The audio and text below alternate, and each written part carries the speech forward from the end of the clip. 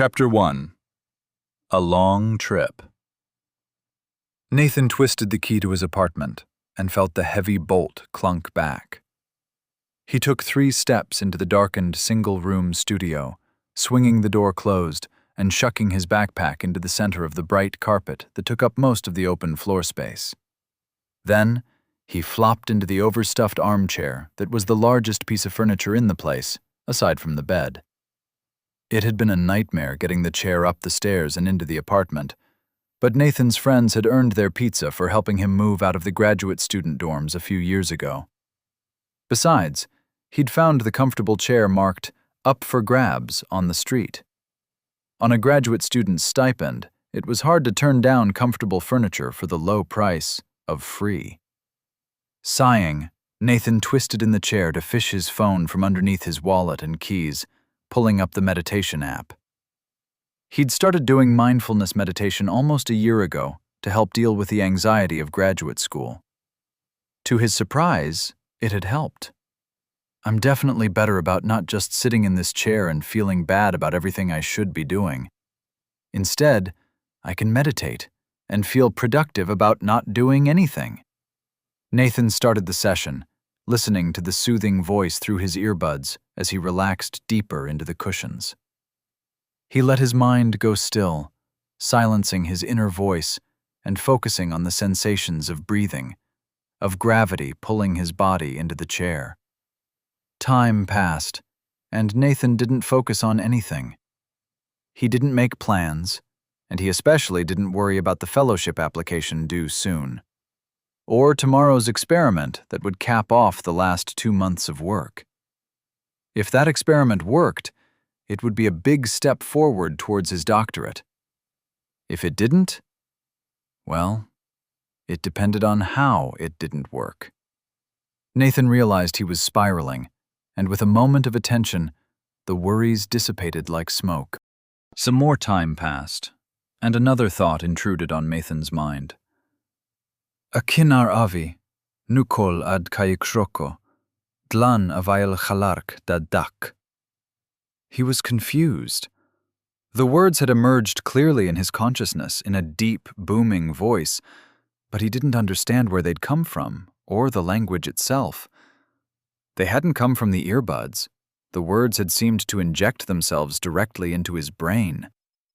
He was about to stop meditating early and start making dinner when it happened again. The words more forceful this time. They pressed against the inside of his head, grinding and overwhelming. "Akinar avi, danno jail roav udlak dochak. Akinar avi." Nathan's eyes snapped open, and he tore off his earbuds, exhaling with frustration. "I don't need this now. Can't it wait until after the cytometry experiment? Just give me a 24-hour rain check." He started to stand, but the voice crashed into his skull for a 3rd time. It wiped out all thought. "Danno. Nathan didn't feel the chair under him anymore, or the clothes on his skin. His eyes were open and saw nothing but black. Air tore itself from his open mouth, and his ears spiked in pain. This must be what being in vacuum feels like. Why aren't there any stars? Nathan flailed, accomplishing nothing but feeling the vacuum pulling on his lungs and eyes and the spit in his mouth boiling away. He tumbled in absolute darkness, with no reference point and no sense of anything other than himself. After what must have been mere seconds but felt much longer, he tumbled into brightness, landing on his butt on smooth stone. With vision tunneling, he heaved deep breaths, paying attention to nothing but pumping air in and out of his abused lungs. After a minute of slowing breaths, he looked around the room. Why am I naked? He was sitting in a shallow bowl of cold stone in the center of a large room. The entire place was made of the same smooth, pale stone that was under his butt, all lit evenly by a grid of bright lights in the ceiling. It looked like a clean room done in tan marble. The bowl was only a foot deep and several feet wide, so he could see out easily. The room around him was decorated with several pedestals capped with orbs shining in muted purples, yellows, and blues. They were linked together by a complex grid of glowing metal that looked like multiple overlapping circuit boards. The metal dimmed in color before his eyes, losing some of its blinding radiance. The formation wasn't centered on Nathan, but rather right behind him. He scooted around, sitting on his hands to protect his butt from the cold stone. There was a metal filigree arch supporting a horizontal disc of exquisitely carved stone 8 feet across. Multicolored lights emanated from a series of enormous gemstones inlaid into the arch and the stone. Over the disc hovered a horizontal portal into darkness. The portal rapidly shrank until it vanished with a tiny pop. Nathan stared blankly at the disc, losing himself in the fractal-like carvings for a moment. Whatever that is, it's beautiful. It's like an arcane language or art, all carved with mathematical precision. Magic? Nathan's attention was drawn by something moving beyond the arch. There was a man on a low dais at the edge of the room, and it looked like he was concluding a victory dance. The man pumped his fists and bounced on his feet like somebody who had just won the lottery, his orange robe flapping. Just behind him were a pair of humanoid statues with eerie levels of detail, flanking the door out of the room. The orange-robed man saw Nathan looking at him and held out his palm, the semi-universal gesture for stop, as he mouthed a word that didn't look like stop at all. He busied himself at a wide control panel, complete with flashing lights. The grid of equipment surrounding Nathan dimmed even faster, quickly turning into a mix of shiny metal in steel, copper, and gold tones. The shining orbs lost their glow, many of them cracking apart with a faint tinkling sound that sounded expensive. The man hopped down from the dais, nearly skipping over to Nathan's bowl. He kept his attention fixed on Nathan, not sparing a second glance at the complicated apparatus that he threaded his bulk through with a deftness born of familiarity. Nathan found the man's single-minded focus unnerving and looked around for anything to cover himself with. He settled for simply putting a hand in front of his genitals before looking up to observe the man who was approaching Nathan's bowl. He looked to be a man of average height, in late middle age, fairly pudgy, with a full head of black hair and a wide, stubbly face. His eyes glowed orange. What? And his face was full of excitement as he stopped in front of Nathan. He clapped his hands together and spoke in a low, fast voice. Tak ak ka oda dark. It sounded like the same deep voice Nathan had heard in his head earlier, and Nathan looked up at him dumbly and spoke with a raw throat. Excuse me, sorry, but what? The man slapped one hand across each eye in a gesture of self-admonishment, before stepping forward and laying a hand on Nathan's forehead. Ankiko rur kyuko. Orange light emitted from the man's mouth with the words, and from the hand on Nathan's forehead. Nathan's head spiked in pain, a pressure and tightness squeezing down behind both temples, like a concussion combined with the worst migraine Nathan had ever had. His eyes slammed shut, and Nathan collapsed sideways. Both hands flew to his head, modesty forgotten. After a brief moment, he heard the man's voice again, and Nathan felt the language was more familiar than before. Cold and unyielding hands slid underneath him, lifting Nathan gently off the floor as he tried to curl into a ball around the pain in his head. Whatever held him felt more like a statue than a person. Nathan felt its steps carry him across the room, down a staircase and through a hallway. The pain in his head receded rapidly, and he blinked teary eyes open. He was being carried by a humanoid statue made of the same sand-colored marble as the walls. A multicolored opalescence shone from its eyes. Then, A blue box flashed in Nathan's vision, front and center. Welcome to Davrar. Davrar will help you survive, adapting you to the local biosystem. Davrar is calibrating to your understanding and determining your capabilities. Please be patient. This will not take long. What? Nathan desperately wanted to figure out what any of that meant, but the box vanished as soon as he parsed what it said. The man in orange hovered next to him, and when he saw Nathan open his eyes, he heaved a relieved sigh and started to talk quickly. Hail the giant! You must be so confused. Be patient for just a moment, and all will be explained. Each word caused another pulse of pain, but they were just faint wisps compared to the earlier migraine. Hang on, that wasn't English or Spanish, and neither was the text in the box. How did I understand that? Was that magic? I'm being carried by a statue? The man had distinctly spoken in the same language as before, but this time Nathan understood all the words and the grammar. His head was sore, his breathing uncertain, and too many questions and observations swirled in his mind. So he let the statue carry him down another flight of stairs and to a metal door. Beyond the door was a small stone room in the same seamless pale marble, complete with a bed, table, and 2 chairs in light wood. In one corner of the room, a trough of water smoothly ran underneath a hollowed-out seat. The statue, or golem, animated object, gently set Nathan down in one of the chairs on one side of the table. The orange-robed man smoothly slid into the seat across the table, and his orange eyes focused on Nathan's face like 2 searchlights.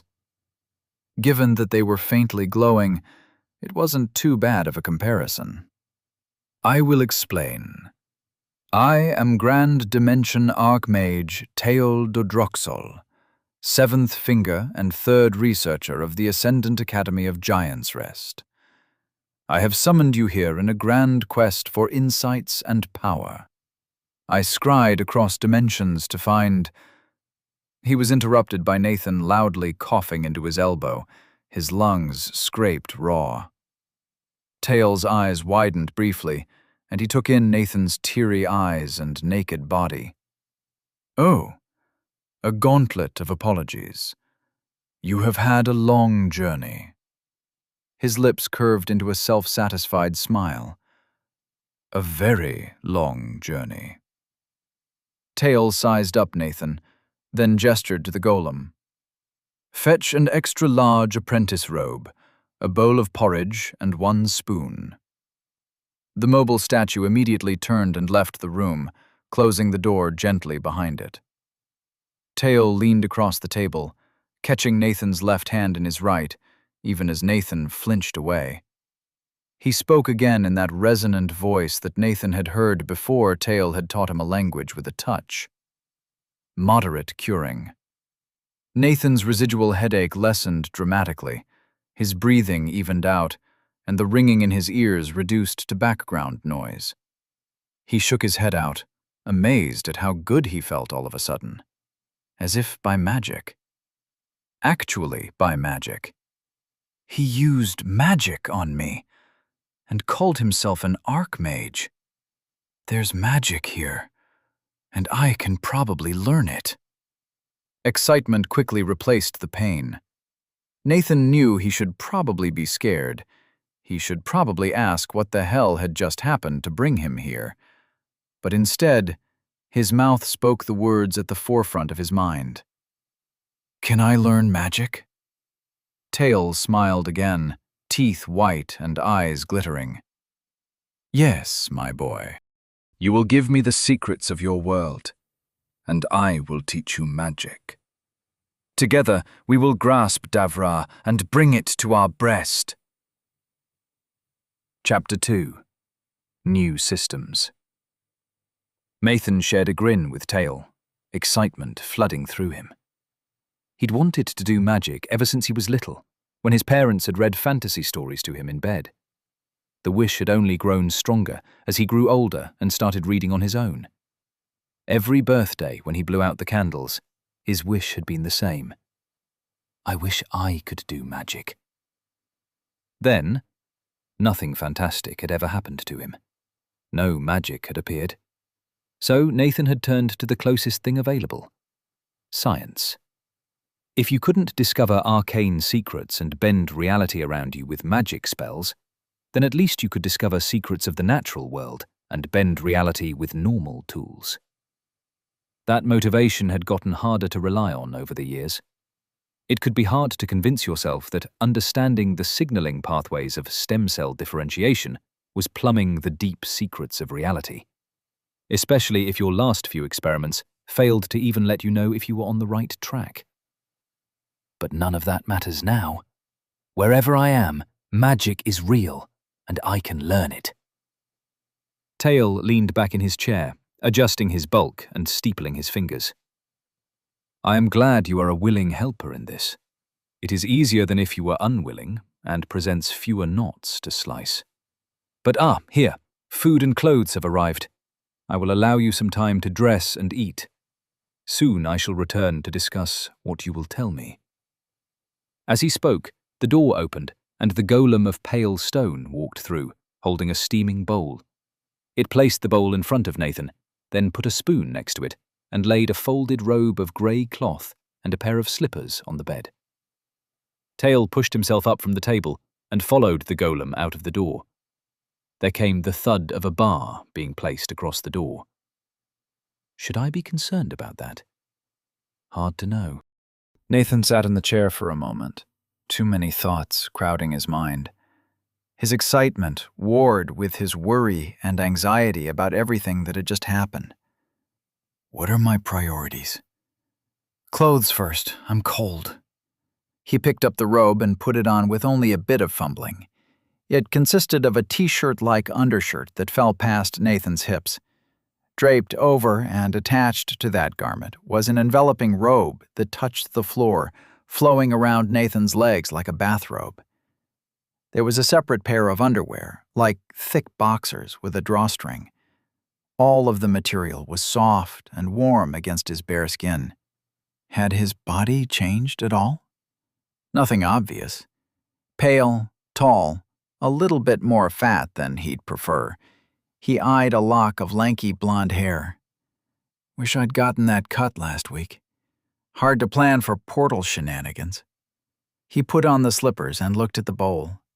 He'd been about to eat back on Earth, but food was at the bottom of his list after the events of the last hour?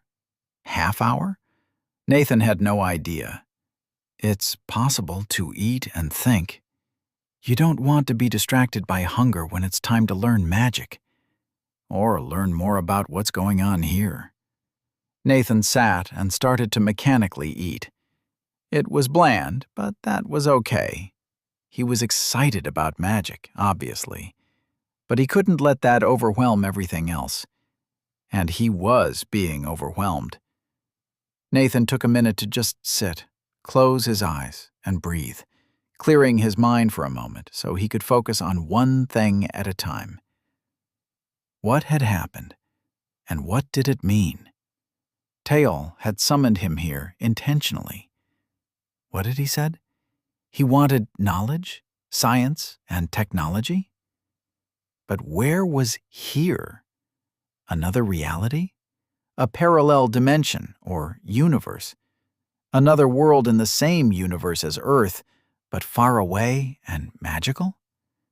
It probably didn't matter. Likely, the only way to get back would be magic, the same way he'd arrived. Something to think about. I'm not raring to go back immediately. There's magic here. Magic was an opportunity he'd only dreamed of. Nathan didn't have people waiting for him that trumped that. He definitely didn't want to see his ex-girlfriend again. His parents were distant and divorced, and he'd drifted apart from most of his friends over the last few years of intensive research. Nathan wondered if his lab mates would notice he had stopped coming into work, before his few friends noticed he hadn't scheduled their next D&D session. I don't want to forget about the idea of going home, but I definitely want to learn more about this place. Is the world called Davrar?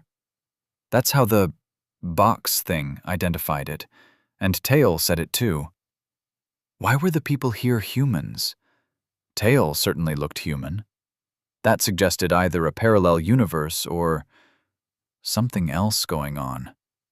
Magic or something that made everybody look like what he expected, to put him at ease. Nathan had read a sci-fi short story like that.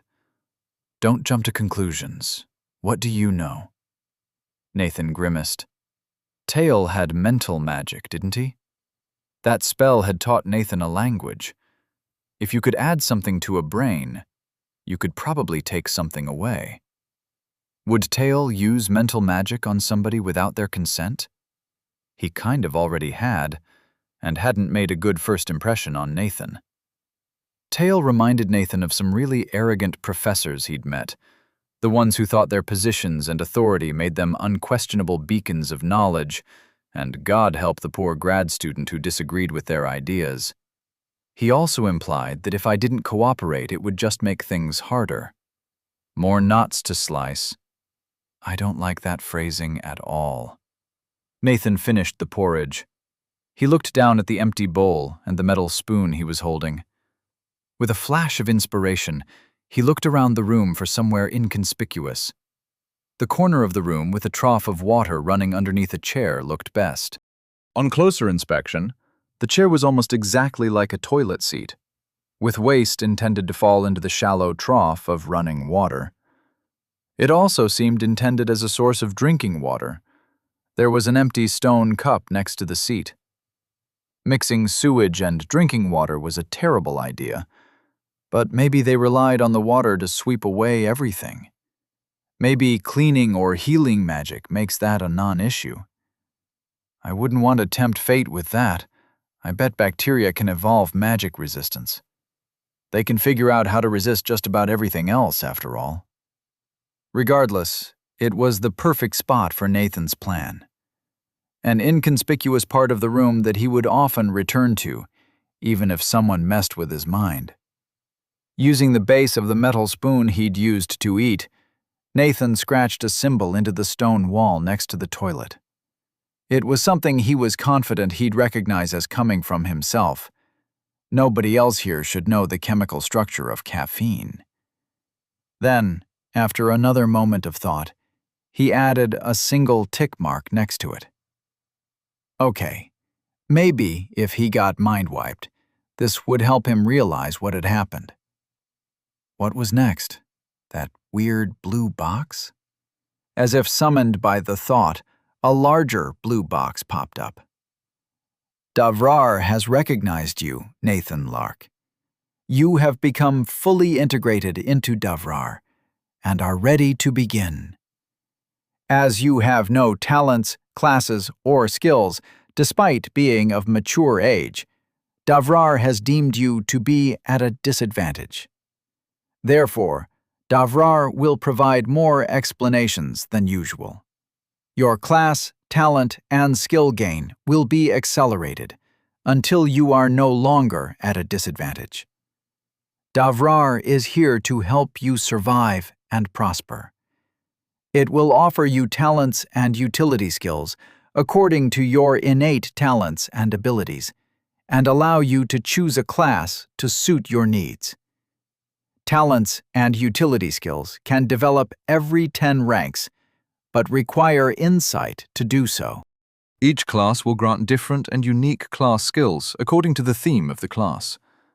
To unlock classes, reach level 9 and choose from the presented list. Classes. Develop at levels 27, 81, 243, and so on. There are ways to acquire more than one class. Good luck discovering them. To level up, overcome challenges. The more dire the challenge, the more you will be rewarded.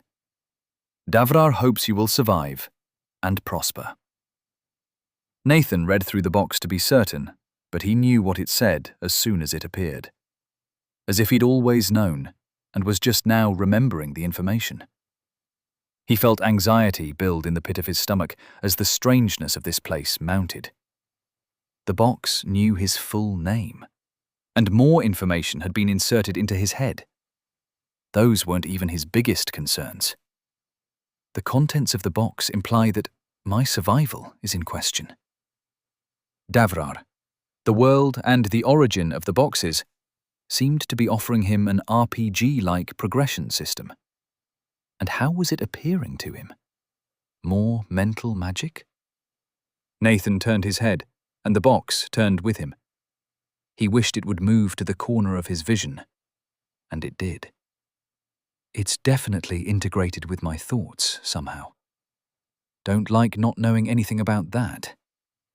He closed the box with another thought and tried to open it up again. It took a second, only opening when Nathan prompted it with the first sentence of the box. I gotta figure out what's going on with these things. Toss it on the pile of stuff to figure out with everything else. Honestly, it seemed like something he should just ask Tail about. Was there any reason to hide it from the mage? Maybe Nathan should ask about it circumspectly. Nathan was mulling it over when another box opened up. Status of Nathan Lark. Talent 1, pending. Talent 2, none. Talent 3, none. Class, none, level 1. Utility skills, none. That was pretty bare bones. The pending talent was listed underneath the status. Pending talent. High-tier magic resistance. Your body has no magic inside it, and magic-resistant alchemical ingredients permeate your bones and brain, making you difficult to affect with magic. This talent will turn a temporary quirk into a personal talent. You will be able to resist and interfere with spells, and will have great difficulty casting magic of your own. Less effect on higher-tier spells. Magical items will have less effect on you, and weaker magical items degrade when in prolonged contact with you. Again, Nathan didn't have to read the description to understand what it said. Wait, magic-resistant alchemical ingredients? Earth had no magic, which was probably why he didn't either. But magic-resistant alchemical ingredients didn't sound good. Maybe they were something common on Earth that wasn't common here. And high-tier magic resistance? He read the description again with the eye of an RPG player. It sounded good, but it depended on how common magic was. The talent would do better resisting minor spells than big ones, which was where you would need it most. And it prevented both beneficial spells and personal magic, which made it a big no-no for Nathan. Maybe this was the basic talent, and he could make it better, to the point of not preventing his own magic. Being immune to his own magic would probably let him do all sorts of risky magical experiments. But the name suggested it was already a high-tier talent. The lower-tier versions must be awful. Nathan could feel the talent waiting for his approval and almost declined it on the spot. He wanted to learn magic, and taking the talent would make that impossible. But it didn't seem like there was time pressure, so he held off on making the decision. With another thought, all of the boxes vanished again. What now? Well, I'm locked in a cell. It's not the worst cell, but it's still a windowless box with a door barred from the outside. Nathan's anxiety ratcheted up as he realized how little control he had of his situation. He was being held in captivity by a man who didn't strike him as entirely trustworthy. But Nathan was not as anxious as he probably should be. Either I'm just really excited about learning magic, or... Nathan slapped himself in the forehead and started checking his memories, seeing if he could notice anything weird about his thoughts of the last hour. You know, beyond the boxes, and magic, and being sucked through a portal to somewhere else.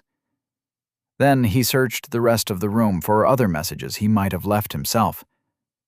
There was nothing, just smooth stone that looked like it had melted and cooled in the shape of a room.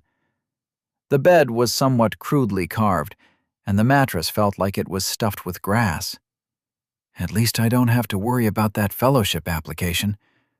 Or my experiments. Though my experiment is totally shot unless this is all a really convincing dream. But that's okay. I can learn magic. Then, if I go home, I'll demonstrate magic and become a celebrity. Maybe get shuffled off to a black site. But hey, then I get to confuse government agents, build up a rapport with the scientists studying me, and save the world or something. It would be a welcome change from the daily grind. None of that seemed likely, but it felt good to think about. Maybe that's why he wasn't feeling very anxious. His standard day-to-day worries of the last few months were gone. No more worrying about research, funding, lab politics, or budgeting to cover the rent on an expensive studio apartment he'd originally planned on splitting with his ex. And while there were definitely new things to worry about, they were exciting things to worry about. The sort of things that came with the territory of hopping between worlds, and learning magic was real. And even if he didn't trust Tale, he could learn it by himself. Chapter 3. The First Discussion. Nathan didn't have too long to wait before Tale Dodroxel, Grand Dimension Archmage of Giant's Rest, came back. He heard the door being unbarred, heralding Tale waddling in and sliding into the other chair. He wore a new robe, still in orange. It was embroidered with gold thread in patterns that could have been magical, but were certainly decorative. A man-sized stone statue in the same khaki marble as the walls followed the Archmage in, bearing a wooden slab covered in food. The golem set the food down in the middle of the table and withdrew to stand in front of the door. Tale shook his robes back from his hands and dug in, slapping preserved meats onto soft cheeses and dipping them in fragrant sauces. He smacked his lips appreciatively and gestured for Nathan to follow suit. As Nathan tentatively nibbled on the luxurious fare, Tale began lecturing, continuing to eat as he spoke. "When I peered upon your world with my dimensional magics, I beheld marvels made common. Buildings taller than the clouds, metal traveling devices that flew faster than any bird, ships the size of islands.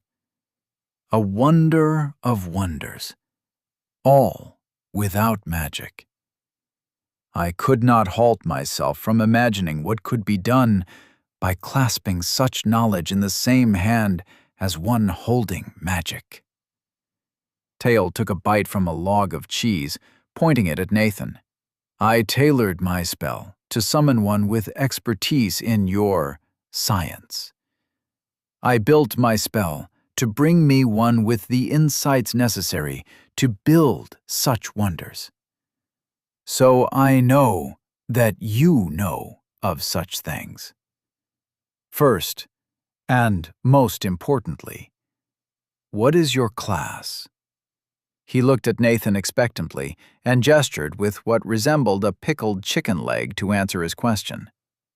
"There's a lot to digest there. I know a lot about science and technology, but I don't think I can build an airplane for Tale.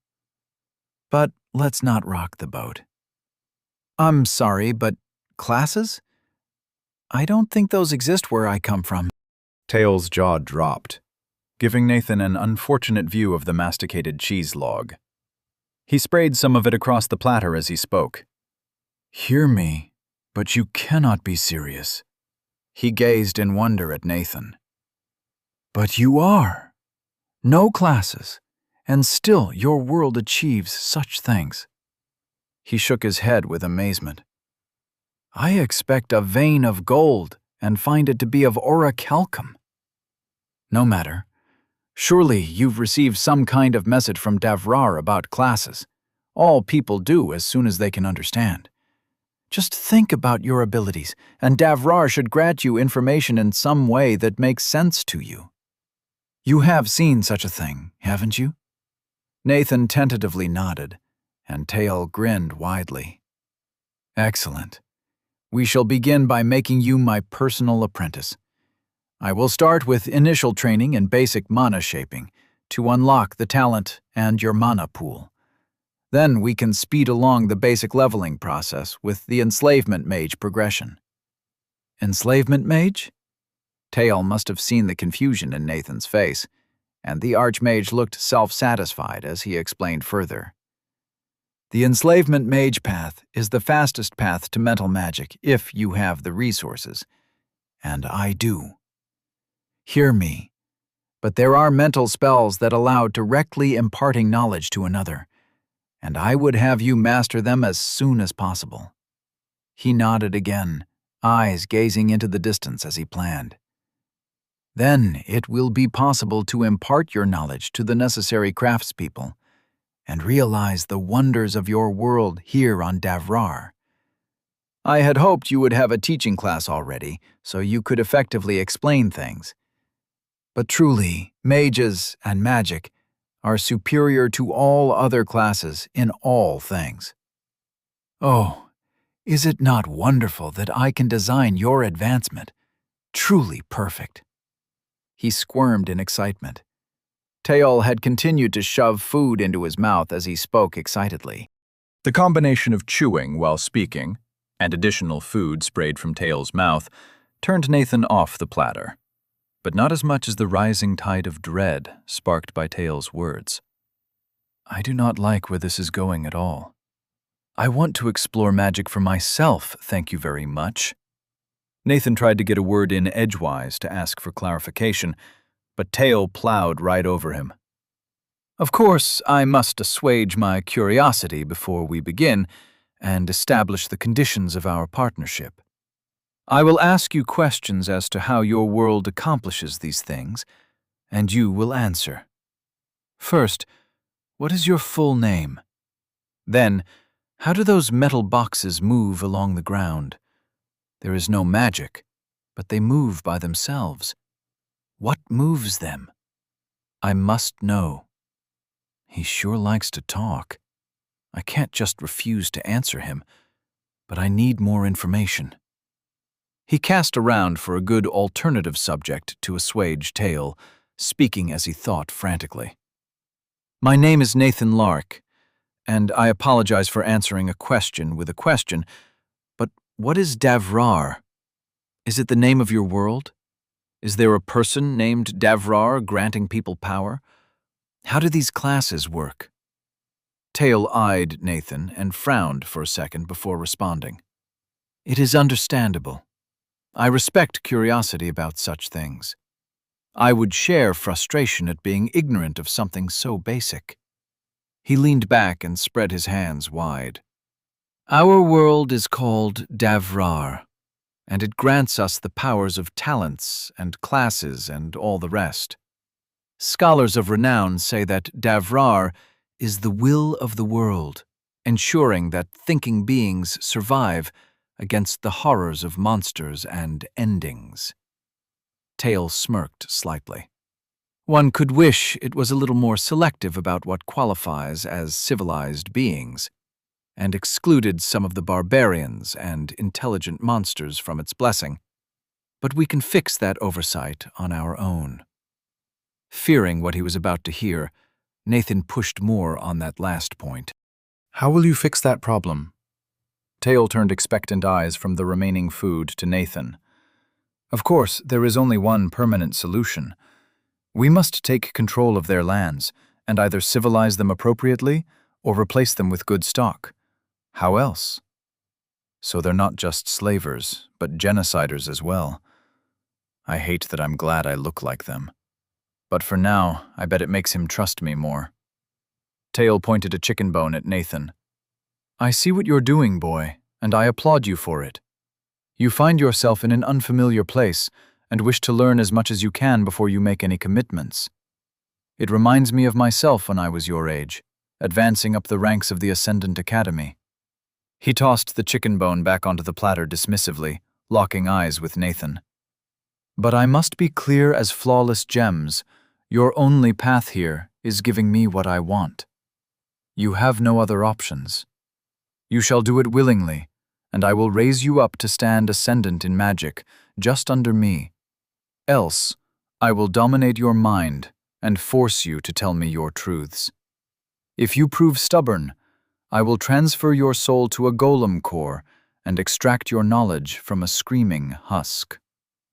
Sweat broke out all over Nathan's body, and adrenaline shocked into his veins. Tail seemed entirely serious, and he gazed at Nathan without hesitance or pity. Nathan did the only thing he could think of. He brought back the window for his pending talent, and approved it. "This might make it harder for me to learn magic later, but I need all the protection I can get from this archmage who just threatened to rip out my soul. And I need it now." Congratulations, you have accepted the high-tier magic resistance talent. It will become a permanent part of your status and rank up as you use it. It starts at rank 1 and becomes more effective as it ranks up.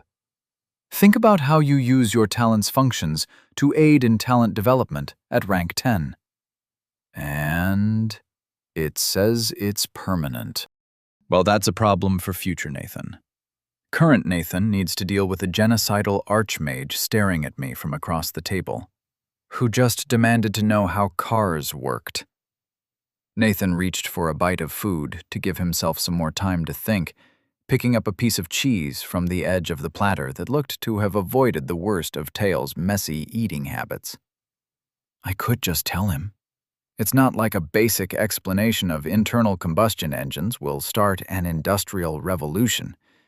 I certainly don't know enough to make one from scratch. There's a lot involved in a car. But on the other hand, not only was this the start of a slippery slope, but maybe the very idea of how to convert expanding gas into rotational energy would interact with some magic Nathan didn't know about. Nathan couldn't be sure he wasn't handing some important secret to Tail if he told him anything. All of a sudden, Nathan found that somebody making direct, personal threats against him to break his principles didn't make him anxious. It made him enormously pissed off. He was not going to teach this genocidal maniac about technology. He would rather die than enable Tail's goals. That conclusion settled into Nathan's mind, and Davrar reacted. Pending talent, moderate tier, resolute mind. You have resolved to refuse to violate your principles in the face of overwhelming power. This talent will make that decision into a personal talent. You will be harder to persuade to change your mind, and be extra resistant to talents and skills that can charm or influence you. You will also have minor resistance to mental magic geared at influencing you, less effective on high-tier talents and spells. Nathan once more found he could understand the box's contents almost instantly. He rejected the talent just as quickly. Harder to persuade to change your mind? That sounds more like a curse than a blessing. It would make me useless at science. Forever. For very little benefit. Only an arrogant idiot presumes they're always right. The only thing I'm sure about right now is that Tail's an asshole. Tail tapped his fingers on the table impatiently. Nathan took a deep breath and tried to stop quivering with rage. He was playing for time and information now, until he could figure out how to escape. Time to put on an act. Maybe he has a truth spell or something. Try not to directly lie. Nathan gave a faint nod to Tail. It does appear better for us both if I cooperate willingly. I apologize for my reaction, but you must have noticed that my world is generally peaceful. We have wars, but most people never experience violence. The talk of wiping out peoples is shocking to me. Tail pursed his lips at Nathan, then shrugged and, with an offhand wave of his hand, cast a spell. Nathan's eyes saw double for a second. Had he really seen that gesture and heard that spell? Surely his good friend Tail wouldn't do such a thing. He was a nice guy, and he was going to teach Nathan magic. Why was he refusing to talk about combustion engines? They were really neat. It was fun to explain the basics of science. Nathan had spent a lot of volunteer hours in college doing science demos and explaining basic science and technology to younger kids. He even had a cool explanation worked out for how combustion pressure was used to drive motion. Surely he could just explain this basic thing to Tail. And then Tail would teach him magic. Tail, the asshole who threatened me with the worst kind of mental magic. That was pretty goddamn violating. The moment faded, and Nathan felt the effect slide off him. The spell tingled as it disentangled itself from his head and puffed away, leaving Nathan clear-eyed and suffused with cold rage. While Nathan had been struggling with the spell, Tail had been talking, extolling the greatnesses of his culture, it sounded like. And of course the barbarians have none of that. What will they do when the next ending comes? Cower in their hovels and beg their ancestors to save them? No. Giant's Rest brings enlightenment to those we conquer, and we raise them up for it. We are harsh at times, but it is an absolute necessity. Many peoples have strange and ridiculous superstitions and traditions that prevent them from properly fitting into our nation. But the Ascendant Academy is open to all peoples, if they can pass the entrance exam, and our civilizing influence will truly save the world. That is a truth of the fist. Taol's eyes were positively beady as he surveyed Nathan again, gauging the effect of his spell and speech. He apparently decided it wasn't enough. This time, Nathan felt the spell hit, and blinked his eyes closed for a moment against the tingling sensation. He stilled his mind in an instant to focus entirely on the feeling of the spell, trying to dig hooks into his reasoning. The spell slid off once more, like a wave of pins and needles rippling over his skull. High-tier magic resistance rank 2 achieved. Taol had asked Nathan a question. I'm sorry, can you repeat that? Taol frowned slightly, then repeated his question. Therefore, with such a glorious cause as ours, don't you think you can satisfy my curiosity? It's a simple question. How do those metal boxes move along the ground? It didn't seem like this was about Taol's curiosity anymore. Nathan not answering the question had angered Taol, and he wanted to establish his authority and get an answer. Nathan didn't see any way to avoid the question. He hoped that Taol wouldn't jump straight to mind control, but he couldn't think of an evasion. He thought about jumping Taol, but there was a table in the way, and the golem still stood by the door. He needed time to think and plan, to rank up his magic resistance before he challenged Taol for real. He should go with a soft refusal.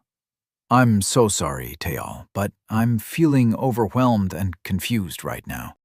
You have some really good arguments, and I need to think them over. Can you give me some time to try to understand everything that's happened?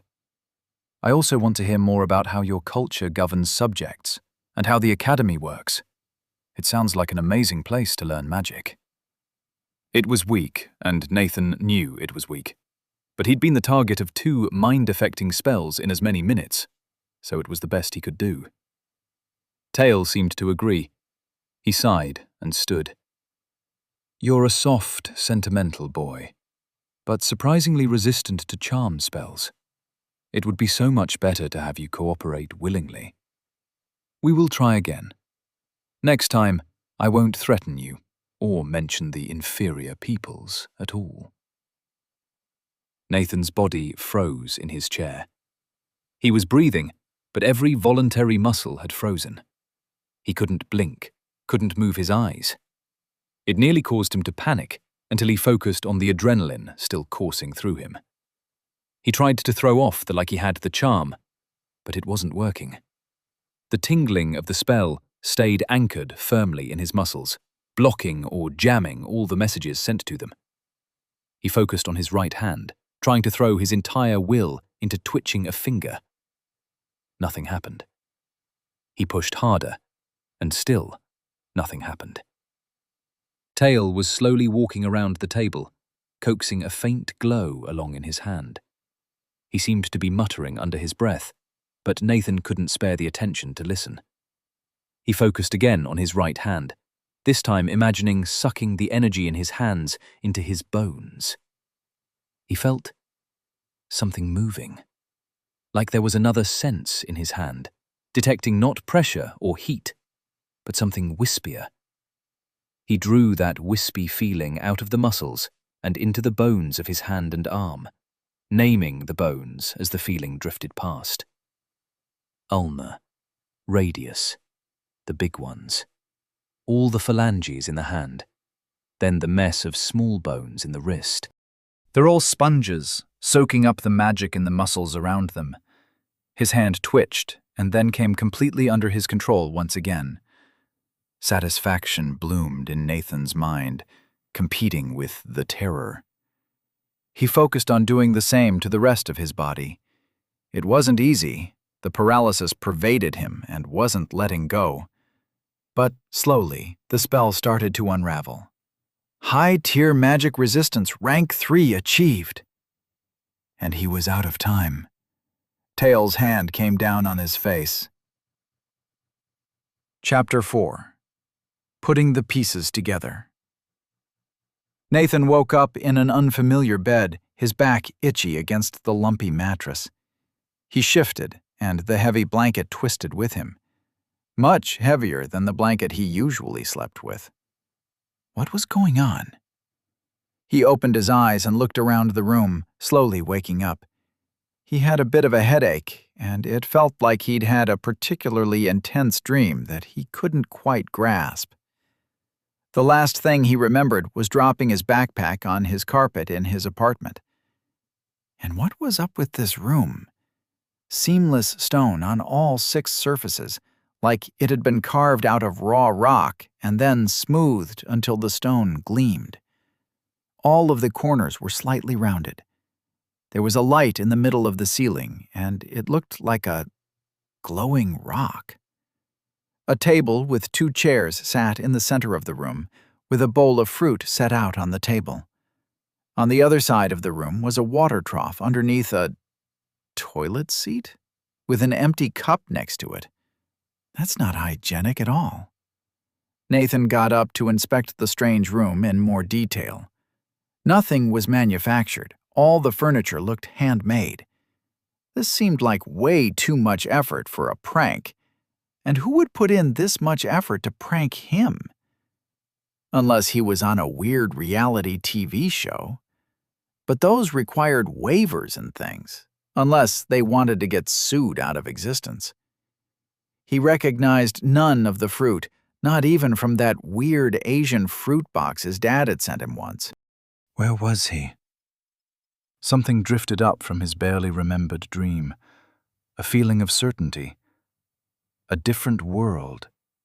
That must have been some dream he'd had. It still bounced around in his head, but nothing about it was clear beyond an overwhelming sense of fear and anger. But here he was, somewhere he couldn't explain. Maybe I should give the dream more credit. I'm not one to get mystical at all, but this feels different from normal. Maybe I should have kept up with the lucid dreaming stuff. Nathan realized he was parched and looked in vain for another source of water, but there was nothing other than a handy cup near the toilet trough. Damn it. He scooped up a cup of water and sat on the toilet seat to drink it, studying the wall from close up. It was nice rock, well polished, with a moderate grain to it. The sort of rock people paid a lot for in houses. The water was clean and about as cold as you'd get from a tap. Then Nathan blinked. Scratched into the rock in front of him was a familiar 2-ring chemical structure. Caffeine? What the hell? And a single tick mark next to it. For some reason, that drawing filled him with anxiety, a yawning pit opening up in his gut. Nathan stared at the symbol of wakefulness and feared what it meant. Wake up. That's what caffeine does to you. Nathan staggered back to the bed, sitting on the soft surface as his breathing quickened. He pinched himself. He felt a crushing weight on his chest, like it was impossible to take a breath. He cradled his head in his hands, a foggy brain and tight chest threatening to make him pass out. No. Sit up straight. Deep breaths. This is why you learned to meditate. You don't have the app, but you can still clear your mind. Start by focusing on your breath. In through the nose, down the throat, into the lungs. Feel your lungs expand all the way out, the rib cage opening up. Then breathe out, slowly. Again. Now focus on your body. It's a cloud of sensations, and your consciousness fills all of it.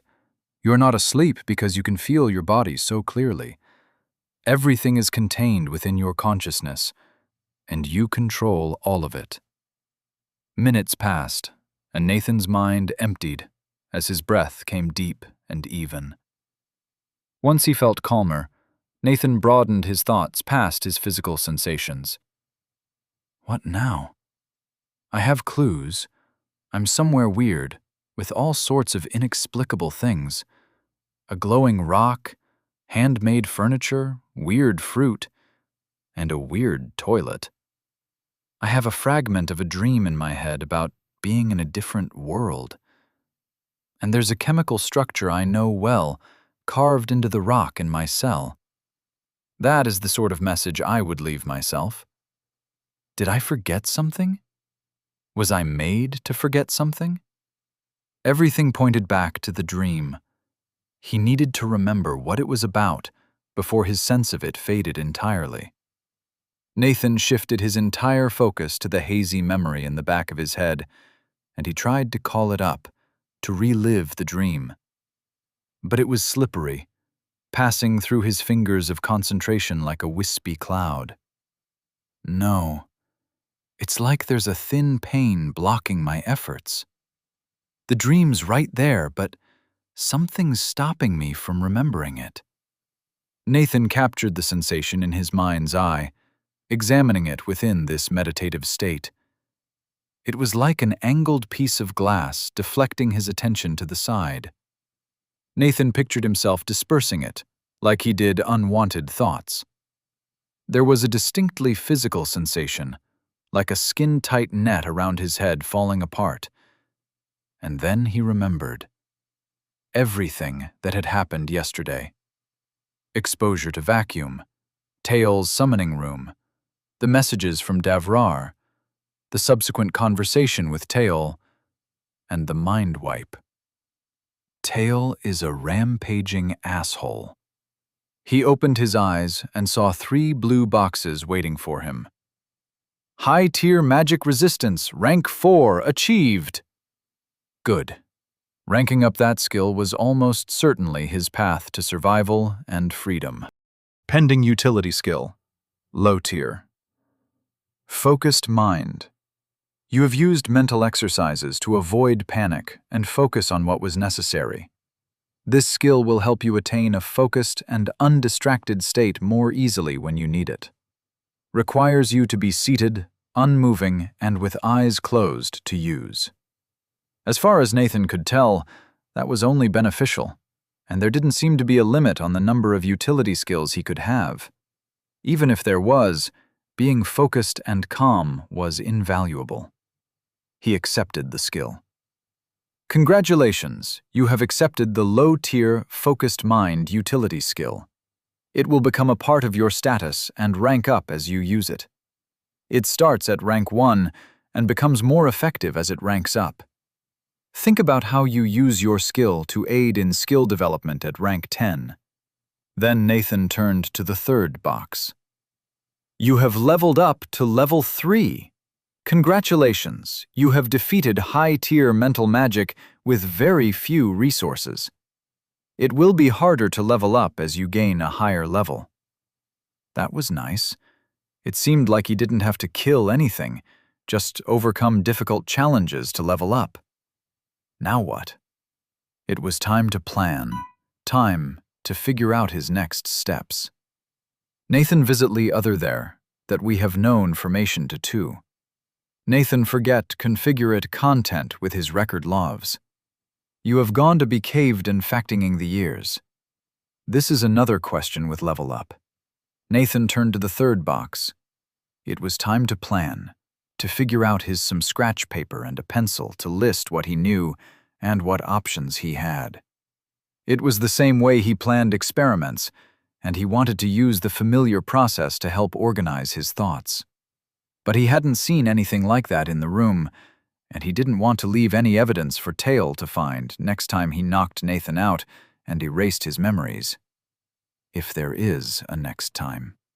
He implied he'd take more drastic measures eventually. What was it? Oh, yeah. Stick your soul in a golem core and extract knowledge from your screaming husk. Charming. Nathan closed his eyes and took a few deep breaths to calm himself down. He'd never felt anger like this before. Luckily, focused mind helped him stay on track. I need to think clearly. This isn't a situation anger will get me out of. If Tail did decide to go another round with the mind wipe, Nathan needed to put in more insurance. He looked around for an object to mark the wall with. The only metal object in the room, aside from some nails holding the furniture together, was the dish the fruit came in. It wasn't ideal, but it served to make another tick mark next to the caffeine molecule. Nathan sighed, thinking about other ways to help him remember if Tail wiped his memory again. He could just write, "You've been mind-wiped," and so long as he saw it and Tail didn't, he'd have a bit of insurance. Nathan was also pretty sure Tail didn't understand English. But if he can teach me a language with a spell, he might be able to translate it back. Anyway, let's plan on how to get out of here without getting memory purged again. My new skill should help. Nathan closed his eyes and focused again, once more finding it easier than ever to banish extraneous thoughts and focus on how to deal with Tail and escape. Should he try to catch Tail by surprise and attack him as soon as possible? That plan would let Nathan punch Tail in the face, which was certainly appealing. And Tail wouldn't expect an attack right after the mind wipe. The longer Nathan waited, the more chances Tail would have to catch on.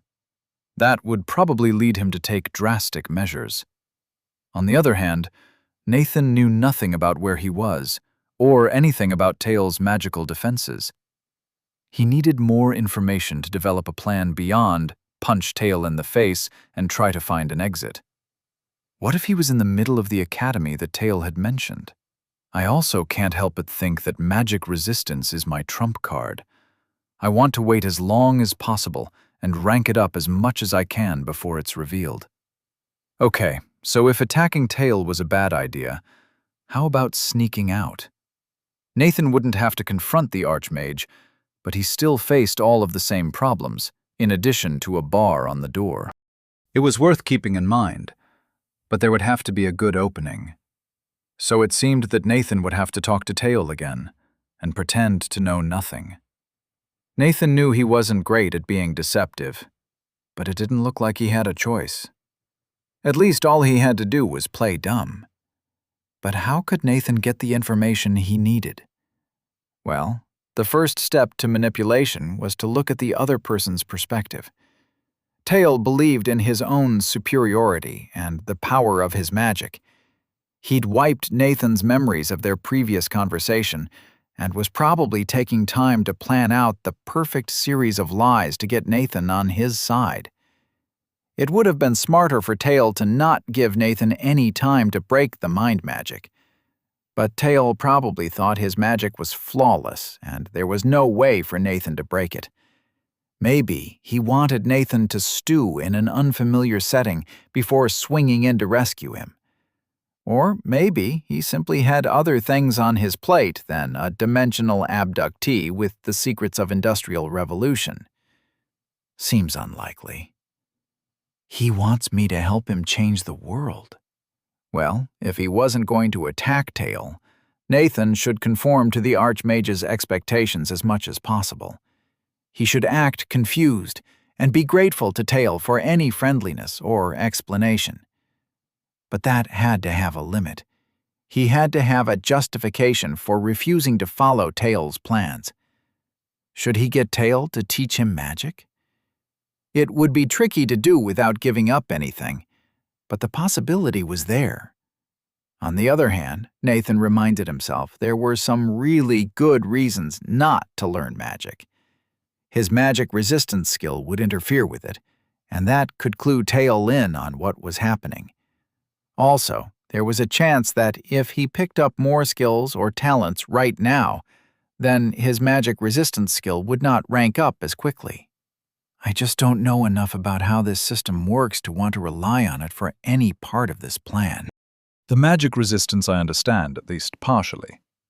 But how that interacts with other talents, classes, and skills is unknown territory.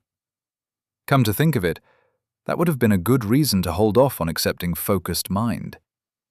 But it was already proving its value, letting him plan without being interrupted by gibbering fear about deciding to oppose an apparently genocidal city/kingdom/empire single-handedly. But I want to learn magic. Come on, it's right there. Just get Tail to teach you. Tough. Nathan wasn't going to jeopardize this plan, to learn what Tail called magic. Magic didn't have to be manipulating mana. Talons seemed like a close approximation, and that would have to be enough, at least for now. Should he try to pick up any other talents or skills immediately?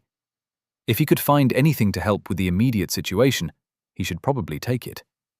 But unless he could figure out a talent to burrow through solid rock, the only thing that made sense was getting better at lying to Tail and stringing him along. Nathan opened his eyes to yet another blue box. Low-tier Focused Mind Rank 2 achieved. Nice. Now it was time to try lying to a wall for a while, to see if you could pick up a deception skill. Chapter 5. The Second Discussion. It turned out that Davra did not reward lying to inanimate objects. That was fair. Not long after he'd finished failing to convince the wall that it really was, in fact, made of small particles of silica and was not truly a contiguous solid, the door opened and a golem walked through, carrying a plate of roasted vegetables. Nathan did his best to act like a confused world traveler with no knowledge of how he had gotten there, asking random questions, starting with, "Where am I?" moving on to, "Who are you?" and ending with, "What is this place?" The golem had ignored him, placing the food on the table and removing the now empty bowl of fruit.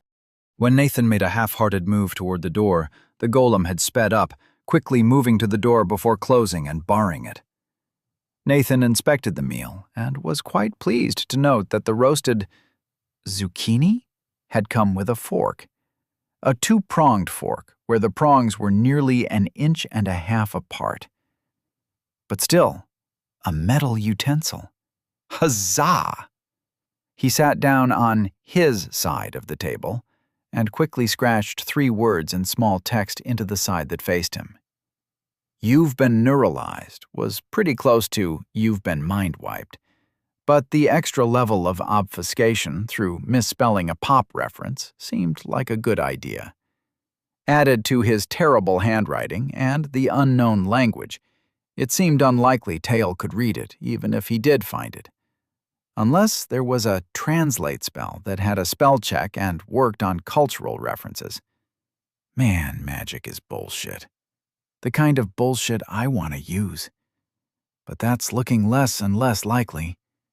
I pitted my ideals against my childhood dreams, and the ideals won. It wasn't even much of a contest. That makes me pretty proud of myself, actually. Go, Nathan! Just need to deal with the consequences now. Nathan sat down to munch on the plate of grilled green veggies. They weren't bad, cold and a little soggy, but naturally a bit peppery in a way that combined nicely with the crisped edges. Nathan could only hope it didn't contain allergens that would cause his throat to close up. He was almost done with the plate when he heard the door being unbarred again. Nathan did his best to look up in a hopeful and confused manner when Tail entered the room, the golem striding behind the archmage. Tail was in another orange robe, this one decorated with shiny stones around the hems and sleeves. As he was sliding into the chair, Nathan politely asked, "Can you please tell me what is going on?" Tail looked gravely at Nathan. "My boy, I do apologize, but I must be clear as flawless gems with you. First, allow me an introduction. I'm Tail Droxel, a researcher at the Ascendant Academy. You find yourself in a new world. As much as it twists my thumb to admit it, my understanding of what occurred is limited." Tail sat heavily in the chair, rubbing his forehead as if at his wit's end. "I believe that some cosmic force moved you across dimensions to this world. I was conducting an experiment to probe dimensional quasi-resonance, and my utter harmonic went out of control. Entirely beyond expectation, and much expensive equipment was destroyed. But right where the primary phase resonator had broken, I found you, lying on the secondary tuning rod. Before we continue, may I ask your name?" That sounded like techno-babble intended to confuse him. Magi babble? Regardless, it seemed like Tail was trying to sell Nathan a story where he'd appeared here by chance and destroyed valuable equipment in the process. He had to pretend to believe it and play into the effect that Tail was going for. He wished he could take back telling his name to Tail earlier, in case it gave him some magical advantage, but he'd done it while trying to stall, and couldn't take it back. "Oh, that is a lot to take in." Nathan made a show of taking a deep breath before looking back at Tail earnestly. "My name is Nathan Lark. Thank you for the explanation, but I'm still so confused. I'm sorry to hear that I destroyed some valuable equipment. This is all a big shock for me. I was panicking earlier, trying to figure out what was going on. I have a lot of questions. You must have incredible technology to be working on something like dimensional science." Tail seemed satisfied with the answer and smiled gently.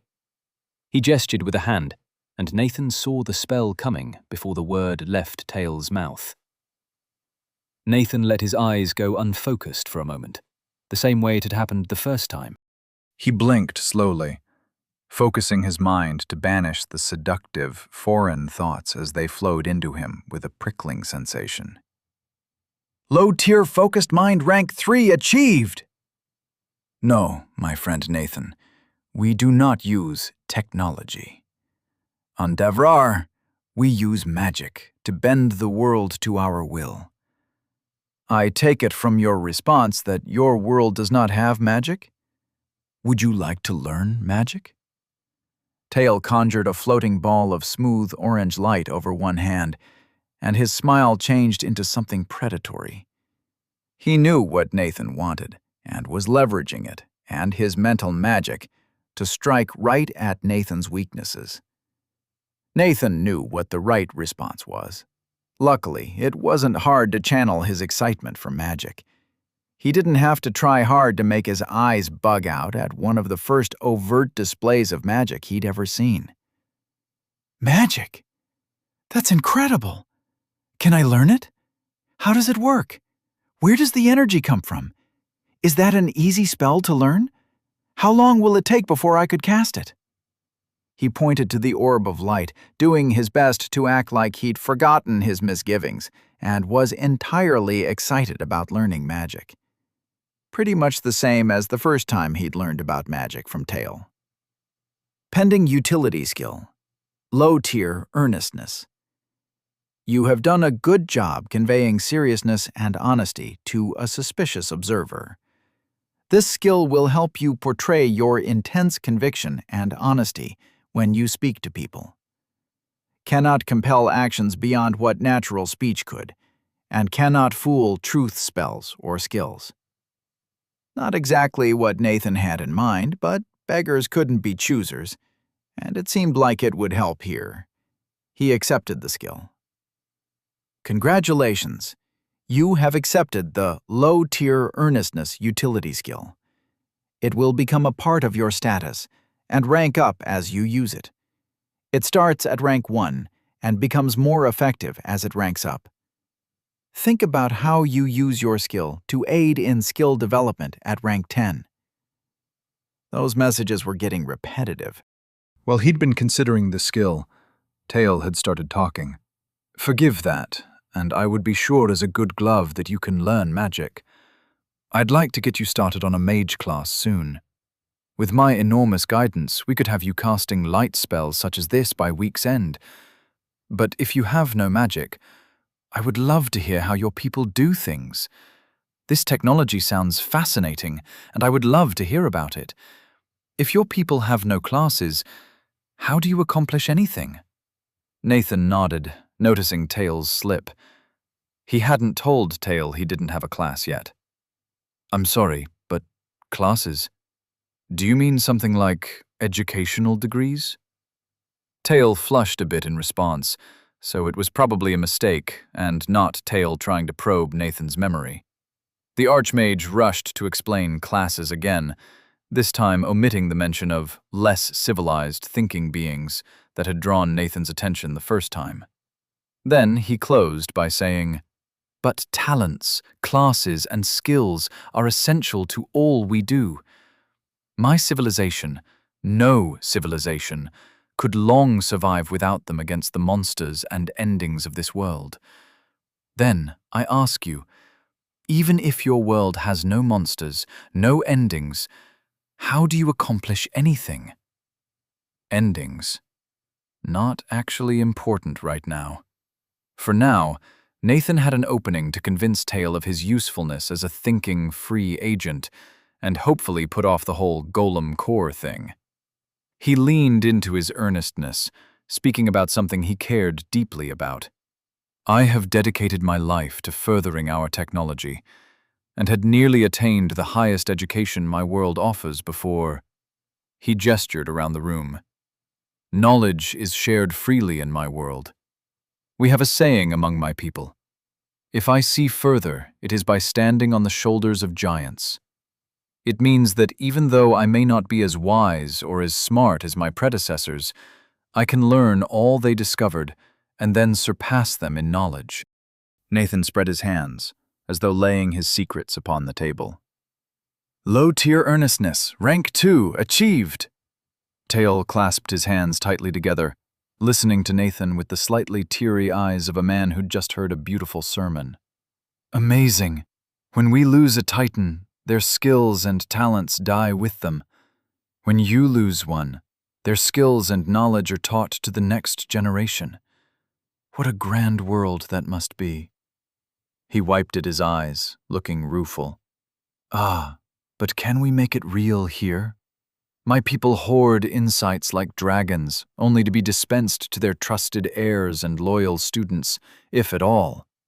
Only a fist of steel, one armed with advantage and insight beyond all others, could break that culture. Will you give me the strength of your fist in this, Nathan? Together, we could raise the banner of knowledge, take what is best of your world, and use it in this one. He raised his hands dramatically with that, gesturing with one hand in a now familiar gesture. It was a remarkably persuasive argument, Nathan had to admit. But as the spell washed around him and passed by, Nathan reminded himself of Tail's past actions. He was not the beacon of knowledge and truth that he pretended to be. Tail Dodroxel was a scheming man, convinced his own superiority justified any means necessary to assert his dominance. He'd thrown away any chance of Nathan ever willingly cooperating with him the first time he'd cast. Looking up, Nathan saw Tail watching carefully to see his reaction. Then he gestured again, his voice louder, more insistent, and the glow from his mouth stronger. The spell was clearly cast with more strength, meant to overcome any resistance. Nathan allowed his eyes to go unfocused for a moment while he bent his will to overcome the spell. A tingling latched onto his brain, but Nathan siphoned it off into the bones of his skull with precise concentration. The spell faded without effect a moment later. High-tier magic resistance. Rank 5 achieved! You have leveled up to level 5. Congratulations! You have resisted your opponent's attempts to persuade you. It will be harder to level up as you gain a higher level. Nathan smiled, and Tail smiled with him. Then Nathan gave the only answer that Tail would accept, mimicking Tail's speech patterns as best he could. Of course I will help you. This is a much grander path than I expected to walk in life. But you do me honor by allowing me to walk it with you. He's given me his best shot, and I've pretended to buy it. There's never going to be a better time to probe for information. But please, I have so much to learn about this world. It is unlike my own, and I cannot picture what we could even accomplish here. Can I ask where we are? I want to know about your government and society, to learn my place within it. I don't want to disgrace you if I should meet another prominent member of your academy. Nathan could feel his earnestness skill activating, guiding his voice and face to express honest curiosity and sincerity as he tried to pump Tail for information. Low-tier earnestness. Rank 3 achieved. Tail seemed taken in by Nathan's acting, smiling in a self-satisfied fashion. It is good you are thinking ahead, but you should not have to worry about that for some time. We are currently in my personal research tower, a ways to the west of Giant's Rest, and there are no other living beings in this tower to worry about. Just me, my golems, and my experiments. He waved a hand around, encompassing the room and the building beyond. It was given to me with the title of Researcher, for it is traditional to conduct experiments away from cities and towns. We will not be disturbed, as we are protected by Golem, Ward, and Trap. There will be plenty of time to tutor you in scholarly etiquette before I present you to the Ascendant Academy and the Council of Archmages. I'm not due back for a month at least, and I look forward to what we can accomplish in that time. The town of Housmet is a short way to the south, and I will take you there next time I visit the brothel to give you an introduction to our culture. Okay then, that's the bare minimum of what I needed to know, and it's better than I could have hoped for. We're in the wilderness, and there's nobody else around. I need to watch out for the golems, but I hope my magic resistance can help me deal with the wards and traps. Nathan still hoped to get more information from Tail, but every exchange increased the risk that Tail would figure him out. It was time to switch priorities toward escape. Nathan nodded to Tail and looked over at the golem, thinking about how to get the golem out of the room and get a jump on Tail. I don't know if my anti-magic will do squat against the golem, and I don't want to risk everything on getting lucky. I probably need to wait for Tail to send it somewhere. Can I ask for something? And then, since Tail needs to speak to cast his spells, I can hopefully punch him in the throat and just run. Tail asked, "How would you like to start our teachings? I have many questions to ask you, but you also must have many questions for me. Of magic?" Nathan nodded absent-mindedly, trying to think of a plan to divert the golem out of the room. "Is there anything you need to have the golem fetch to teach me mana shaping? I'd love to get started on that." Maybe Tail would send the golem away, or, at the very least, Nathan could potentially get more exposure to magic and rank up magic resistance some more. Tail froze, and his eyes narrowed. He stood up and took a few steps towards the door.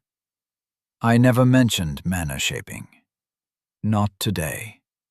Nathan broke out in a cold sweat on realizing his mistake. Shit, I blew it. After all my plans, one slip of the tongue throws the game. He stood up and started slowly walking around the table to approach Tail. "No, I meant, you mentioned mana earlier, and it makes sense that you'd need the mana shaping ability to be a mage." Tail wasn't buying it, taking a few more steps backwards. You've been strangely resistant to my charms. You must have somehow broken my memory spell. You didn't think I would notice. You tried to fool me." Tails snarled in what was probably supposed to be an intimidating manner, but came off more afraid than anything else. That fear showed weakness, and Nathan lunged across the last few feet toward Tail. Maybe he could get in close and hammer the Archmage before he could get off a decisive spell. But Tail could cast spells as quickly as he could speak. Nathan felt his muscles lock up, staggering and falling mid-step as his body fell asleep all at once. He frantically pulled at the feeling of paralysis in his muscles, but his focus was broken by his cheek slamming into the ground in front of Tails' slippers. Nathan's head swam as Tails spoke gloatingly from above. "Magic is superior to all.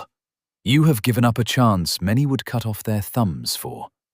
And now you will lose all you have, you stupid boy."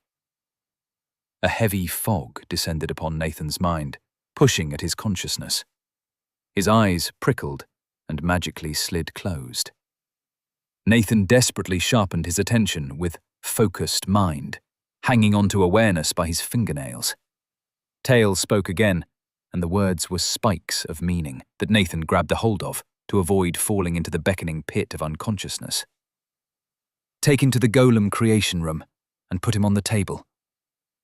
When the sound faded, Nathan focused on the cold, stone hands that manhandled him into an over-the-shoulder carry. The hard stone of the golem's body dug into his stomach and hips, providing a discomfort Nathan brought to the front of his mind.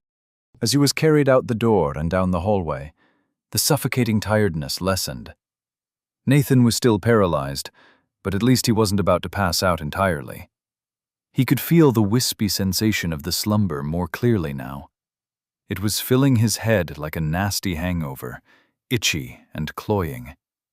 It wouldn't slide off like the charm spell or sink into his bones like paralysis did. The sleep spell was a sticky net adhering to his thoughts, weighing them down to the point of unconsciousness.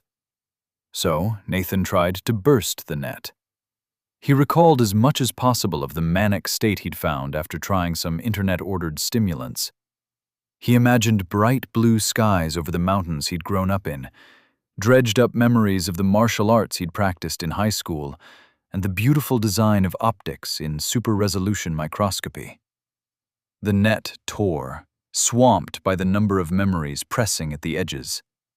The spell fell apart in fragments, subsumed by Nathan's mind. He tried to sigh in relief, but he was still paralyzed and draped over the back of a golem. Right, of course. How could I forget? One thing after another. Ain't that just the way? The humor kept the fear at bay. A bit.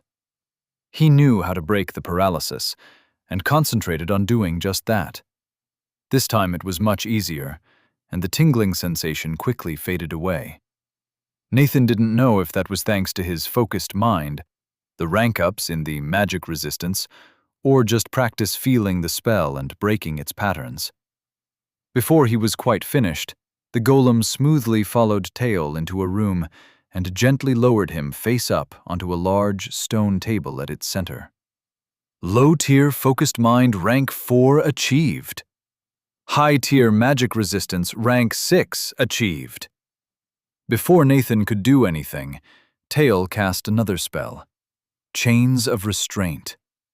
Nathan hastily shut his eyes again as slick magical chains sprung from the base of the table and wrapped around his limbs and across his torso.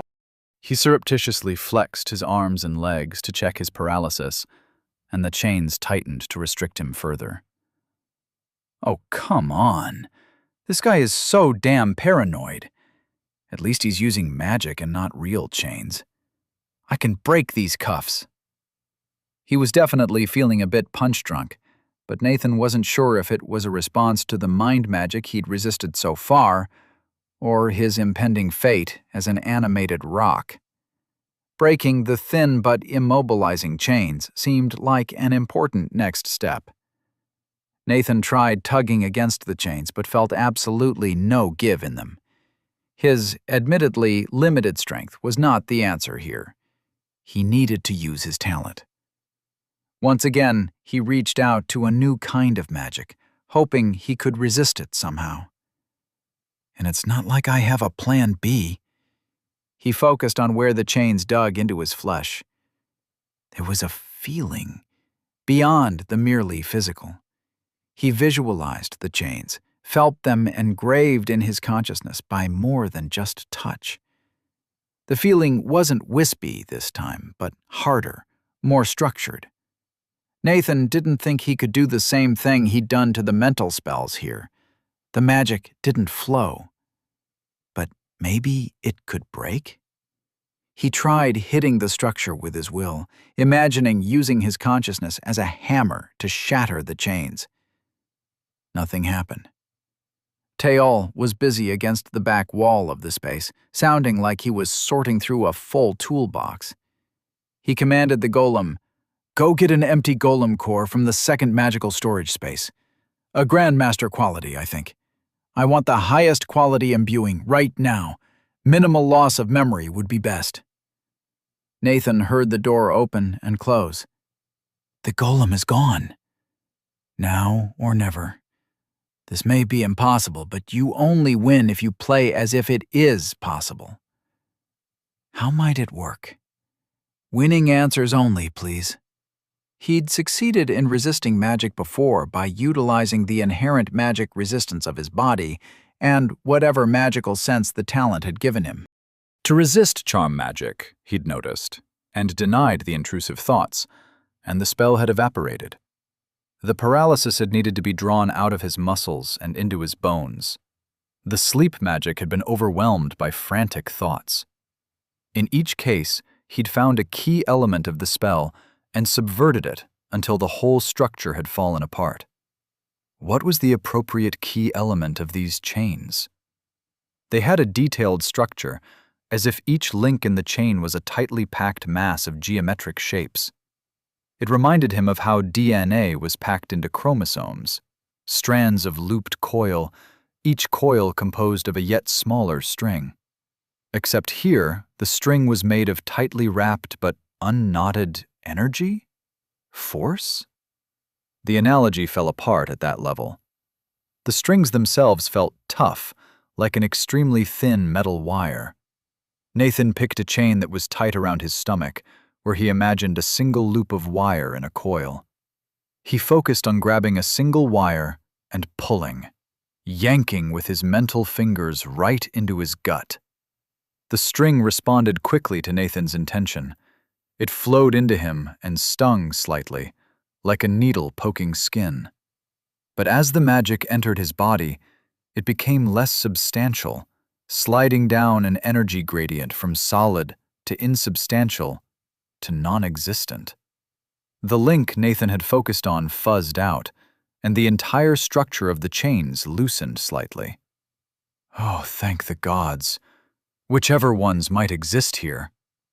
Nathan wasn't paying attention to his surroundings, and he flinched as his head was lifted by fleshy hands.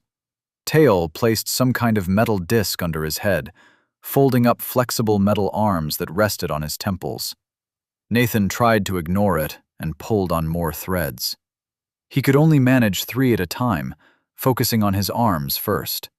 It only took seconds per chain, but there were a lot of chains. Then, all of a sudden, Nathan could do 4 at a time. Probably a rank up, but he didn't open his eyes to check. Now that he could do something about the chains, he was feeling claustrophobic, and he wanted out. The chains across his chest were suddenly unacceptably tight, and Nathan tried to ignore the rising tide of panic as Teol turned and gathered his tools with the scrape of metal on stone. I don't know what he's doing, and I don't want to find out. The last chain around his arms loosened. It was getting easier now, the entire structure of the spell falling apart. From directly above him, Nathan heard a confused gasp and knew he had run out of time. His eyes snapped open. Low-tier focused, mind rank 5 achieved. High-tier magic resistance, rank 7 achieved. The boxes vanished with a twitch of intention. They revealed Tails' face, wide-eyed and staring at the snapped chain links. He stood to Nathan's right, holding a spike capped with a green gem in one hand and a small hammer in the other, poised to drive the spike into Nathan's solar plexus. Nathan's left hand came up across his body, his hips and shoulders twisting as he drove a palm into Tails' face with all the force his back and shoulders could generate. It'll be hard for him to concentrate with a broken nose. Nathan's palm skated off a barrier of slick force a few inches in front of Tails' nose. The orange-robed man staggered back a few steps from surprise, though the force of the blow seemed to not affect him at all. Okay, now I have some more options. But they all start with getting free. Nathan sat up, pulling away from jeweled and engraved metal arms folded across his forehead. He tugged at the last few chains around his ankles as Tail took further steps back, pointing at Nathan with the spike and breathing heavily. You? How? What kind of toxic power do you have? Instead of replying, Nathan shut his eyes again, frantically pulling on the strings of the remaining chains.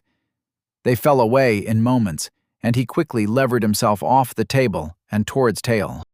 The mage had backed up until he ran into the workbench against his wall, and his eyes flicked to the door. Nathan sprung at him in the moment of distraction, but Tail cast just as quickly as last time. Not this time. Nathan had seen the gesture coming and balanced himself so he wouldn't immediately fall. Then he drained the magic out of his muscles nearly as fast as it came in, staggering but not falling. Tail's eyes bugged out further, and he reflexively held his hands out in front of his face. Nathan charged into him a moment later, relying on momentum to get through the defense spell, or at least knock Tail over. The barrier flexed as Nathan hit it, but he bounced off as if he'd shoulder-checked a stone pillar. Tail wasn't pushed back in the slightest. Ow. Magic is bullshit. Conservation of momentum is a core physical law. At least Tail seemed to be panicking. He stared at Nathan like a man with 100 hammers seeing a screw for the first time. Nathan loomed over Tail and started searching for a gap in the barrier a few inches above Tail's skin, wrapping his arms around the man as he failed to find one. The shield flexed under his arms, but didn't break. Time to test some hypotheses. Something will let me crack this shell and get to the gooey center. Nathan dug his fingers into the barrier on either side of Tail's shoulders and pulled as hard as he could, trying to rip the barrier apart. It cracked and tore, a brief blast of force pushing Nathan a few steps back. Tail's lips were moving, and Nathan could feel the mana of the spell he was weaving from several feet away. It was more powerful than anything Nathan had felt Tail cast before. Nathan raised his hands protectively in front of him. Disintegrate! A thin beam of pale green light shot from Tail's pointing finger and hit Nathan's left palm. Tail's face pulled into a satisfied rictus as Nathan's left hand fell apart. Pain blasted through him as first his wrist, then his forearm turned to black dust. He screamed. High-tier magic resistance, rank 8, achieved! The wave of magic swept down Nathan's arm, and he felt his talent fight the spell as it consumed his inherently magic-resistant flesh. Nathan clutched his left arm with his right hand, unable to do anything but watch his arm slowly disintegrate. The advancing wave of mana felt like a hungry void, a consuming pit that would never be sated. High-tier magic resistance, rank 9, achieved! Nathan pushed back, fighting to arrest the advancing tide of entropy. Not with any clever ideas, just with frantic desperation. And maybe it made a difference. As the spell passed his elbow, it slowed to a crawl. Both Tail and Nathan's eyes were glued to the advancing line of disintegrating flesh. Then, a few inches from his shoulder, and with one final notification, it stopped. High-tier magic resistance rank 10 achieved. Congratulations! You have maxed out this talent. It cannot be improved any further. You must achieve insight into this talent to develop it to the next level. As it is high tier, the kind of insight will affect how it develops.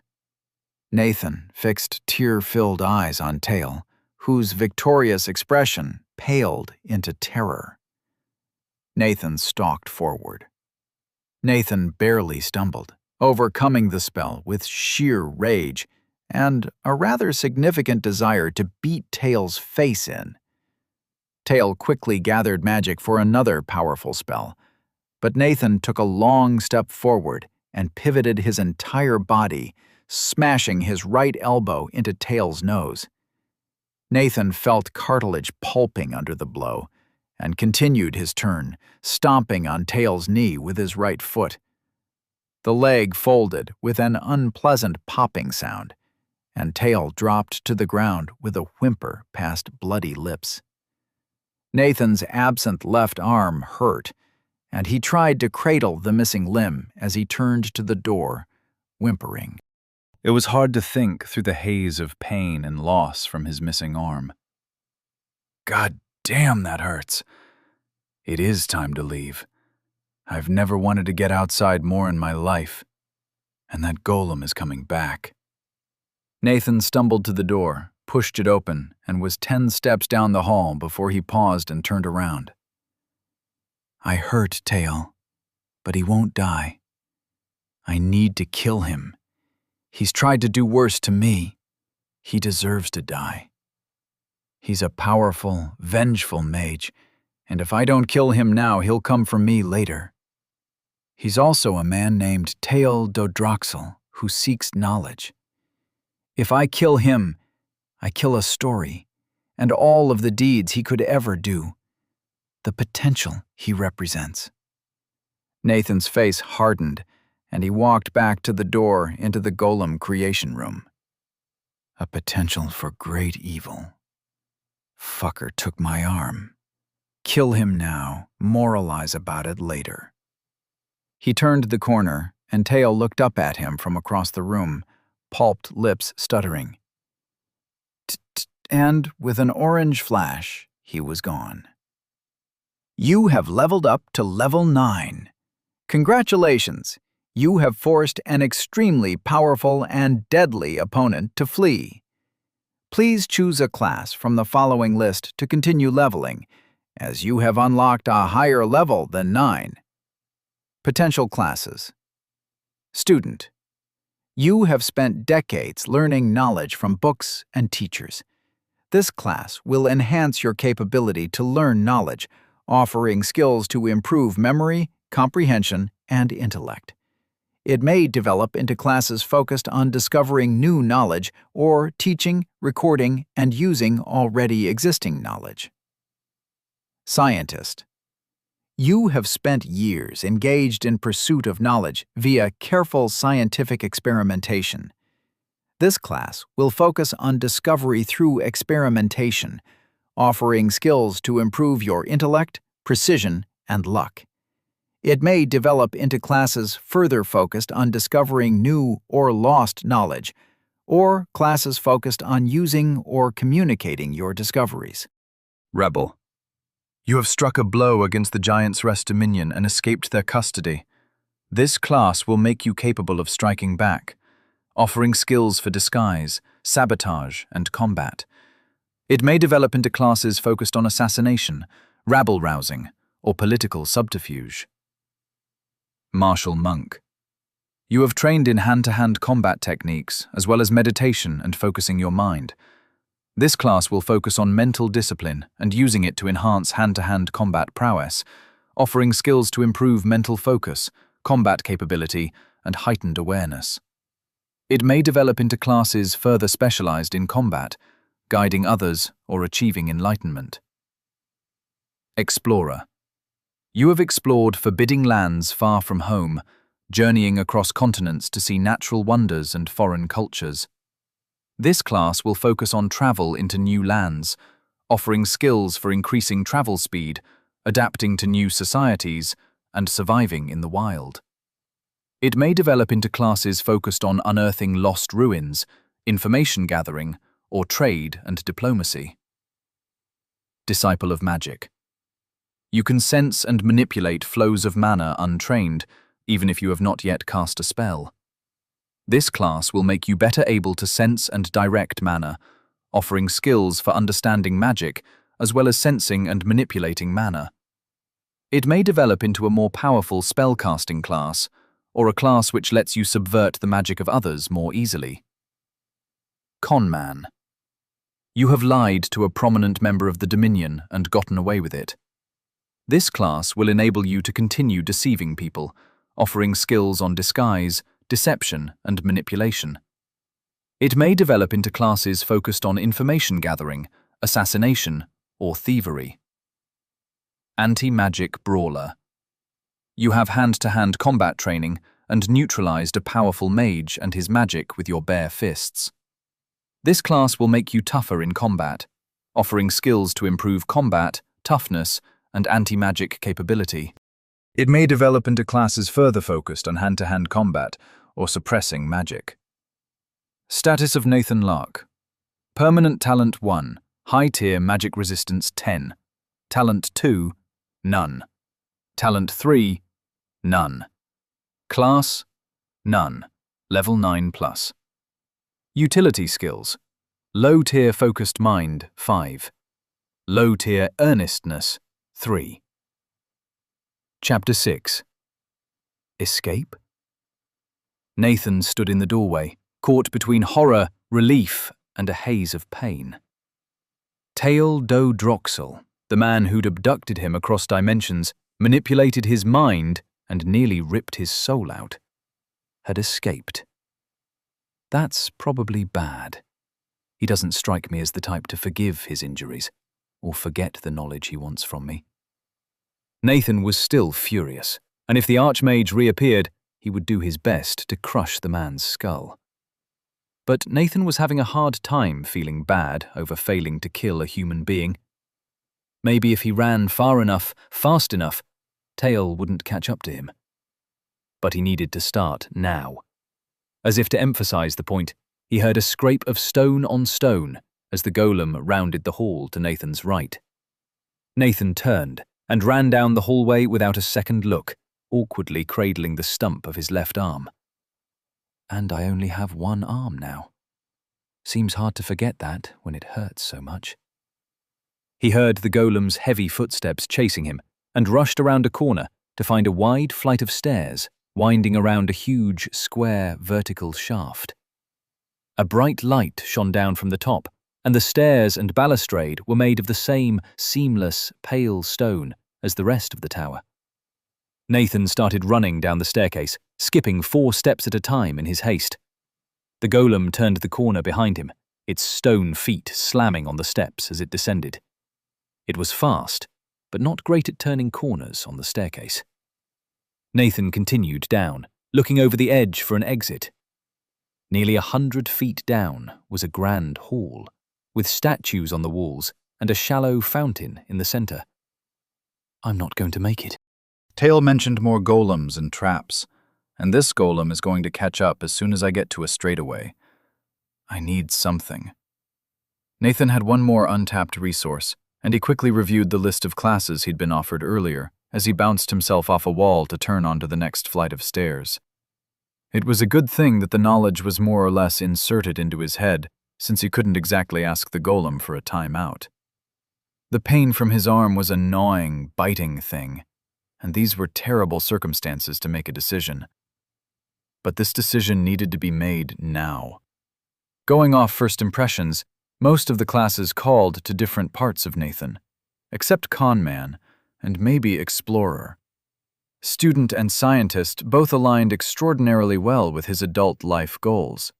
However, Disciple of Magic appealed to a younger Nathan, the one wishing for magic over birthday candles. The one who feels betrayed, learning that apparently the primary use of magic is to be a supreme shitlord. Unfortunately, Davrar seemed to be long on genocidal archmages and short on opportunities for graduate students in biology or magic. Or at least ones that didn't involve giving up the knowledge of the Industrial Revolution to said genocidal archmages. Those were off the table, and would clash with his magic resistance anyway.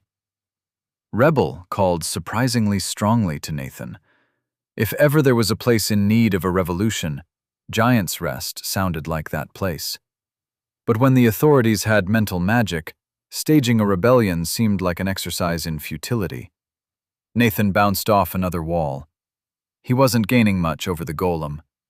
He needed something to enhance his speed, and something to strengthen his anti-magic to get through the locks and traps Tail had mentioned. I need something that enhances me physically, and maybe does something about this pain. Both Martial Monk and Anti-Magic Brawler appealed to Nathan, and seemed like ways to immediately improve his chances to escape. Both were equally disadvantaged by missing an arm. But that was a problem for future Nathan, who was not running from golems into magical traps and an unknown wilderness. What made the decision easy in the end was that Anti-Magic Brawler mentioned his anti-magic, and Martial Monk didn't. Furthermore, his meditation was a means to an end, not an end to itself. Being a monk was a calling, a purpose in the way being a brawler wasn't, and Nathan didn't like the mention of enlightenment. Ultimately, Nathan didn't want to let Davrar give him a purpose, just a tool to escape this goddamned tower. So, wishing he could have considered the matter more fully, and without the pressures of running down a staircase while missing an arm, Nathan chose to be an anti-magic brawler. More boxes and knowledge unfolded before him. Congratulations! You are now an anti-magic brawler and have unlocked 3 class skills. These skills are tied to your parent class, and their power will increase with your level in that class. Davrar applauds your choice and hopes you will continue to survive and prosper. New class skill. Stamina. You have unlocked the Stamina resource. Stamina will accumulate during periods of rest and can be spent to improve the speed and strength of your movements, or used for other skills or talents that utilize stamina. New class skill. Brawler's Indifference. You will be less likely to flinch and more capable of ignoring pain and wounds to continue fighting. New class skill. Anti-magic blows. Your blows and strikes will enhance your inherent anti-magic, allowing you to break magical barriers and constructs with bare-handed strikes. You have leveled up to level 15. The pain radiating from the stump of Nathan's arm abated. His running became smoother, his gait more even. The pain wasn't gone, but the intensity was muted, and he didn't feel the visceral horror of missing his arm anymore. Allowed him to ignore it. The arm wasn't what mattered right now, and being distracted by his stump would get him killed. That's so much better. I hadn't realized how debilitating it was. Next, Nathan used stamina to run faster, which felt as natural as breathing deeply. Instead of skipping 4 of the shallow steps at a time, he was skipping 6, then 7. The stamina inside of him decreased steadily. It wouldn't last forever, but he was already leaving the golem behind. Once he had a healthy lead on the golem and was approaching the bottom of the staircase, Nathan stopped using his stamina, which now sat steady at about 150 over 250. That felt like hitting the nitro button in a racing game. Amazing. The stairs ended in a grand hall at the bottom of the shaft, the walls tiled with an intricate mosaic showing some dramatic scene that Nathan didn't stop to look at.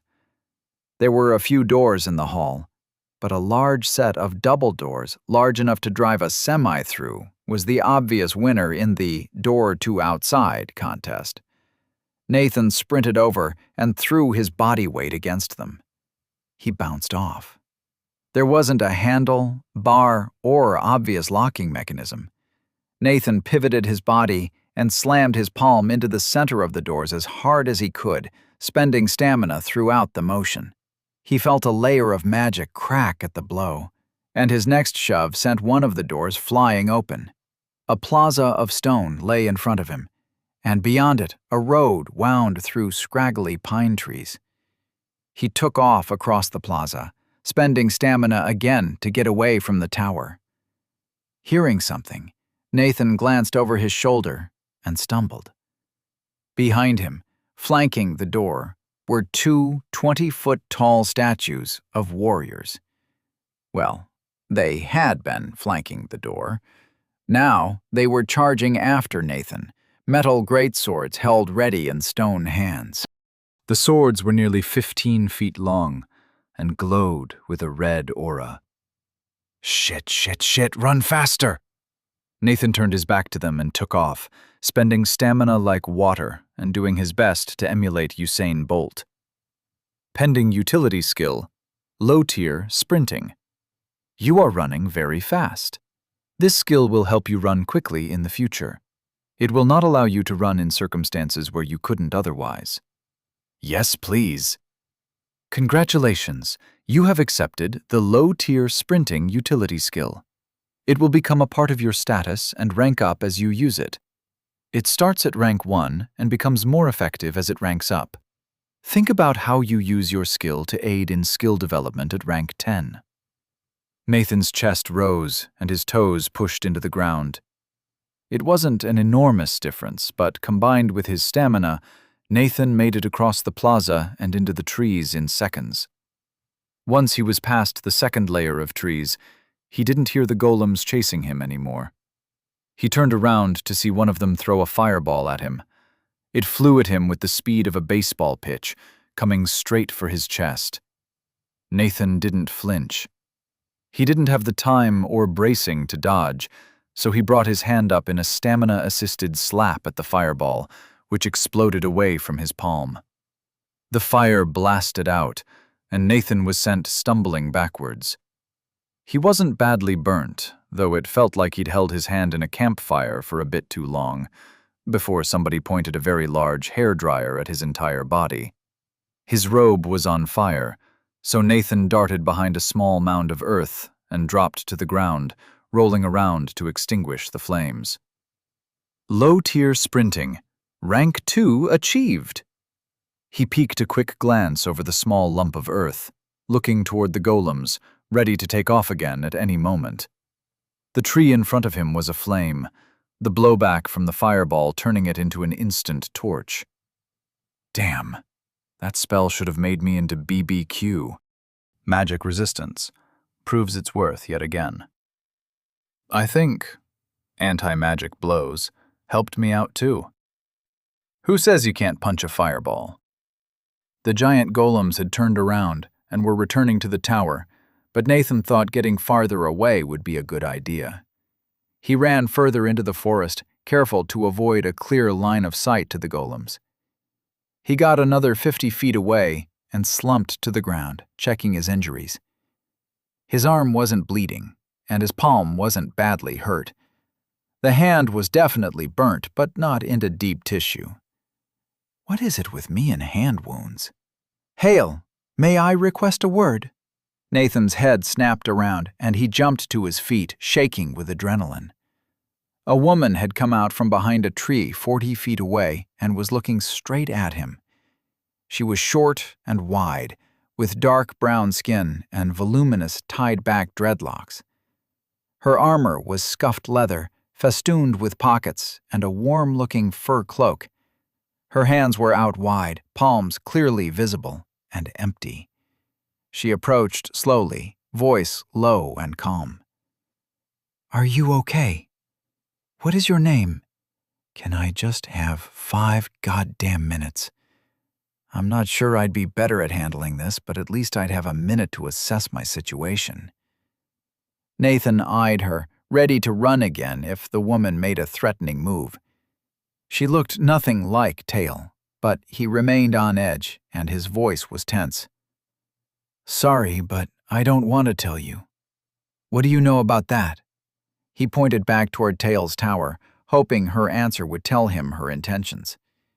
He checked his available stamina in case he had to run. Stamina, 36 over 250. That's not much. She turned her head to look at the tower, a grimace across her broad face.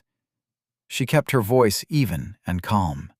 It's a research tower of Giant's Rest, just taken over a few weeks ago by a newly raised archmage. We're trying to figure out what his research is and kill him if we get the chance. They're here to kill Tail? Well, that's certainly promising. Nathan relaxed a bit, but kept pushing. We? Who is we?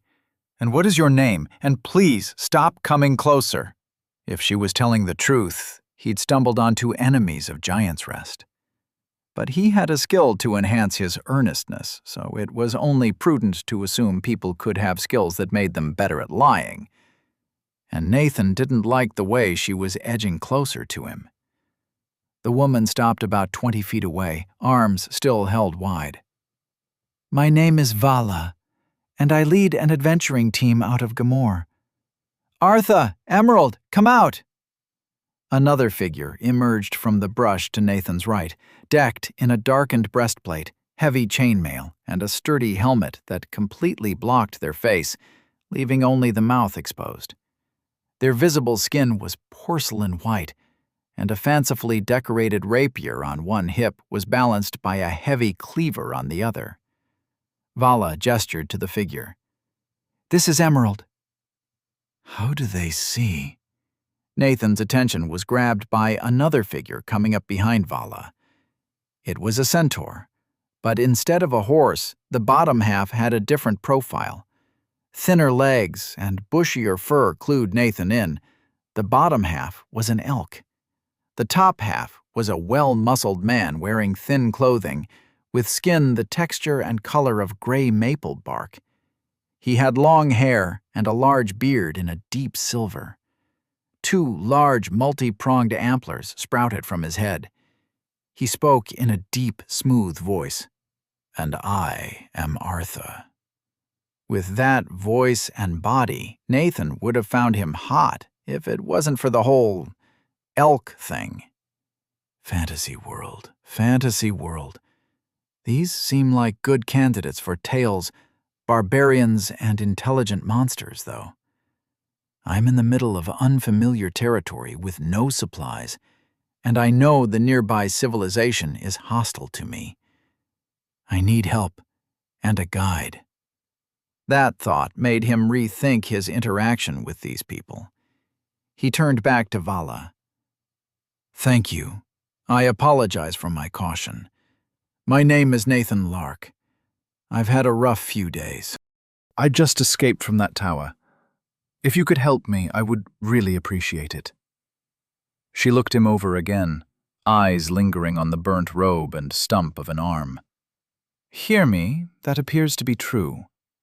Seems sure you're not a giant's agent after that spell, though I'd like to hear how you ate a guardian golem's fireball and came out just a little singed.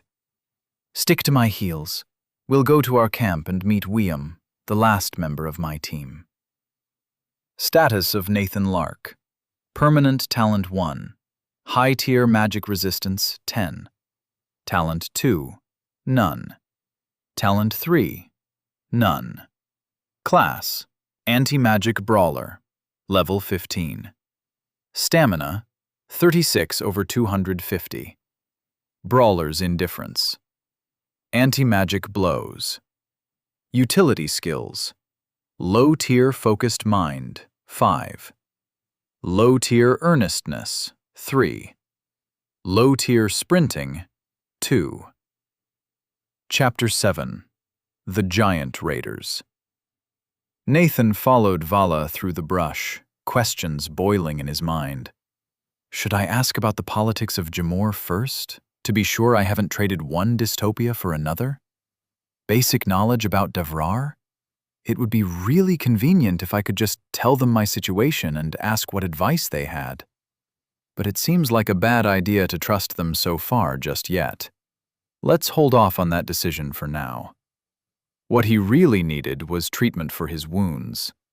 Nathan's body was sending some pretty strong signals of pain now that the fight was over and his brawler's indifference was weakened. What remained of his left arm had started slowly leaking blood through the cauterization of the disintegration spell, and his right palm was burned from the close encounter with a fireball. Vala interrupted Nathan from his introspection, looking back at him and swearing lightly as her eyes traced his injuries. "Hear me, but it seems like you could use a cure. Can I touch you for that?" She was still treating him like a skittish animal, but Nathan felt like a skittish animal, so that was fair. He nodded to her, and the dark woman approached, laying gentle hands on his right arm. His only arm. Minor curing. Nothing happened. Nathan had thought that was likely, but said nothing. Vala frowned at him, then changed the subject. "It'll be dark soon. We'll stay at the same camp for the night." She turned back to the game trail, increasing their pace through the wilderness. Nathan was impressed she could find clear trails in this difficult terrain. He would have quickly been left scrambling through bushes and up slopes. Nathan was also flummoxed by her comment about it getting dark soon. The sun was directly overhead and showed no signs of falling out of the sky. He didn't want to reveal any ignorance, so he examined his companions. Vala was leading the group and had reclaimed the weapons she'd dropped to first approach Nathan. An engraved, unstrung bow made of several composited layers was strapped on her back, and 2 one-handed axes rested on her hips, both also engraved in flowing patterns. Artha, the buff elk centaur dude, was carrying a lot of gear on a harness across his elk parts. He also had a metal-capped staff strapped to his side that was nearly 8 feet long and looked like it could be used as a battering ram in a pinch. Emerald was behind Nathan, but he couldn't see much about them. Their helmet covered all of their head but the mouth. In addition, the rest of their armor was pretty heavy for this terrain, and he hadn't even figured out their gender or if they were human. But despite the heavy gear and visorless helmet, they moved smoothly and silently over the uneven terrain. "I need to internalize that everybody has access to Davrar, with skills, classes, and talents of their own. So I might see a lot of things that appear impractical, but are made possible by Davrar. It also means it'll be easy to underestimate people. An unarmed old lady might be able to punch down a mountain." It wasn't long before they passed over a rise, revealing an empty glade between the trees that was their destination. A faint haze hung over the center of the space, and Vala led them straight towards it. They walked into the area, and a campsite appeared from nowhere. "Illusions and stuff. At least we can see out well enough. And being in a hidden camp makes me feel better about being in hostile territory." As the mismatched party trooped in, a figure leapt from the top of a tree and glided to land in front of Vala. It was a bird person, with a pair of broad wings emerging from their shoulders above a set of humanoid arms ending with clawed fingers. They were covered head to foot with reddish-brown feathers underneath dark robes and had a bird-like face, complete with a viciously hooked beak. The beak was apparently capable of normal speech, as the bird person addressed Vala in a thick accent. "Yo, boss, what's up with the tall gianter? Prisoner?" Vala turned back to Nathan and spoke reassuringly. "Nathan, this is William. He's a mage and an illusionist." She gestured the group into the campsite as she addressed William. "This is Nathan. As far as I can tell, he's an escapee from the new Archmage's experiments. I'm sure we'll hear the whole story soon. First, we'll stay here tonight and head out in the morning. Make sure the spells that hide the camp are in good shape.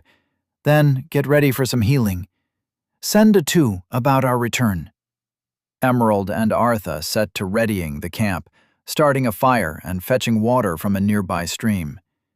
Meanwhile, Vala gestured Nathan to a log, handing him some jerky, a water skin, and a rough blanket before she stepped aside for a quiet conversation with William. I know they're talking about me, but that's to be expected. Vala's been good about not pressuring me so far, and this jerky is amazingly flavorful. As Nathan covered himself with the blanket and devoured the jerky, Vala and William came back, asking if William could try healing him. Nathan acquiesced, but William's moderate curing had no effect, other than slightly slowing the bleeding from Nathan's stump. Vala looked frustrated. She dug into a pouch for some bandages, which she carefully wrapped around the stump of Nathan's arm to stem the bleeding. Then she sat back on a log on the far side of the newly kindled fire. "All righty, I gotta ask you some questions. Y'all get your stinky feet over here. I don't think he'll want to say this twice." After the 4 adventurers had gathered, Vala addressed Nathan again.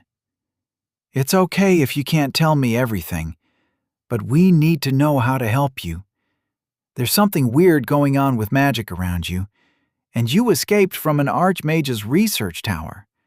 Anything you can tell us will help us help you." Nathan looked down at the remnants of the jerky and chewed them down as he thought. What do I tell them? Vala certainly made a better first impression than Tail, and they fed me and tried to heal my injuries.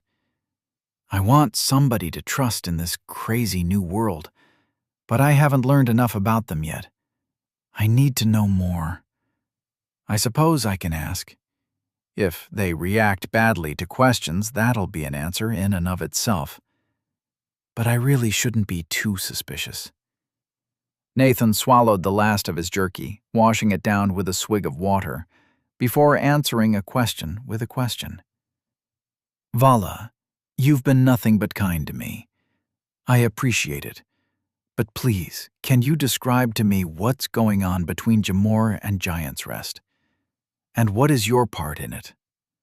She looked at him with surprise. Really been stuffing your ears, ain't you? We're at war. Have been since Jamor was founded. They're a big damn empire, but they've never been able to take little old Jamor since we broke off. They raid us for slaves, send harassment armies, but it's been at least 50 years since they sent a conquering army. We kill the mages we can, free the slaves we can, but don't push too hard. They could take us, but don't seem to want to pay the cost. And us? This motley band of adventurers? She looked fondly around the fire, at her companions. We call ourselves the Giant Traders. All of us have lost something to Giant's Rest, and so we take these jobs. The ones that involve camping in hostile wilderness for a few weeks, to maybe get a shot at their newest and weakest archmage. We were waiting for him to leave his damned fortress of a tower to get a shot at him. As she finished speaking, Nathan's attention was drawn upwards to the sun.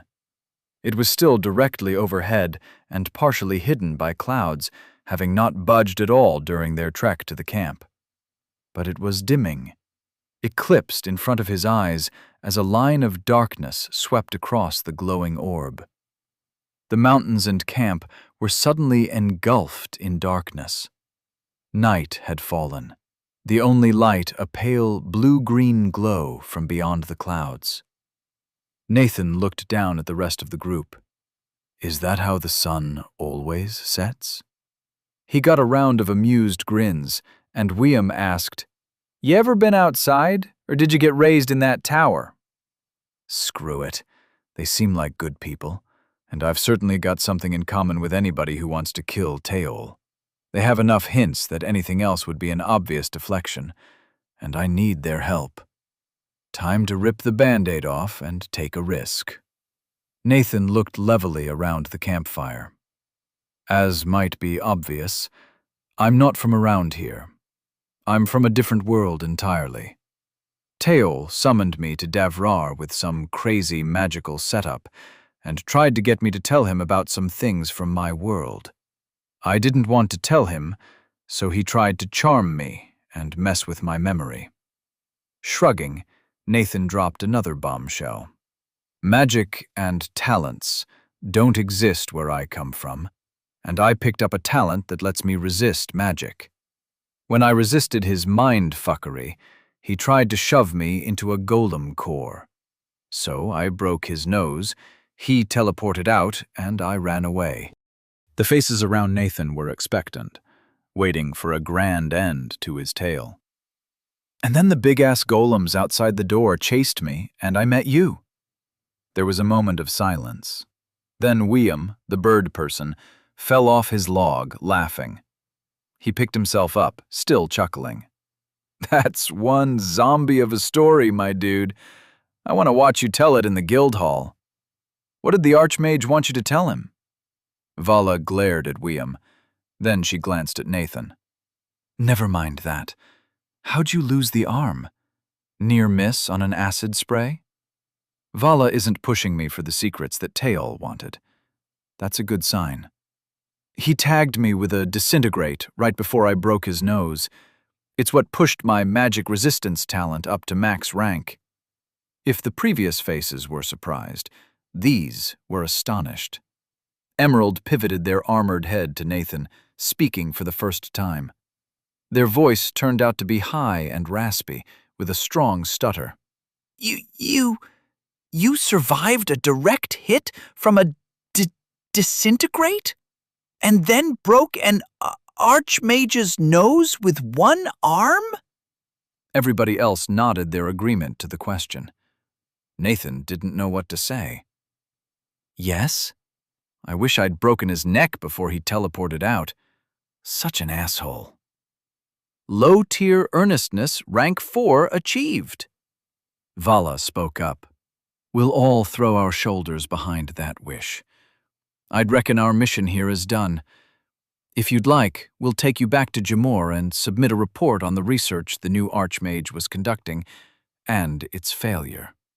She smirked, indicating Nathan. Or, at least, that the research is out of Giant's Rest's vile fingers. That'll fulfill our contract nice and proper. She frowned at his arm. There's a few high-level healers who can heal your arm, but it'll be expensive. Especially if magic doesn't work right on you. You can't turn your talent off? Nathan shook his head, responding to her question. I'll come back with you to Jamor, if there's a place for me there. Hopefully, with less slavery. Vala gave him a nod. Jamor's home to a lot of exiles and outcasts. We'll help you find something if you want. William made a high-pitched noise, waving his arms around in protest. But the Archmage is gone!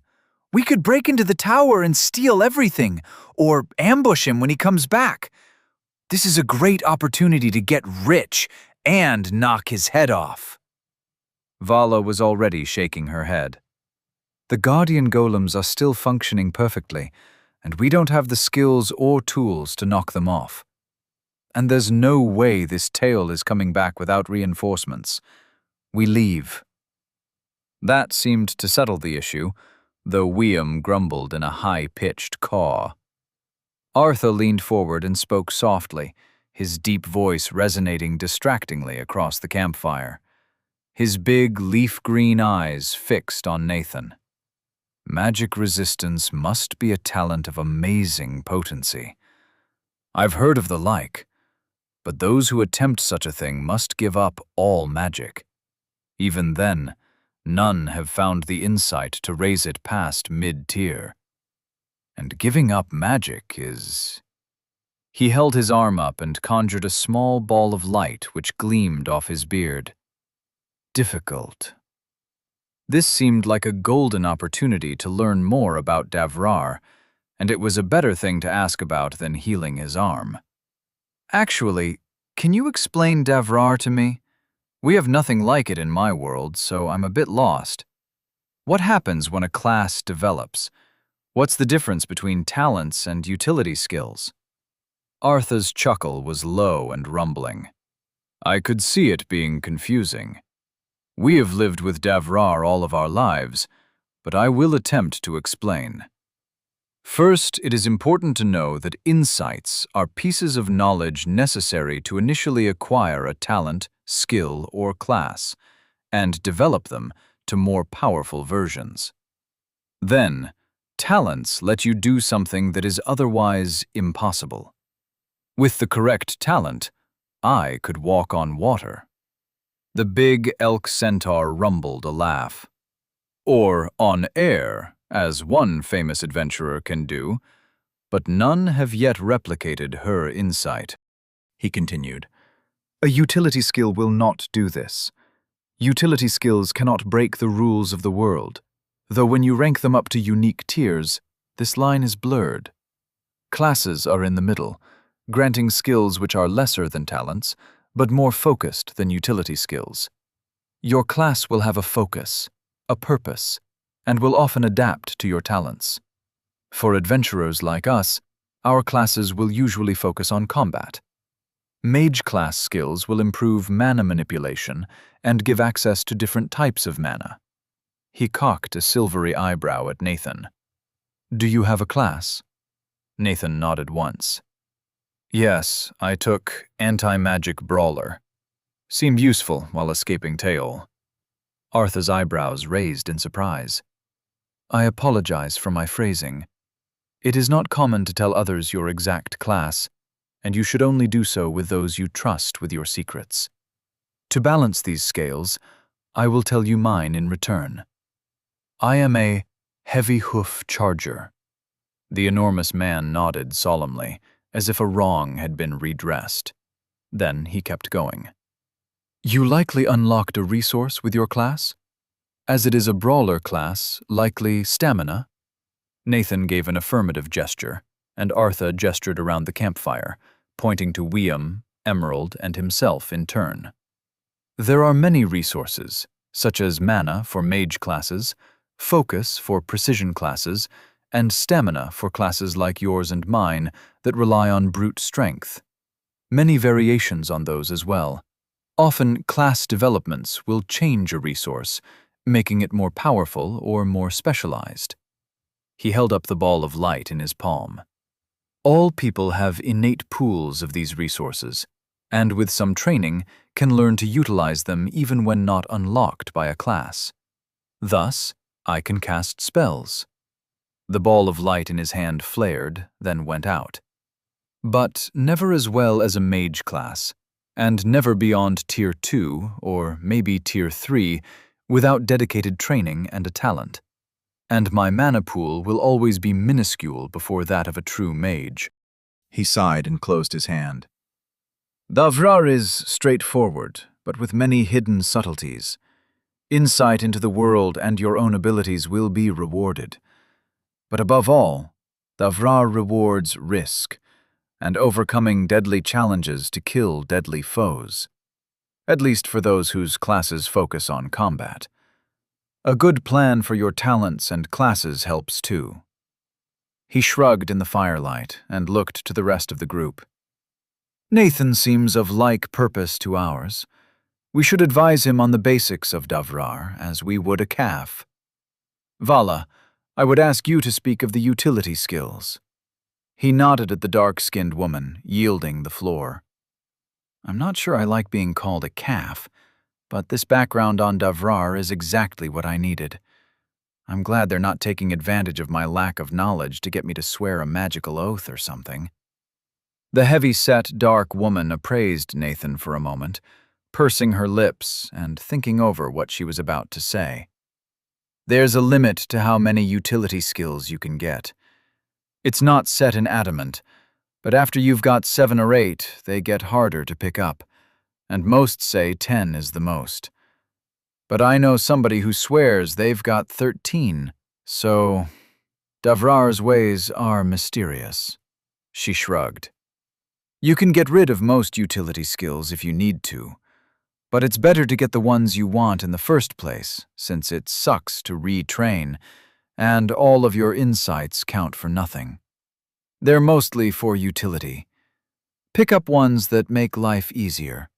Emerald's got one for cooking, and it's half the reason we bring them along." The last sentence was told with the air of an often repeated joke, before Vala gestured at Emerald. "Emerald, class developments?" Emerald shifted uneasily from where they were preparing a heavy pot, slicing apart a set of vegetables. C classes develop at levels 27, 81, 243. What C classes you get offered depends on your path and your talents and utility skills. When you develop a class, you get 3 new class skills, and your old ones can change too. William broke in, interrupting Emerald's hesitant speech. But talents are the real cake, the core of any build. Everything depends off 'em, and they're where you gotta start. Mages all start with some kind of mana shaping, and a lot of other people pick it up for basic spells. The birdfolk mage gestured to Artha demonstratively. Being able to cast basic spells like Cleanin', Curin, and Mendin is pretty feckin' useful. I'm a mage all the way, so I'm working on getting a talent to refill my mana faster, but it's hard. If I really want to fly, I'd need a talent for it, because these boys aren't up to more than a bit of a glide on their own. He flapped his wings demonstratively. But that's what the fly spell is for. When I get the castin' down. It's tier 6 anyway, so that's a bit off. Vala took over from William, waving him to silence. Yes, talents are important, and are usually chosen before a class is taken. Then she raised a finger to emphasize her next point. But they can be a bit tricky to pick up. A lot of the known ones you can get if somebody tutors you, but the general practice is the same. Think hard about what you want to do, think about how it would happen, and try to do it. That's the insight. But don't expect to get something for nothing. She spread her hands, as if laying out the reality of the situation. Most of the good talents spend or manipulate a class resource, though there are exceptions. But you gotta be careful with talents. Some of them you can drop if you change your mind, but others are permanent, especially the ones that change something about your body or class. Those tend to be pretty strong and hard to get, but not being able to take them back can be a problem. Does your magic resistance talent say permanent? Nathan took a moment to check his status, grimacing before he responded. Yeah, it does. He sat for a moment, thinking and sulking about being essentially locked out from casting magic. He looked up from the fire. I have a lot to think about. How can you get multiple classes? Vala sucked a breath between her teeth. It's supposed to be possible, but nobody really knows how. If it's an insight, it's the most valuable kind there is. Somebody I know with 2 classes, the same lady with 13 utility skills, says that the second class is very personal. None of us have 2 classes, unless you folks have been holding out on me.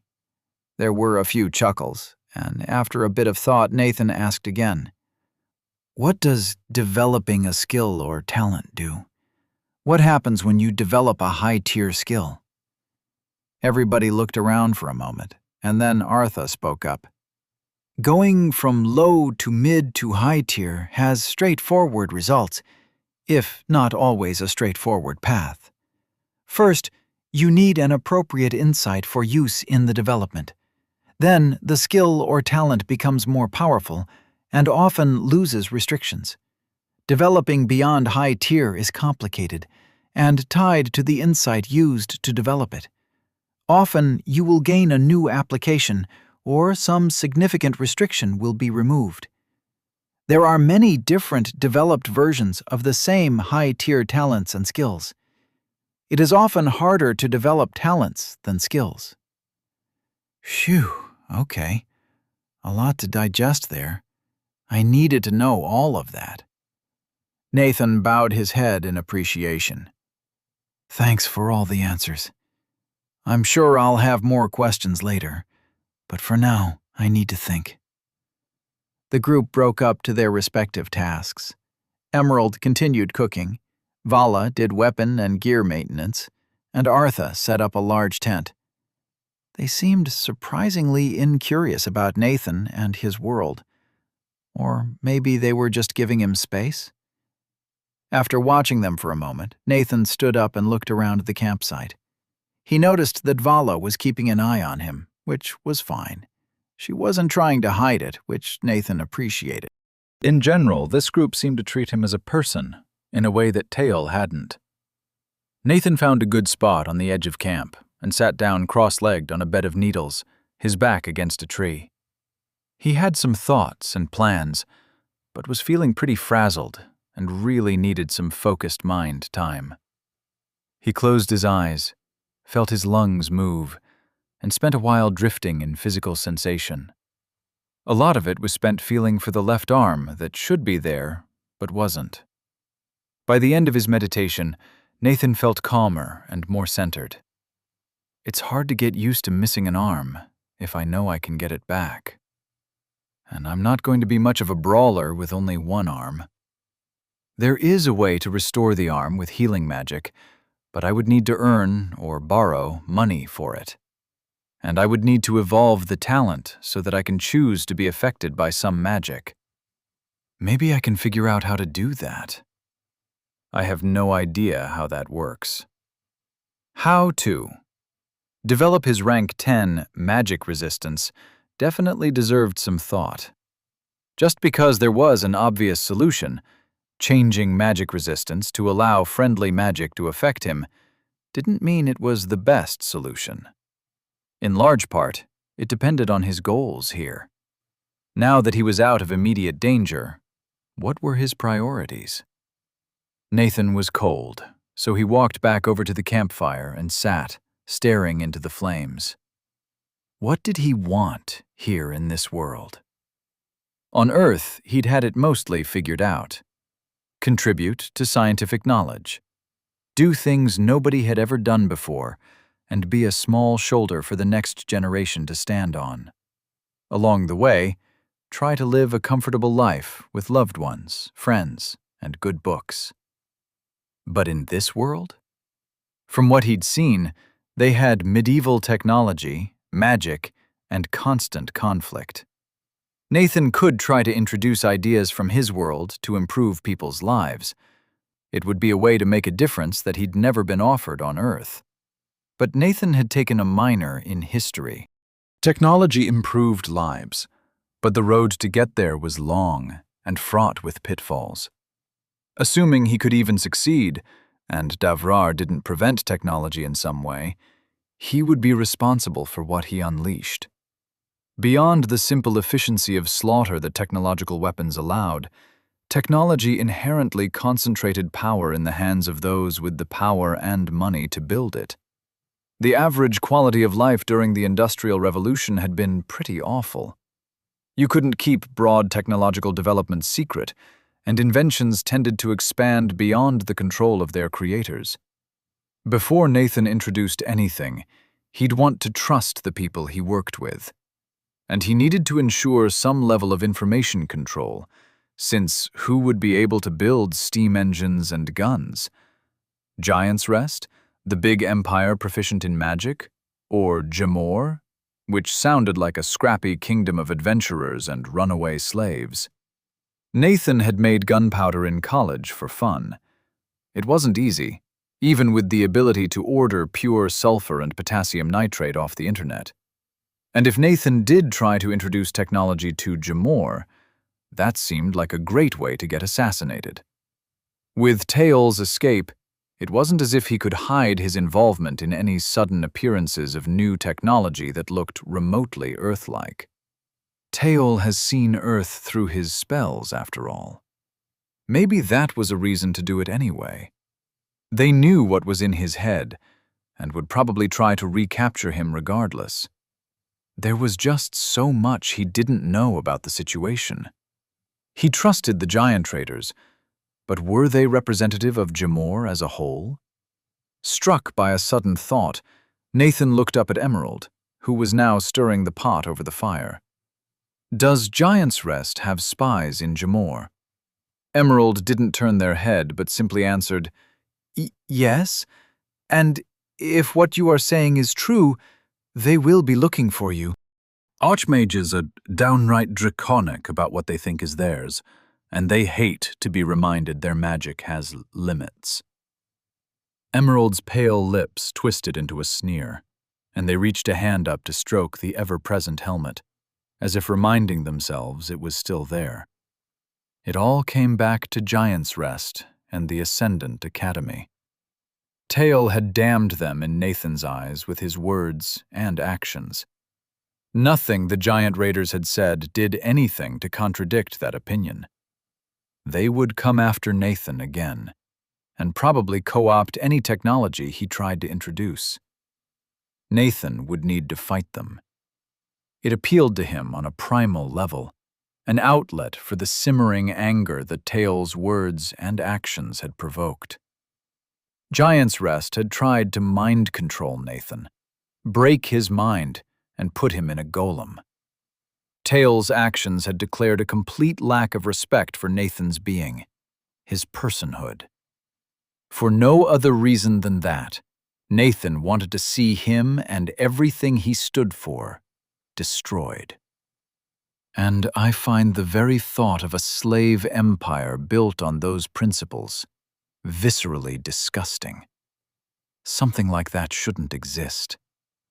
If Giant's Rest's might rested on its magic, then Nathan could build himself to counter that strength. He could fight to win instead of fighting to survive. When in desperate ground, fight. He would level up, cast down the Giant's Rest dominion, and maybe then start the Industrial Revolution. Low-tier focused mind rank 6 achieved. Chapter 8. A Time to Rest. Emerald's dinner was a stew. The broth hadn't had time to thicken substantially, but some green vegetables, the same as what Tail had given him, lent the dish a nice spice. It was awkward balancing the bowl on his knees to eat with one hand, but Nathan devoured 3 bowls. Luckily, there was plenty, and after the meal, Emerald filled up a wide-mouthed canteen and handed it to Nathan. For tomorrow. Nathan thanked the enigmatic armored fighter for the food, then checked his status again. Status of Nathan Lark. Permanent talent. 1. High-tier magic resistance 10. Talent 2. None. Talent 3. None. Class: Anti-Magic Brawler. Level 15. Stamina: 250 over 250. Brawler's Indifference. Anti-Magic Blows. Utility Skills: Low-tier Focused Mind 6. Low-tier Earnestness 4. Low-tier Sprinting 2. Arms 1 over 2. A bit of food and rest had completely refilled his stamina, which was good to know. The giant raiders settled into the big tent, except for William, who took first watch. They left a large blanket for Nathan, but he was too excited for sleep.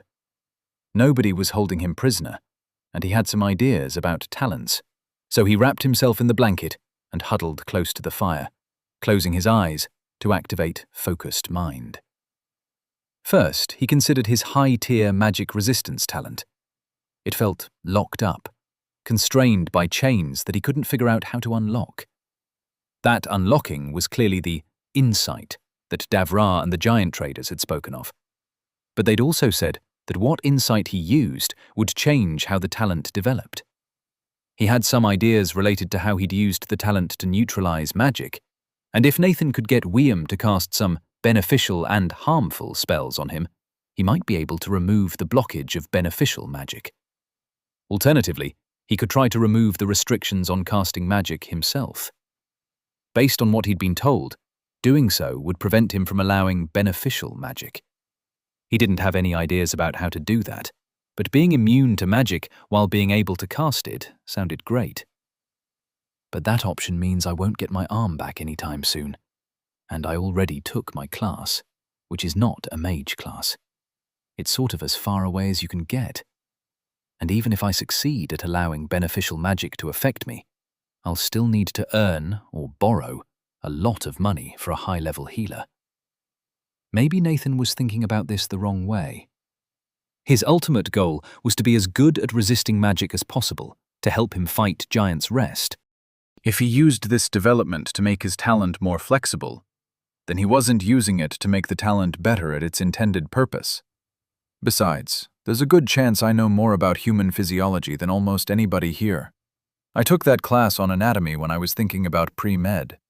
And I know more about stem cells than almost everybody on Earth, much less here. Nathan concentrated on his right arm, the whole one. What was the structure? Bones, filled with marrow. Then muscles, interspersed with veins, arteries, and nerves. He couldn't visualize all of the details. Nathan remembered Vala's advice, "You don't get something for nothing." The best talents use a class resource. He felt for his stamina and pushed it at the stump of his arm. He visualized the arm, the details he could remember, and tried to push his stamina into that shape. His stump jerked and felt cold. Nathan opened his eyes and saw no changes, no blue boxes. The stump was covered with bloody bandages. Nothing had happened. Okay, hypothesis 1 down. Let's go for number 2. Nathan closed his eyes and focused on the stump again, searching for the potential he knew was there. Inside your bones was marrow, and marrow had one of the highest concentrations of stem cells in adult humans. They were mostly hematopoietic stem cells, the type that divided into the various cell types in the blood. They weren't the right kind of stem cells to differentiate into tissue, but maybe Devrar would help him bridge that gap. All it took was 4 transcription factors, the Yamanaka factors, to reprogram basically any cell into a pluripotent stem cell. Nathan had done it, watched the change happen. On Earth, it took a few days, up to a week for that to happen. Here? Nathan concentrated on his stamina, pushing it inside the bone of the stump, where the marrow should be. He felt stamina drain away and a feeling of heat in his severed appendage. But when he opened his eyes, nothing had happened. His stump was uncomfortable, but there were no blue boxes and no growth. He pushed the image of the arm at the heat in the bone of the stump. The cells know what to do. They all have the necessary developmental instructions in their DNA to grow an entire body. If they're prompted correctly, they can reprogram back to pluripotency, then differentiate into any cell in the body. Normally, that requires such a specific environment it's impossible. But with Devrar and the bodily magic of stamina, it might be possible. I just need stamina to enhance my body in this one very specific way. At that thought, the bandage fell off his stump. Nathan could feel flesh growing. It wasn't growing from the entire stump, but there was a soft tendril of new flesh growing from the end of the bone in his left arm. It lengthened and thickened, and Nathan redoubled his focus on the image of the arm. This is the gross structure. The cells know the details. It was an indescribable sensation, and not at all pleasant. Like peeling off a scab and touching raw flesh below, but far more widespread. The new growth extended, but only about 1/3 of the distance to his elbow. Nathan tried not to think about how he was creating mass from nothing but stamina, or how impossible it was for cells to double that quickly. As he banished the wayward thought, the growth stopped.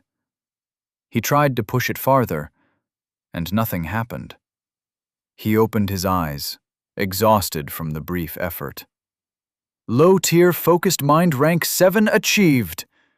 Stamina, 0/250. Yeah, that would do it. Pending talent, mid-tier regeneration. You have recovered from a permanent injury using stamina to fuel regrowth of undamaged flesh. This talent will turn a difficult and costly effort into a natural process, allowing you to recover from almost any injury. You can spend stamina to rapidly heal wounds. Larger wounds and replacing greater amounts of missing flesh will take longer and cost more stamina. Regeneration will not prevent you from dying of grievous wounds and will not protect against poison. That looks pretty good.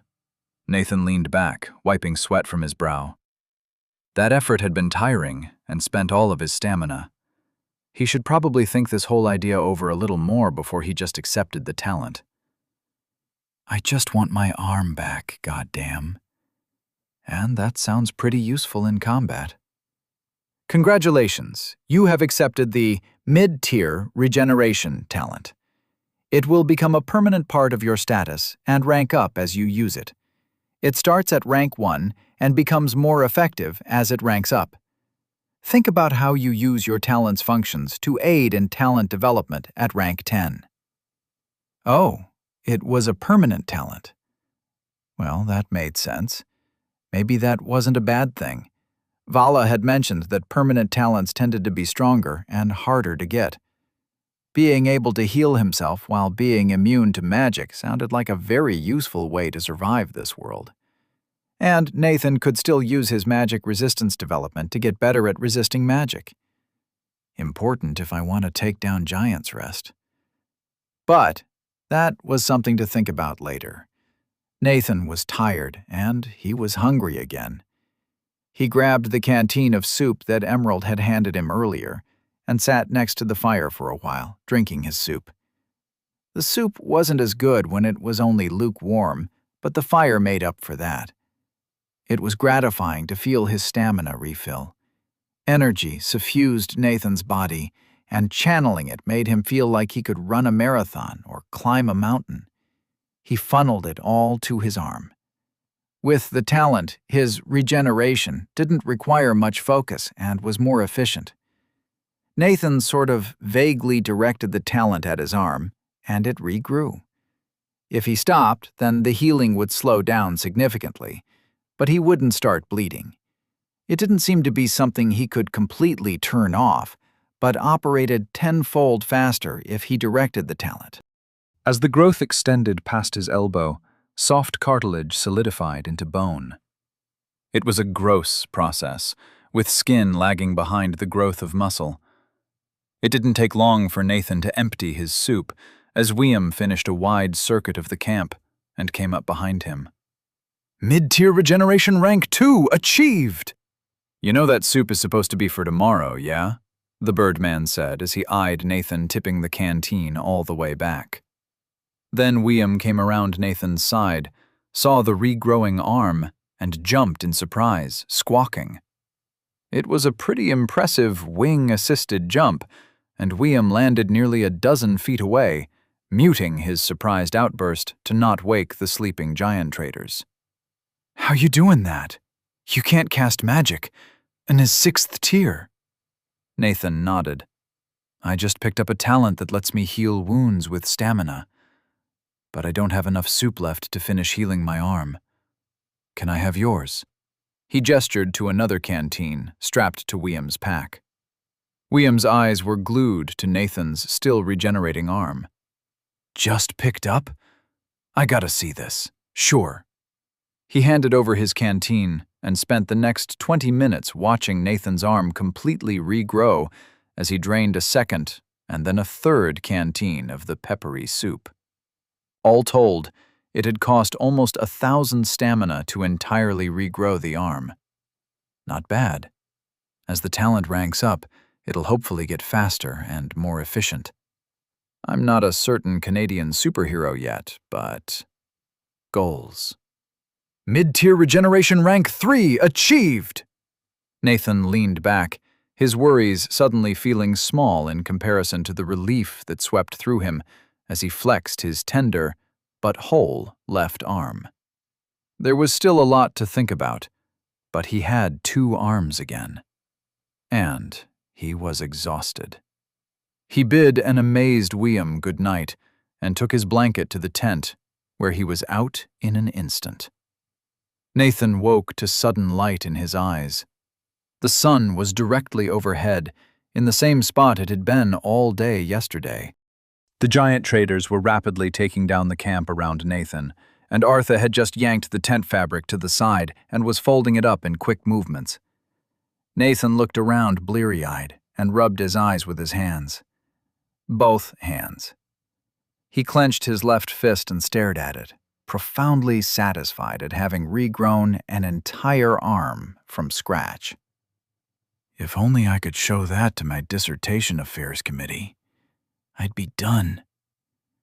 Vala stomped up to him, gesturing for Nathan to get up, and handed him a set of thick clothes. We don't have anything that'll fit you, but Artha was able to cobble something together last night during his watch out of some spares. William told me you picked up a talent to regrow your arm. Very impressive and all that, but we gotta get moving. We'll fill your head as we move. Nathan stumbled up, realizing he felt pretty good. He'd slept well, even if the ground had been hard and he had used his arms as a pillow. He looked around for something to help with, but the giant traders were nearly finished taking down their camp. Nathan retreated behind an especially short pine and changed out of his burnt gray robe into the mostly brown clothes that Vala had given him. They were made of mismatched thick fabric, homespun and sturdy. He kept the Giant's Rest underwear, though. They were much softer than any of the new clothes he'd been given. When he came out, everybody was packed and ready. Most of the gear had been packed into a series of large cloth panniers that hung over Artha's elk half, though they didn't look big enough to hold everything. The others clearly had gear, but it looked more like supplies for the day, not to mention weapons. It was surreal to Nathan to see 4 people armed to the teeth like that. William had at least 6 daggers strapped in various places, and an enormous crossbow slung across his back. They'd been waiting for him, and Nathan rushed to join them. Sorry for holding you up. After Riam cast a spell to erase the remnants of the camp, they started off into the woods, following Vala. They moved at a fast walk, and Nathan could barely keep up without spending stamina. William sidled up next to him. Don't you worry about when you opened your eyes. You got up with the sun, and we figured you could use a rest after all the arm regrowing. That's incredible as it goes. How'd you do that? Nathan noticed that everybody was listening attentively and started to explain. He did his best to describe how he channeled his stamina to cause his arm to regrow.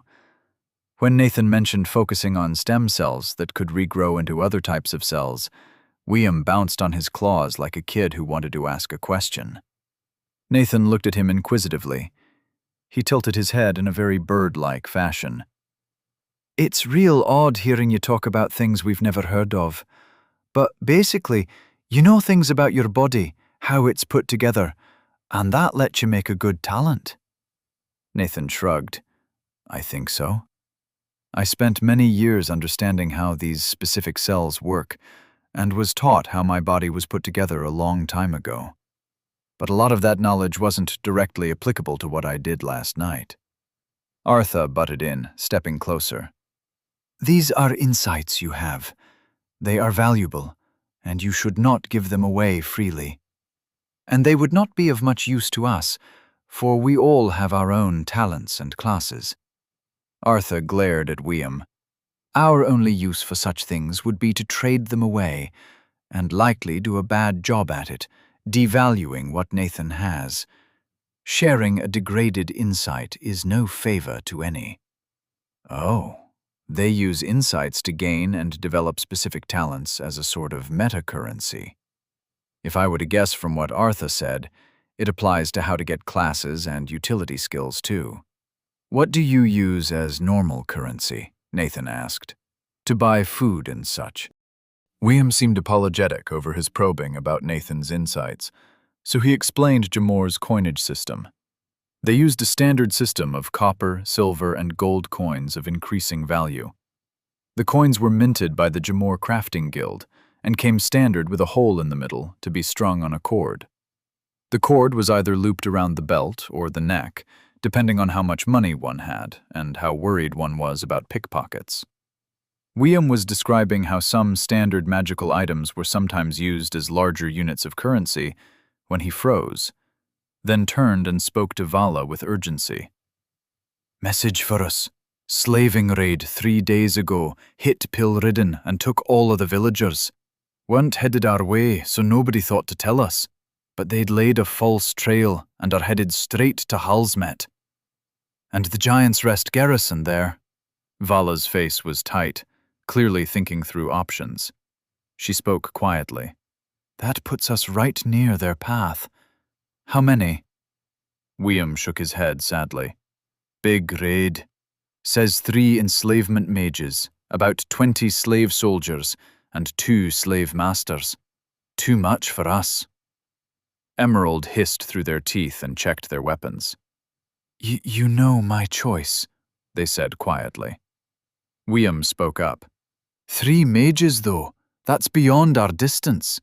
I want to kick Giant's Rest's nuts as much as y'all, but we can't take that fight. I'm sorry, Emerald, but I don't think we can make a difference beyond adding 4 to their lines. He glanced at Nathan. 5. Artha pursed his lips. It is a risk, to be sure. But would you wish that people would try to save you, if you were in their bindings at this moment? And I think we have another asset. Nathan. He turned to address Nathan directly, looking into his eyes and speaking formally, almost ritualistically. Would you help us free our people from the thrall of Giant's Rest? It will involve fighting, and maybe dying. But I will ask you all the same, for there is no cause worthier. We wait for your word to go save 100 from a life of torture and pain. If you wish to enter Jamor as a hero, this is how you do it. A hunk like this asking me to ride into battle at his side? How could I say no? Nathan looked into Artha's green eyes and nodded. Yes, I'll help you fight. Chapter 9. A Time to Fight. Vala let out a long breath and leaned back against a tree. Then I vote yes. We're doing this. William, send a back to the guild, letting them know we're taking on the rescue. Davrar, guide us. Artha, Emerald, you know the drill. She turned to Nathan. Okay, we'll need to get you up to speed quickly. We've done this fight before, but never against so many. The key is the mages. They're the power, the backbone and leaders of Giant's Rest's slave raids. We kill them, and we win.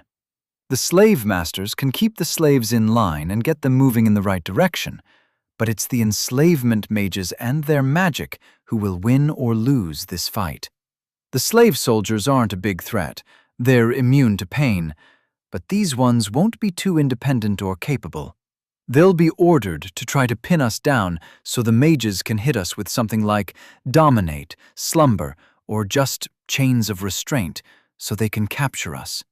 And they will try to capture us. Giant's Rest takes pride in capturing Jamor adventurers, and they have bounties on all of us specifically. She quirked a grin. Time to push them a bit higher. While she talked, Artha and Emerald set their gear neatly on the forest floor, stripping themselves of anything not important for imminent combat. Then, Emerald helped Artha withdraw a complex belting system and strap heavy armor plates over his body. The bags had to be enchanted to hold that much metal. There was no way it would fit otherwise. They were done remarkably quickly, and Artha's muscled form was replaced by a 9-foot behemoth of roughly engraved steel. They all rejoined Nathan and Vala as she explained Nathan's role in the fight. We know how they'll react, and we can keep them distracted and get you close. But mages are tricky to finish off. Usually enslavement mages don't know any spells beyond Tier 5 mind magic, so no fly or teleport or disintegrate. But they'll all be mage-armored in hostile territory, and they'll be quick with wind blasts and other spells to keep anybody from getting in close. If you can close the distance in spite of all that to crack their mage armor and knock one off, we can hopefully take this fight. Better if you get more, of course. I'm about to fight for my life. Not just mine, but 100 people I've never met before. Nathan tried to speak, but found his throat suddenly parched. He swallowed, then asked, "How long do we have? Do I have time to try to develop my magic resistance talent? I've got a few ideas."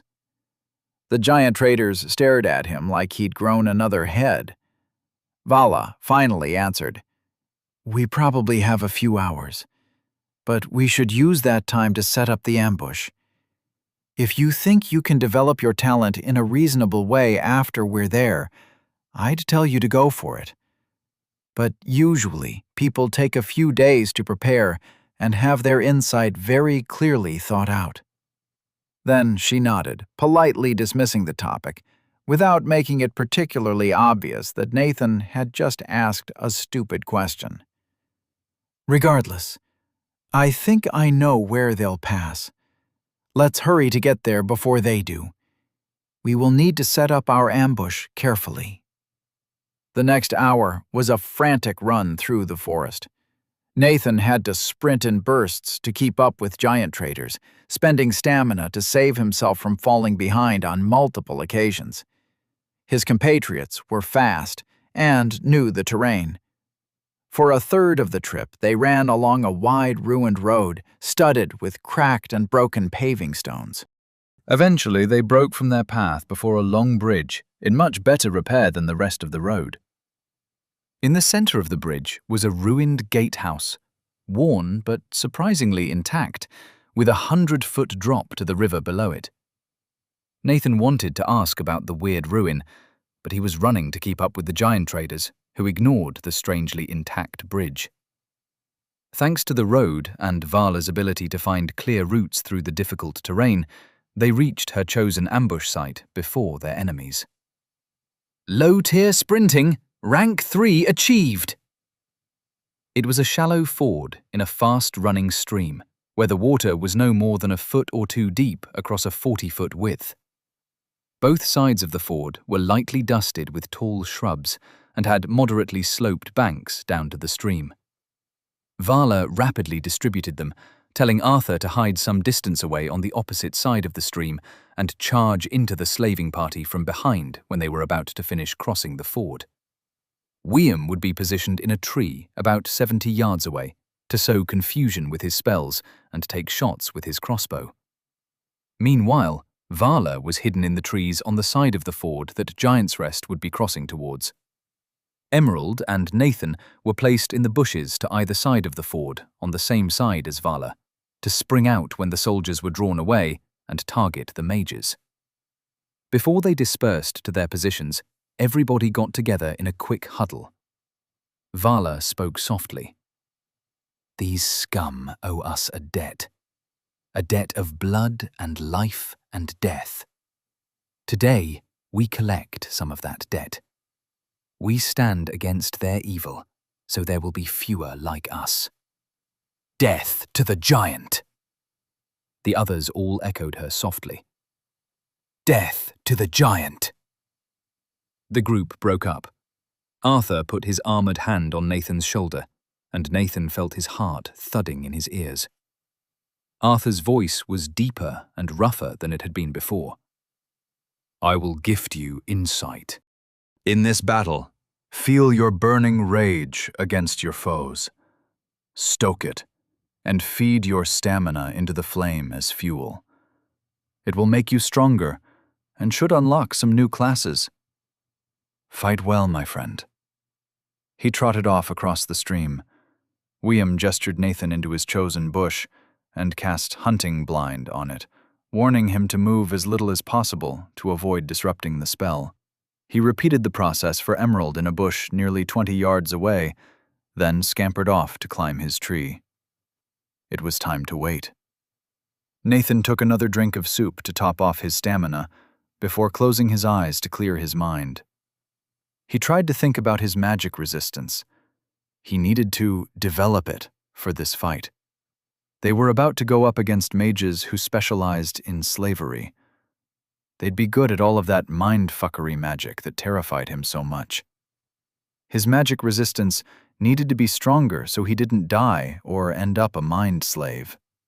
Suddenly, Nathan found himself breathing faster, a sudden twisting in his gut and terror in his heart. What am I doing here? There are 25 people who are going to try to kill me, and only 5 of us. This is insane. Why am I here?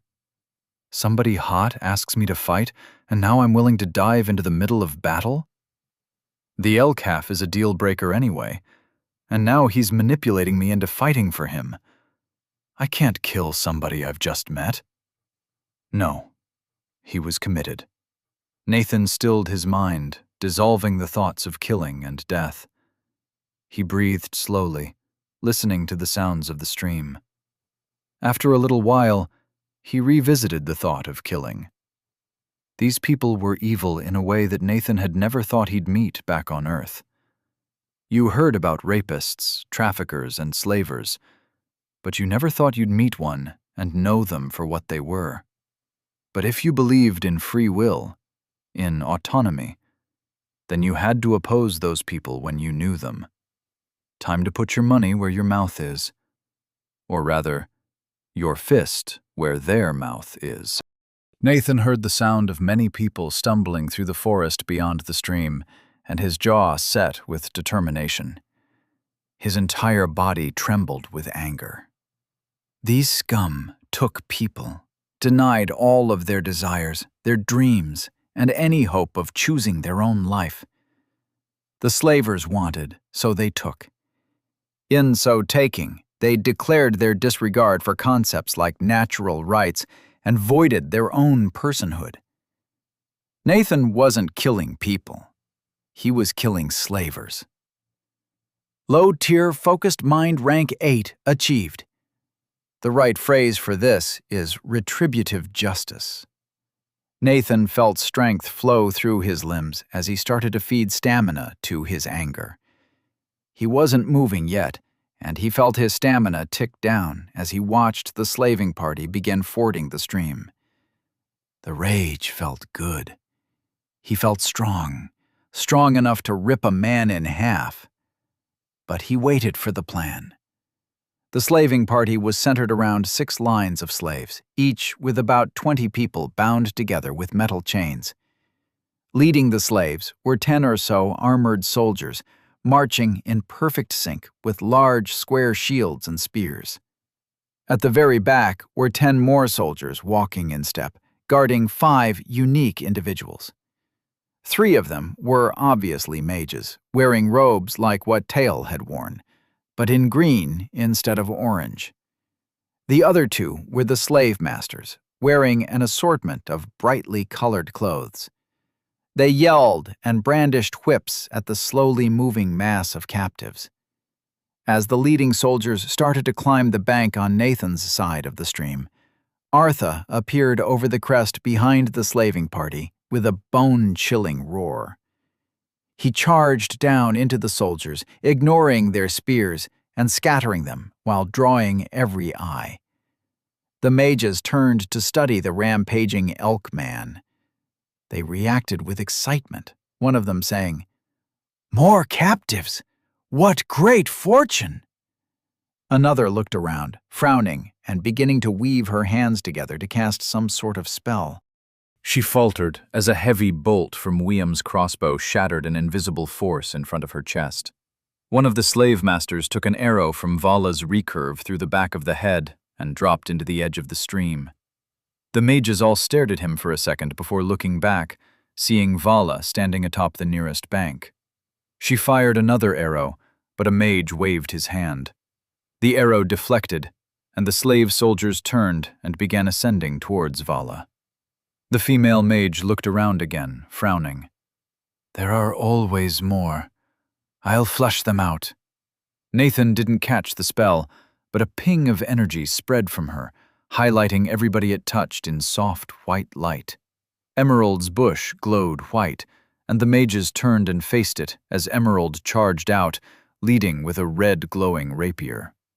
Hidden patterns on Emerald's helmet lit up, and they ignored the first spell, but had to frantically dodge and swipe with the rapier to avoid the sticky strands of web that lashed out.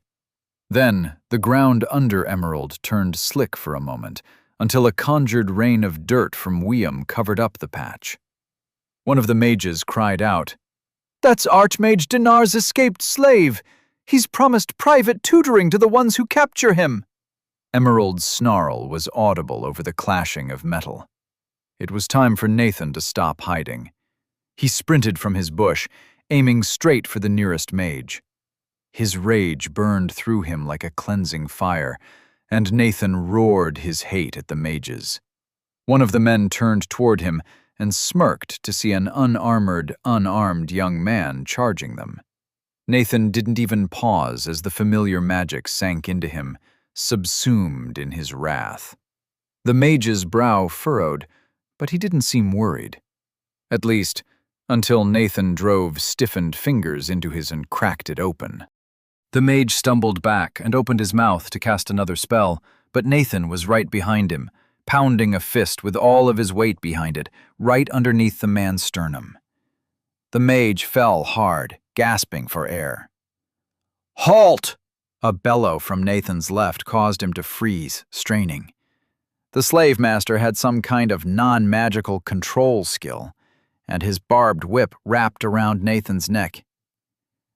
"You'll stay still, boy, or else I'll tear out your throat."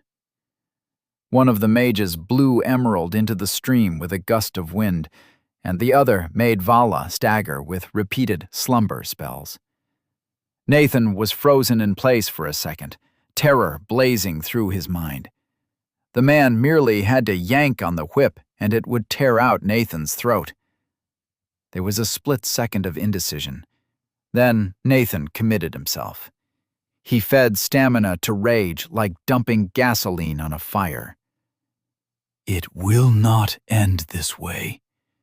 His fury redoubled, and the terrifying paralysis vaporized.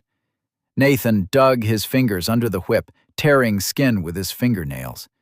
The slave master snarled and yanked the whip back, ripping the skin from Nathan's neck, mangling his fingers and opening his windpipe. Blood spurted, and Nathan hurriedly directed his regeneration to his neck, setting it to seal the artery first of all. Even as life drained from him, Nathan's face set in a rictus grin. He had never felt more alive.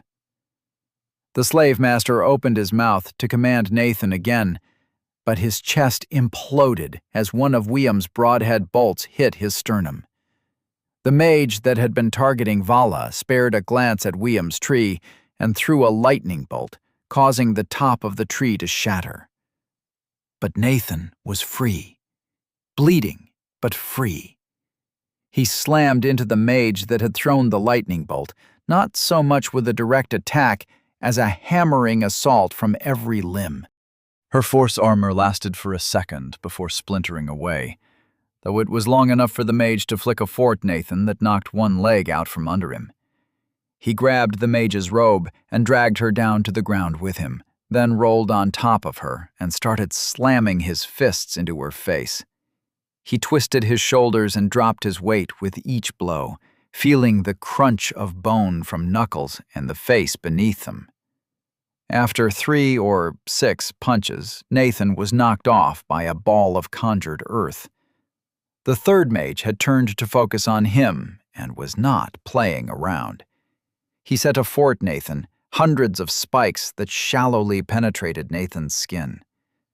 When Nathan got close, the mage hit him with a win, but Nathan leaned into it and pushed forward, snarling. His vision tinged red. Nathan was going to end this man. He leaped forward and speared his mangled fingers into the which shattered. But the mage retreated and conjured more, firing them like cannonballs. Nathan managed to slap a few aside, but he was hit in the hip, the shoulder, and then the arm. He felt bones breaking and could not close the distance against the barrage. Luckily, he didn't have to.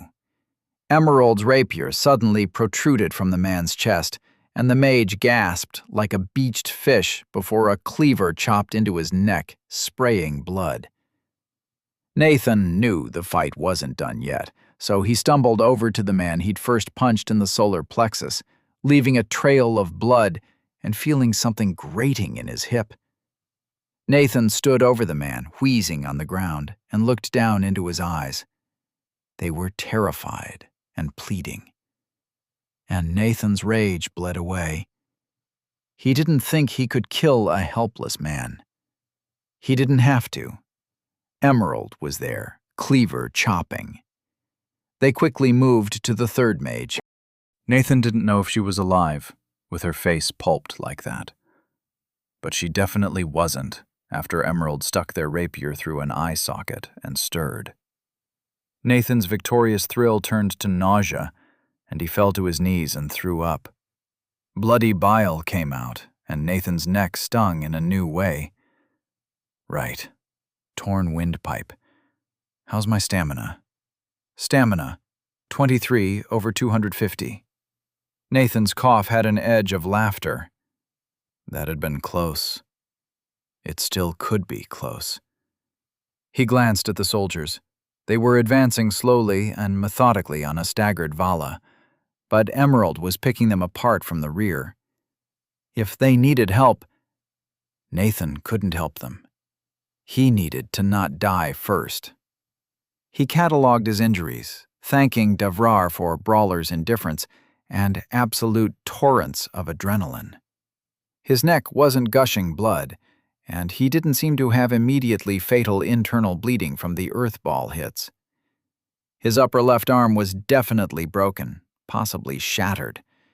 His hip was either cracked or bruised, same with his right shoulder and a few ribs, and he'd definitely cracked a few metacarpals in his hands. He was covered with superficial cuts and bruises from various spells. Nathan wanted to breathe normally, so he directed his remaining stamina to his neck, sealing off the most obvious bleeding and closing his windpipe. Then he collapsed onto the ground, feeling woozy. Oh, bad. Blood loss shock or one hell of a lot of violence and gore. Probably both. Mid-tier regeneration rank 4 achieved. He rolled onto his back and saw Artha pound across the stream. The big centaur's armor was dented in places, and one leg was bloodied, but he looked otherwise fine. Artha looked down at Nathan, assessing if he needed help. Nathan gave him a jaunty little wave from the ground. Artha charged off, probably to handle stuff. Nathan just wanted to lie there. He wasn't dying. He was pretty sure he wasn't dying. But he felt more exhausted than he'd ever been in his life. A few moments or minutes later, Vala appeared over him, said something, and offered him a hand up. Grudgingly, Nathan took the hand, wincing at the dull pain. She hauled him to his feet and pointed up the bank to where Artha was. Vala then turned to free and calm the slaves. Ex-slaves. Nice. Nathan looked up the bank of the stream and started slowly trudging up it. Blue boxes appeared in front of him as he walked. You have leveled up to level 23. Congratulations! You have defeated multiple deadly foes many levels above you. Low-tier sprinting, rank 4 achieved. An hour of sprinting through difficult terrain had leveled that skill once, and 30 seconds of frantic running around in combat had leveled it once. Using a skill in a life-or-death situation probably caused it to level faster. Neat. And his stamina seemed to go up by 10 per level, plus a base of 100. It was probably similar for other resources? Nathan stumbled over the top of the bank and saw Artha and Emerald forcing a vial into a blackened Wyam's beak a few dozen yards away.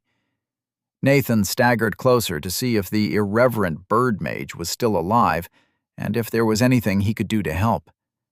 Emerald looked up and held up a hand for him to halt, then tossed him a bag of jerky and a water skin. Nathan looked dumbly at the items where they'd landed next to his feet, then crumpled down and devoured the jerky. He hadn't been hungry at all, but as soon as he saw the food, it felt like a bottomless pit opened up inside him. Nathan spent a few more minutes resting on the ground, just staring up at the sky. He finished the bag of jerky and continued regenerating his wounds, focusing on the broken bones first. He sighed with relief when his arm bone reformed, and he was confident there wasn't any internal bleeding going on.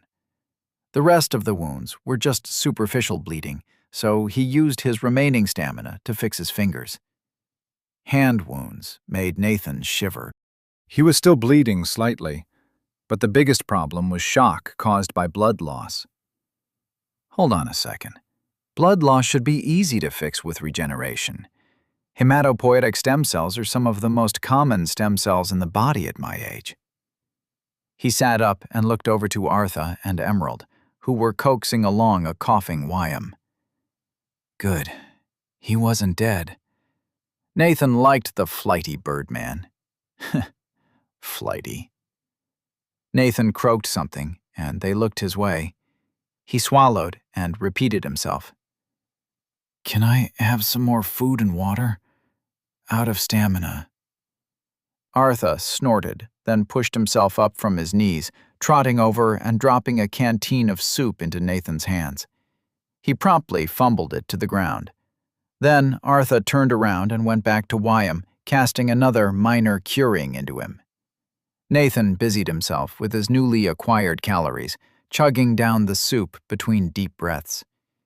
He fought down a few bouts of nausea and used his rapidly replenishing stamina to close the rest of the bleeding wounds. Then he funneled his small but growing pool of stamina into his bones again, aiming for the bone marrow. The stem cells there were supposed to replenish his blood cells, so they should replace his lost blood fairly easily. He closed his eyes and took a deep breath, feeding stamina into the core of his bones and hoping like hell he wasn't giving himself a blood cancer. Mid-tier regeneration rank 5 achieved. Man, that talent is ranking up quickly. At least he wasn't suffering from blood loss anymore, since he wasn't nauseous and everything definitely seemed sharper. The regeneration talent had almost certainly saved his life, bringing him from near death to fully functional. All it took was a few minutes, a bag of jerky, and a canteen of soup. In fact, the talent seemed to be able to replace flesh without anything near the right amount of food. As he ranked his regeneration talent up, it was getting noticeably faster and more efficient. I'm glad I'm immune to just mana-based magic, and not all the other cool stuff Davrar can offer. Stamina definitely seems able to break the rules of reality. It might not be magic, but it seems a lot like magic to me. Nathan pushed himself to his feet and looked around again with new focus. Artha and Emerald appeared to have Wyam well in hand, so he turned and looked to Vala. She was busy unchaining the lines of slaves and directing them up the stream bank, away from the bloodied stream. It was definitely something wrong with them. The ex-captive's eyes were stupefied, and they were dreamily wandering as if unsure where they were or where they should go. Nathan kept any from wandering off into the woods, directing them to sit down in a clearing on the edge of the stream. After a few minutes, Artha started helping him, and soon enough they had nearly 120 people seated in a disorganized mess. Nathan checked on the slave soldiers, wondering if any of them could be freed as well. But they were all dead. Some of them appeared to not have any wounds and had keeled over at the end of the fight without being touched. Nathan made a note to ask somebody about that later. But there were more important things to deal with right now. According to Vala, the prisoners were under the effect of a mass daze spell that made them unfocused and easy to guide. The giant raiders had rescued slaves from raids before, and Vala showed Nathan how to snap people out of it with a mix of light slaps, strong-smelling spices, and loud yells. In short order, they'd freed the villagers and left them to organize themselves on the riverbank. After he helped Vala break the captured villages free, he went to check in on Wyam. The birdman was mostly fine, though one of his wings had healed badly. Artha hadn't set it properly before giving him the healing that had probably saved Wyam's life. With his scorched feathers, he looked less like a hawk to Nathan and more like a bedraggled crow.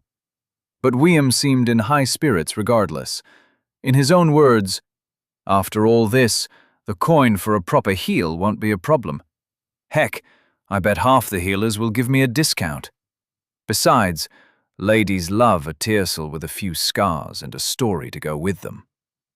Nathan looked around, seeing if there was anything else he could help with. Emerald hadn't spent much time with the rescued. Instead, the faceless fighter had gone down to loot all of the bodies. They emptied the pockets and pouches of the slave masters and completely stripped the mages, bunching up their robes around whatever loot they gathered. After that, and with Artha's help, they stripped the armor from the slave soldiers and cast all of the bodies into the stream.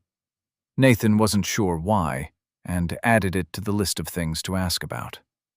There's just so much I don't know about Davrar, and the practicalities of life here. A bedraggled elderly couple stood out among the rescued, organizing the cluster of scared people before making the rounds to check in on everybody. They introduced themselves to Nathan as Sora and Dwo, and were apparently the leaders of Pillridden, the hamlet which had been attacked. They effusively thanked Nathan for helping to rescue them, and subtly inquired if he could spare any healing or beneficial skills for people who were tired or hurt. They were still nice when they found that Nathan couldn't help, but moved on quickly to organize the rest of the farmers. Eventually, they were ready to move out. Vala told Nathan that there was a group coming with supplies and extra protection, but they'd be best served by heading back to meet them as soon as possible. Without much preamble, they started back towards Jamur. Chapter 10. Davrar Revealed. The giant traders hadn't had much to say to Nathan with so many shell-shocked captives to take care of. That was honestly fine with Nathan. He was feeling a little shell-shocked himself.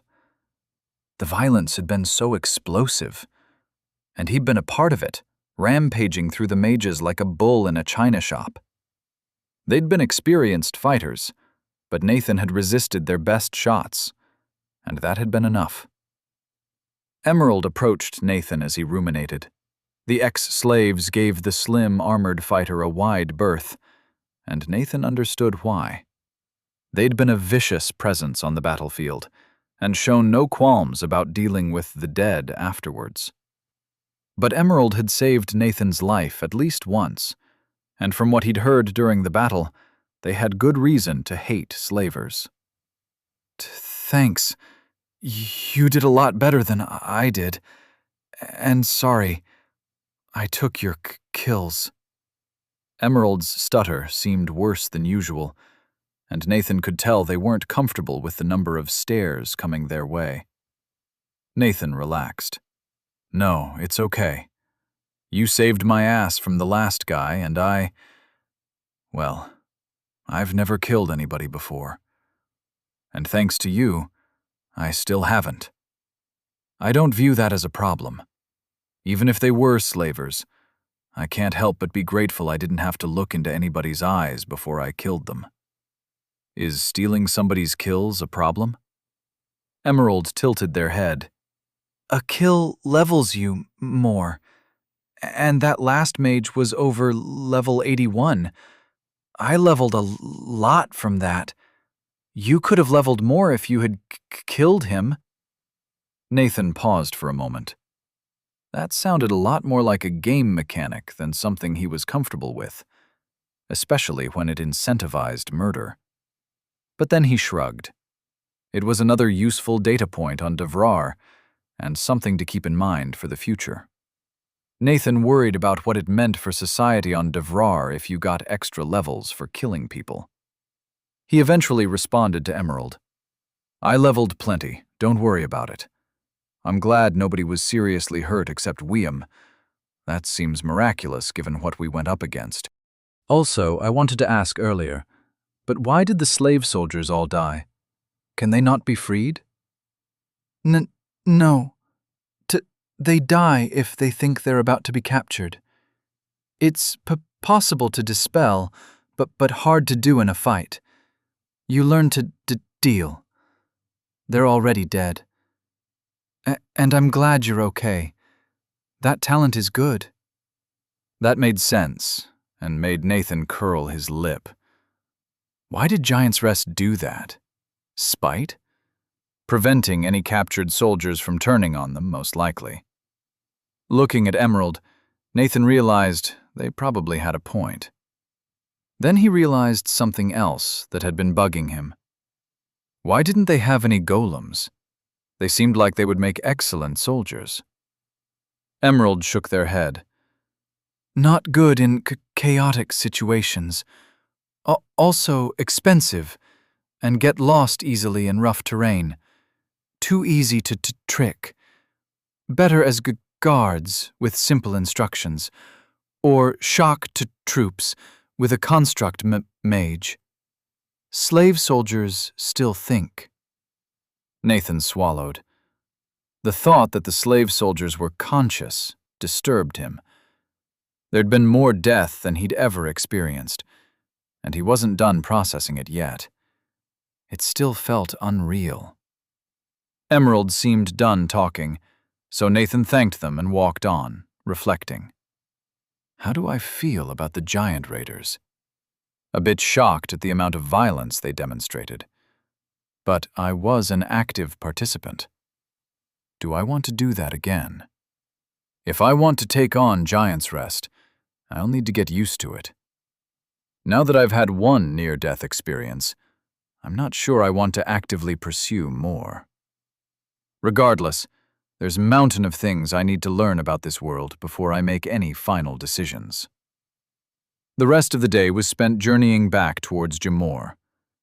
Nathan didn't talk much with the rest of the giant raiders, instead walking to the side of the large group of subdued ex-captives. He tried to distract himself from dwelling on the violence by making a list of utility skills he wanted. He had 3 so far, and they all seemed useful. Had been immeasurably useful in helping Nathan deal with the unexpected. And it helped him more easily gain new skills and talents. A multiplier on top of whatever blessing Davrar had given him for being disadvantaged sounded like a good thing. Sprinting was also pretty useful. Being able to move fast was great for a lot of reasons. Sure, being able to fly would be better, but that likely wasn't on the table. Unless his last talent slot could make that happen? Nathan shook his head. Wiam had mentioned that he could get a flying talent because he had wings, but it probably wasn't that simple for Nathan. Unless he could make a shape-shifting talent? Nathan shuddered a bit this time. He hated body horror. Earnestness was a little bit confusing.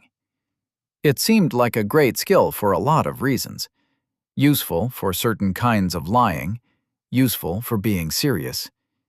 It didn't directly help him fight people, but it helped avoid fights and improve social situations. Maybe Nathan could scope out other socially oriented skills and try to pick up something worthwhile. So, what other utility skills would be useful? A few things jumped out to Nathan. Something from memory, or something to give him local knowledge. He had no idea if either were possible, but he had some ideas for the memory skill. A utility skill to help him remember things from Earth seemed like a great idea, but it maybe wasn't the most pressing issue. A skill that helped him know more about the world might prevent him from accidentally offering somebody a deadly insult. What else would be useful? Utility skills couldn't help him do things he couldn't do otherwise. So what did he wish he was better at? That question made Nathan remember something. His plans to develop magic resistance. He hadn't developed it before the fight, and it seemed to require serious effort. He remembered his first fumbling resistance of magic, when Tael had tried to charm him. Nathan had needed to pull apart each spell, feel what it was doing, and work to counter the effect. When the talent had hit max rank up and he'd gotten anti-magic blows, it had required a lot less attention, at least when he was hitting things. But he didn't want to lose sight of how he'd interacted with the magic to counter it the first few times. It could be the key to developing the talent in a useful direction. The sun was far from dimming when the group settled in a wide glade for the night. They were in the middle of the cold wilderness, and the villagers needed some time to eat and rest to stay healthy. The ex-slaves were ravenous since they'd been fed nothing but starvation rations after being captured. They would probably eat through most of the food, both the giant trader's stockpile and that acquired from the slavers. According to Vala, the backup squad was going to travel through the night and should arrive sometime mid-morning. Nathan staked out a spot near Wyam, who had propped himself up against a tree. They would be sleeping rough tonight, the tent and heavy blankets going to some of the elderly who had struggled with the overland march.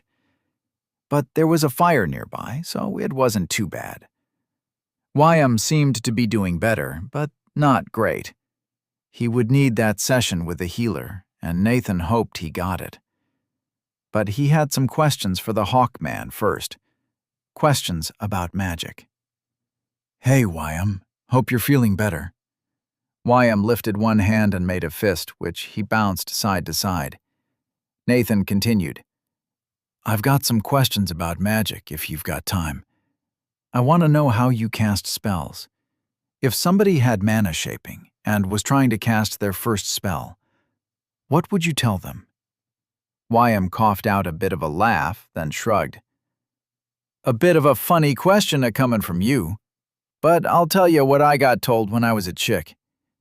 When you can shape the mana, you sorta tie it in knots of specific shapes." Basic spells like this, a ball of light manifested in his palm, are real simple. Just take some basic mana, throw it around like this, and there you go. He looked at Nathan a moment, then seemed to realize something. "But you can't sense the mana, so it's not going to work great. Mana shaping would let you sense the mana I'm throwing around for this spell. Try it yourself." Wyam withdrew his hand, leaving the ball of light floating in midair. Nathan studied the orb of light, both with his eyes and with the elusive sense he'd felt while resisting Tail's spells. Nothing. He reached out and touched the ball. Right before it flickered out, he felt it. Like an insubstantial, uneven ball or a knot of fuzzy string. Nathan's brows furrowed. "I think I can sense the mana, but only when I touch it. I could feel the shape of that a bit. Are there different kinds of mana other than basic mana?" Wyam clattered his beak a bit. "Weird. I heard of some other talents that let you sense mana, but they're mostly bad versions of mana shapin'. Funny that magic resistance would do it. But yeah, bunch of kinds of mana for different spells. One of the big parts to being a mage is learning to change the type of mana you put in a spell. They're all different, and a lot of mages get class skills for new types of mana, but you can learn to use other mana types even if you ain't got the skill. I do a lot with shadow mana, and I got a skill for that one. But I also do some earth stuff, and that's just an insight and some practice, and easy to get to from shadow. But I'd need fire and force for a fireball, and I can't do neither." That was fascinating. Themed mana. Can you sense what kind of mana is which? And how do you learn to swap the types? Yep, all the types have a different feel about them. Basic is fuzzy and soft, while shadow is dark and brittle. Earth is heavy and moist, but none of those are great explanations. You kinda gotta just feel the mana and figure out what's what. And for the swappin', well, that's an insight right there, and not mine to give. But it's one of the keys to magery. That and being shown what weaves make what spells. And practice to get skills and stuff to make the mana go into a spell faster. A new mage'll take a hot minute to put together a simple light spell, never mind or whatever. Nathan had an idea. His magic resistance seemed to give him the ability to sense mana when it was in contact with him. When he'd been ranking up his magic resistance talent the first time, he'd needed to feel out Tail's different spells and work to neutralize them differently. What if the same was true for all magic? Did he need to understand the spell work? Or at least understand how to pick it apart in order to properly neutralize it? It felt like a good way to go about the talent evolution to Nathan. So he asked Wiam for a favor. "Hey, Wiam, feel free to turn me down if you're not up to it. But do you think you could cast some spells on me? Nothing harmful. I just want to focus on what it feels like to resist magic. I think it'll be helpful for developing my talent." Wiam's eyes bore into Nathan, and he cocked his head to the side. "You know what? Sure. Usually this sort of thing had come for a cost, but with all that's happened, I owe you a bit, even if you're the vote that got me blown out of a tree. But hey, if you make it big, remember the little folks?" Nathan was confused by that last bit, but Wiam immediately moved on to casting a variety of spells on Nathan. They started with various stealth spells and worked their way up to some basic attack and inconvenience spells. Using focused mind, Nathan learned to pick out some of the shapes of the various spells and how to pull them apart faster or slower. He also started getting a sense of what different kinds of mana felt like. Wiam's explanations had been spot on, with basic, unaspected mana being soft and fluffy, shadow mana being dark and brittle feeling, while earth was dense and wet. It was almost as if the density was more a sensation of weight than of actual mass. It was hard to put into words. After a plain but filling meal, Nathan settled in to meditate. He wasn't frantic or panicking, but it seemed like a good idea to keep up the habit. The absence of his smartphone and its app was annoying, but focused mind more than made up for it. It really was a useful skill for his own sanity, if nothing else. Nathan drifted, focusing on his breathing. In and out. In and out. How did he feel? A bit scared. Guilty for killing people, even if he hadn't delivered any final blows. He heard the refugees moving in the camp around him and relaxed. The fight had been for a purpose, and that purpose had been worthwhile. In hindsight, he'd been quick to agree, but knowing the outcome, he didn't regret the decision. The violence had come easier than he'd expected. Nathan remembered the sensation of the mage's face crunching under his fist, and then remembered what the mage had done. He called up a bit of the visceral hate that had sparked his fury, and Nathan found he didn't even regret the violence, just the risk of his own death.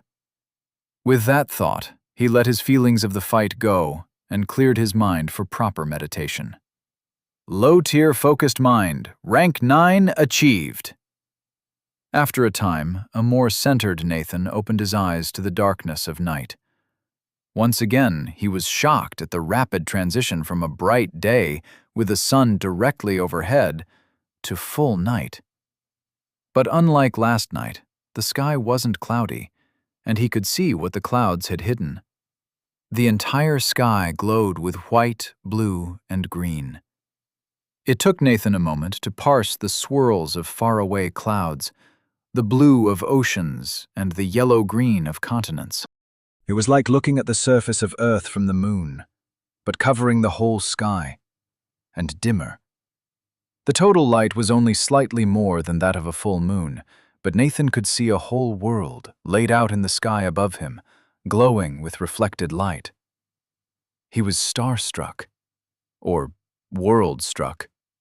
After a few minutes of just looking up, Nathan organized his thoughts. He didn't recognize any of the continents, and couldn't make things out in great detail. Assuming Earth-sized continents, the distance was probably about half the distance from the moon to Earth. Big error bars on that. But there was definitely a lot more real estate up there than what existed on Earth, and Nathan gave up after counting over a dozen continents. There were also enormous scattered patches of black and white, looking like infections on the world above. Each patch was about half the size of a major continent, and either completely white or completely black. Bizarre. Is there a giant mirror way up there? Or is this world 2 discs stuck face to face? Nathan turned towards Wiam, who was watching him. Nathan had no experience reading bird-person expressions, but William's eyes looked amused. "Did your sky look different where you came from?" Nathan looked back up. Yeah, it did. What is it? Has anybody ever been there?" William poked at the fire as he responded. "It's all Davrar. We got some tales about people who make it to the other side, see home. It's a thing in some of our stories. If you see home like that, above your head, it usually means you ain't never going back. All sorts of ways to get over there in those stories. Sometimes mages fly it, but apparently it's harder than just go up and keep going. But the stories don't tell why, and not many are strong enough or brave enough to try. Usually it's just poking something you shouldn't. Get teleported up there by some artifact. But it's all Davrar." Nathan nodded, pondering. This world did not work like Earth did. There wasn't an obvious solar system, and the sun couldn't work on the same principles as Sol if it was in between this layer and the one visible up in the sky. Maybe there was a giant sphere of one-way mirrors around the planet, which reflected the world back down at them while allowing sunlight through? It could be a construct, like a Dyson sphere or a ring world, but neither of those explanations fit with his observations. Though Nathan had never been inside a Dyson sphere before, he assumed the other side would be so far away he wouldn't be able to make out any continents. Like Mars far away. I wouldn't be able to see any details at all. Regardless, those possibilities ignored what might be possible with magic. Something was going on with how this world worked, and it was something he could investigate.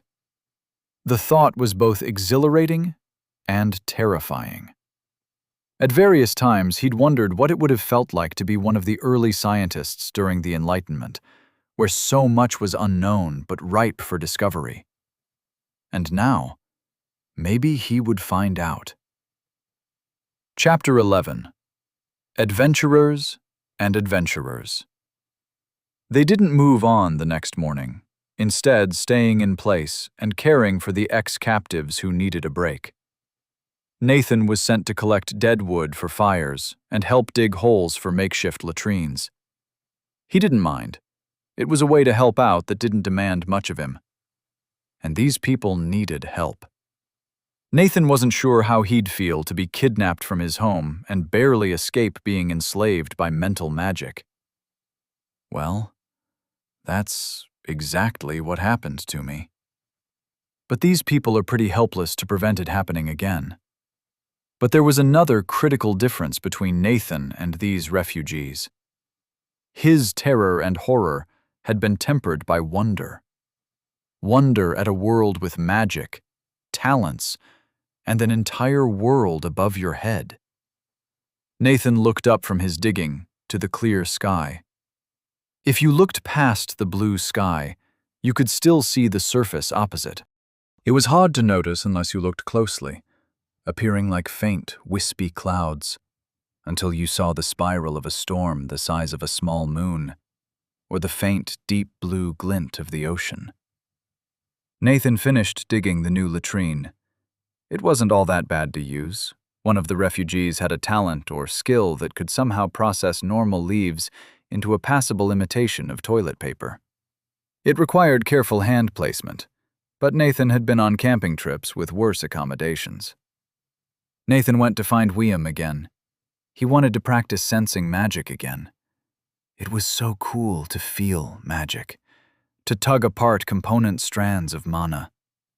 Walking through the camp, he noted how the ex-captives treated the giant traders with a sort of hands-off awe. It struck Nathan like a cross between hero worship and keeping your distance from a snarling dog. The only villagers he'd talked with this morning were Sora and Dwo, who acted as liaisons with the adventurers. He found Vala first, sitting on a stump and stitching up a hole in her armor with a huge needle. Nathan asked her directly, "The people we rescued seem pretty wary of us. What's up with that?" Vala looked around. Yeah, pretty normal with adventurers. We live with violence, and they hope it stays far away from them. Sure, we save them from stuff, but they pay for it, and we're still associated with whatever the problem was. And for every story of adventurers saving a town, there's one where some idiots piss off a local monster or open up an old ruin and unleash some horror. She paused for a moment and pointed at him with her needle. That reminds me. Got a few rules. If you enroll as an adventurer, you'll learn these in more detail, but I should tell you now. 1.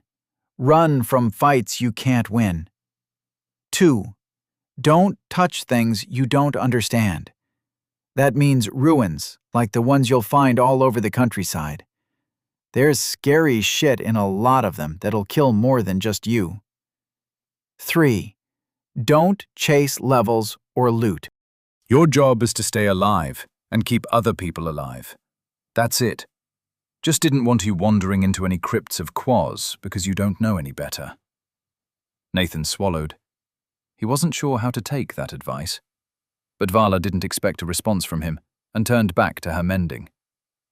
He turned and continued looking for Wiam, eventually finding him lying down and picking at his blackened feathers. Nathan waved a hand through his line of sight. Hey, Wiam. Hope you're feeling good. Yeah, I'll be good. Want more magic practice? Closer to practice for me, ain't it? It's great. I can toss some real murder your way and it just... He made a gesture like jazz hands, indicating something poofing away into nothing. Nathan grinned. Yup, I guess we both get something out of it. Go ahead. Give me your best shot. Wiam's best shot turned out pretty effective, turning the soft dirt under Nathan's feet into slimy, sucking mud that pulled him under. He was only able to break the spell by diving into the mud, leaving him covered in dry dirt once the spell fell apart. During the more relaxed session that followed, Nathan felt like he was getting the hang of feeling Wiam's different kinds of mana and how they wove together. He still needed physical contact with spells to break them apart, which was pretty limiting. They finished with a round of Nathan trying to guess what spell was cast on him, with his eyes closed and ears covered. Low tier Focused Mind 10 achieved. Congratulations, you have maxed out this utility skill. It cannot be improved any further. You must achieve insight into this skill to develop it to mid-tier. Pending utility skill, low-tier Spell Sense. You have used a rudimentary mana sense to identify mana types and how they go together to make spells. This skill will help you identify mana types and spell weaves more easily. Does not grant understanding of how a spell works or how to weave mana together for specific spells.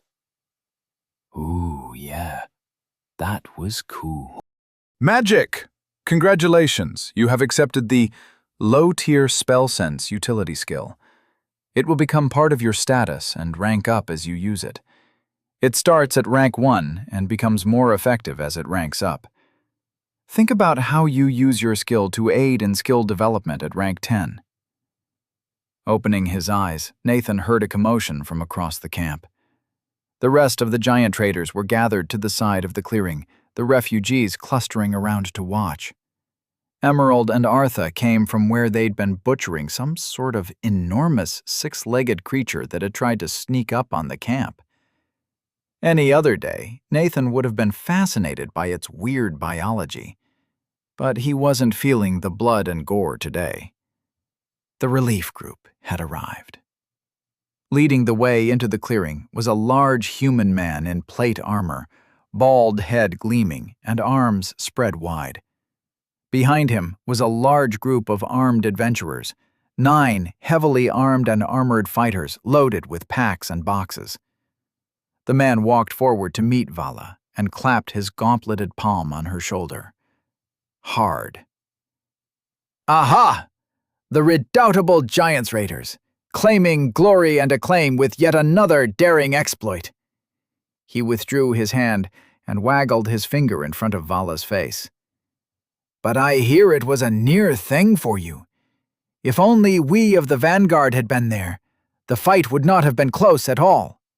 He gestured to his fighters, beaming. "But the vanguard will save the day in another way, at least. We could not have these fine folks starve, and now they will not. Come, come, let us distribute the rations we've carried so far, and be on our way." The rest of the vanguard filed past the man, happy to unload their packs of food and other supplies for the refugees. One of them eyed Nathan briefly, then shrugged and handed him a small knapsack before moving on. Nathan peeked inside, finding a rough blanket and a collection of traveling food, bags of nuts, hard cheeses, and tough biscuits. A side pocket contained a small steel knife in a sheath and a piece of flint. A water skin was looped around the whole thing.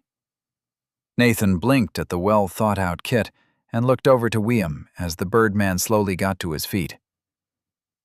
"Where did all of this come from?" William looked down at the kit with a jerky shrug. "Adventurers Guild keeps him as backup. This sort of thing happens often enough that it's worth the salt to keep him ready.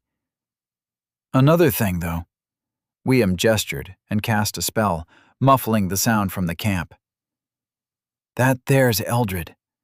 Eldred Vanguard, he calls himself." William pointed his beak at the bald man who led the vanguard and greeted Vala. "He's good in a fight and all. Cares mountains about his reputation.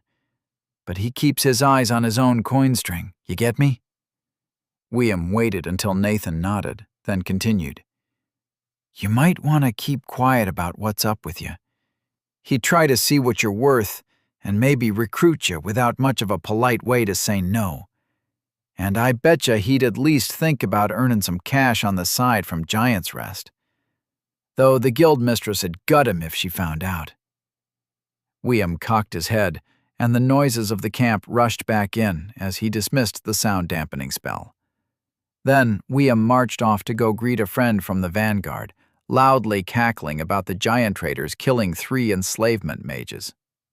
The vanguard took over, leading the group of refugees, relieving the worn-out giant traders. Nathan got the sense that Vala could have challenged Eldred and remained in command of the group, but she was happy enough to turn over responsibility for the refugees to Eldred and the vanguard.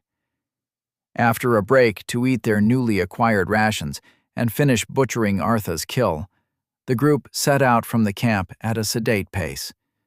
They followed steadily improving trails through the rocky hills, and Nathan noticed more and more ruins. They ranged from remarkably well preserved, like a fortress carved into a mountain in the shape of a face, to simple piles of rubble. The group steered away from all of them, and Nathan noticed both the vanguard and the giant traders relaxing as they left each ruin behind. "These ruins are just everywhere. I must have seen a few dozen by this point, and everybody's treating them like they're all dangerous. Given Vala's warning, I'm guessing that's pretty true. But how are they dangerous?" Eldred's assumption of command freed Vala from her duties, and in the afternoon, she approached Nathan again. After ushering him off the trail, she turned to him and spoke. "We've had time for a bit of a chat about what we owe you for the fight. The reward from the guild will go 5 ways, all right, but we owe you a chunk more than that. You swore no oaths to fight slavers, and Arthur didn't have a right to ask you for it." Vala paused to look Nathan directly in the eyes. "So, to pay that off, and since you're new, we've agreed to each give you an insight we think would suit you. This offer's got more heft than you might think. Insights are usually only gifted to boon companions and children, or traded for other insights." She raised her hands placatingly. "If you'd prefer, we'll give you the entire monetary reward for the rescue instead. But I think you should take the insights." On the face of it, this seemed like an easy question. The giant traders were experienced adventurers and probably knew what skills Nathan needed better than he did. But it sounded like he'd be turning down a pile of money for it. Money that would help Nathan stabilize, get his feet under him, maybe leave town for somewhere less dangerous. If he wanted to do anything other than fight, taking the money was probably a better choice. But he wanted to end Giant's Rest, and so did all of the people around him. What could Nathan do that people born to this world, this war, couldn't? Well, there's an expert on that right here. Nathan looked at Vala. Do you think I should be an adventurer? I want to fight Giant's Rest, but can I make a difference? Vala blew out a long breath, considering her words carefully. Then her dark eyes looked into Nathan's again, and her voice was deadly serious. You're underestimating what one person with the right talents can make happen. Your talents. She trailed off, then shook her head. Jamor is kept safe not by many adventurers, but by a few. It's an open secret that a few high-level adventurers, good at killing mages, are what really keeps some archmage from dropping an earthquake on us from a mile up. Our elites can't kill the whole Giant Rest Senate, but they could kill a warmonger or 10 in revenge. It's also the sort of thing that the questers would join in on, and then things would get messy. Vala's eyes locked back onto Nathan's. You have the potential to become one of the adventurers that Giant's Rest fears. Your talents are better for fighting mages than absolutely anybody I've ever seen. She scoffed. A blanket magic resistance talent? And you developed that giant's damned healing talent in one night. If you don't die in the next 5 years, you'll be a terror to mages. One we need. And if it's metal jangle you're after, there's more to be had exploring ruins than anything else. It's too dangerous for most people, because there's so much ancient magic floating around. But, Vala gestured to Nathan as if answering a question.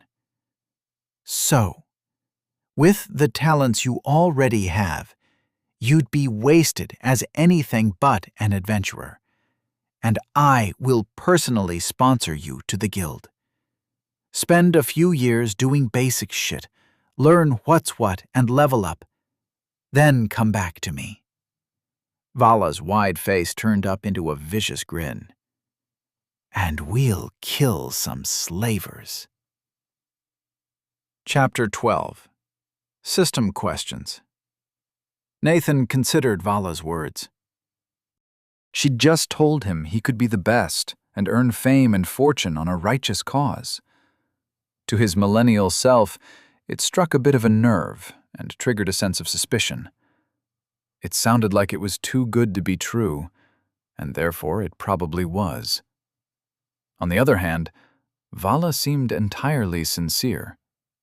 And she was right that the talents Nathan had acquired were pretty absurd. It seemed like magic stood at the pinnacle of might in this world, and it wasn't hard to understand why. Nathan's current talent made him mostly immune to it. After he developed it, it would presumably get even better, and given some levels and a smart build to provide him with plenty of stamina, Nathan could recover from almost any blow that didn't immediately kill him. And that was the difference between Davrar and Earth. Nathan didn't have great power in either place, but he could acquire great power here. And there were great wrongs to right with that power, if he could resist the temptation of power for its own sake. Nathan closed his eyes and released a deep breath. He wasn't committing himself here, but this was definitely a step toward becoming a person who could bring down Giant's Rest. A killer. There's a lot I haven't considered about what it means to take on Giant's Rest. But it definitely means I'm going to have to kill people. Not something I've seriously considered before. Then he turned back to Vala, who had been watching him patiently. Thank you for that. I needed to decide what I am doing here. But I think you're right. Adventuring sounds good. I will accept your insights. Vala looked relieved. That's gladdening. To give you expectations, Artha said he'd continue talking to you about rage. His clan specializes in the path of rage, and he's definitely got some class skills about it, so hear him out. Wiam is already working with you on something to do with magic. Not sure what you can get out of it, but he thinks it's worthwhile, and if you agree, that's between you. I'm not sure about Emerald. They said they've got a few ideas, but you'll have to talk to them to figure it out. As for me, I want to give you a choice.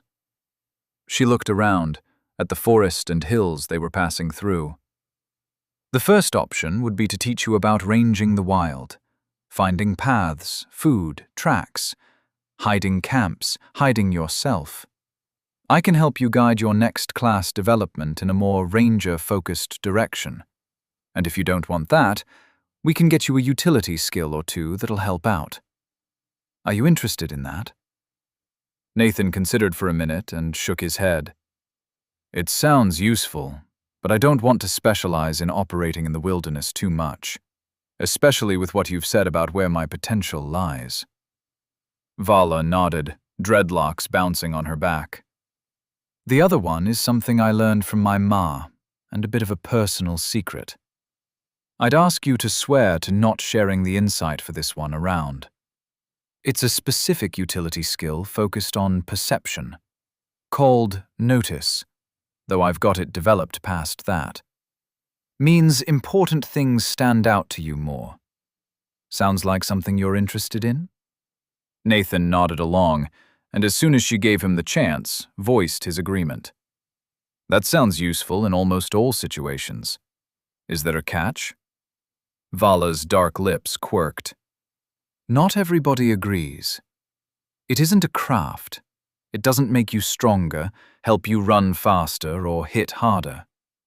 Lots of people would rather learn, or the like. But no, it just helps you see and hear more than you would without it, and figure what's important from all that. Do you want it? Hell yeah! Perception is the best skill in D&D. It lets you avoid ambushes, find secret treasure, and notice important details. It might not win a fight, but it lets you choose fights you can win. Nathan thought about it for a second more, but this skill sounded priceless. Yes, and I swear on my honor not to tell anybody else the insight without your permission. Vala paused, amused at Nathan's oath. The basics of it are to accept that you don't notice everything that you see. She gestured around them, to the forested mountains. There's a lot of detail here. Different rocks, slopes, trees, the wind, small movements. But you don't notice it, because not much stands out. If I were to ask you where the tallest mountain we passed was, could you answer? Nathan shook his head. He'd heard something like this before, about how unreliable eyewitness testimony was. I also couldn't tell you what color clothes Duo and Sora were wearing. Vala nodded, enthused. Right, and those details aren't a big deal, but if you train at it, Davra can help you see more and figure out what's important without thinking about it. It's a hard skill to pick up, but what you got to do is realize how much of the world you're missing and try to pick up more. Not just limited to sight either, and if you only work on sight, you'll get a worse version of the skill. Make sure you think about smell, touch, sound, even temperature. There's some tricks to it I can share later, but everybody does it a bit different, and I don't want to send you off in the wrong direction. They walked in silence for a bit, while Nathan appreciated the natural world around them. It was a severe but beautiful landscape, with slopes of evergreens punctuated by sheer walls of gray rock. The occasional ruin or enormous carving gave a sense of weight to the landscape, as if grand events had once happened in this valley. Nathan struggled to notice as many details as he could. The shape of the rocks on the trail they walked, the pattern of new growth from a wildfire on the opposite hill. After a time, Vala interrupted. Seems you're on the right path. Keep trying, but keep thinking about how you notice details and why specific things stand out to you. It's not just practice, it's an insight that I'm building you up to. I'd be pretty surprised if you got the skill before we got to Jamor tomorrow. But the giant traders will be sticking around town for a bit, so we'll keep working until you get the skill. Vala turned and walked away, looking over her shoulder as she departed. It's easier to get skills and talents in dangerous situations. The more dangerous, the better. If you can spare a moment during a fight, focus on an insight you're working on. Just don't get killed. Anyway, I'll send Emerald over. They wanted to figure out what you were interested in. The refugees are taking a break, so you have some time. A few minutes later, Emerald approached Nathan, raising a hand in greeting. They spoke quickly, if with a stronger stutter than usual. There's a few things I could teach you. Do you know what kind of thing you're interested in? You probably can't get my C class, and the special talent I have might not be useful to you. They trailed off, uncertain. Nathan had a reply ready. You've seen me fight. I want to be better at it. I know it's not common for utility skills to help you fight better, but I saw how well you were able to dodge earlier. Are there any skills that you can teach me for that? Emerald was silent for a moment, then spoke. Yes, but you'll need to take it seriously. What I have doesn't sound like a fighting skill. It's... Their shoulders hunched and they kicked a rock. It's a dancing skill, called dancer's footwork. If you'd rather, I have a talent that makes my armor lighter. Nathan answered. No, the dodging skill sounds interesting. I bet it helps keep your feet steady and dodge around like I saw during the fight. Emerald's awkward hunch froze.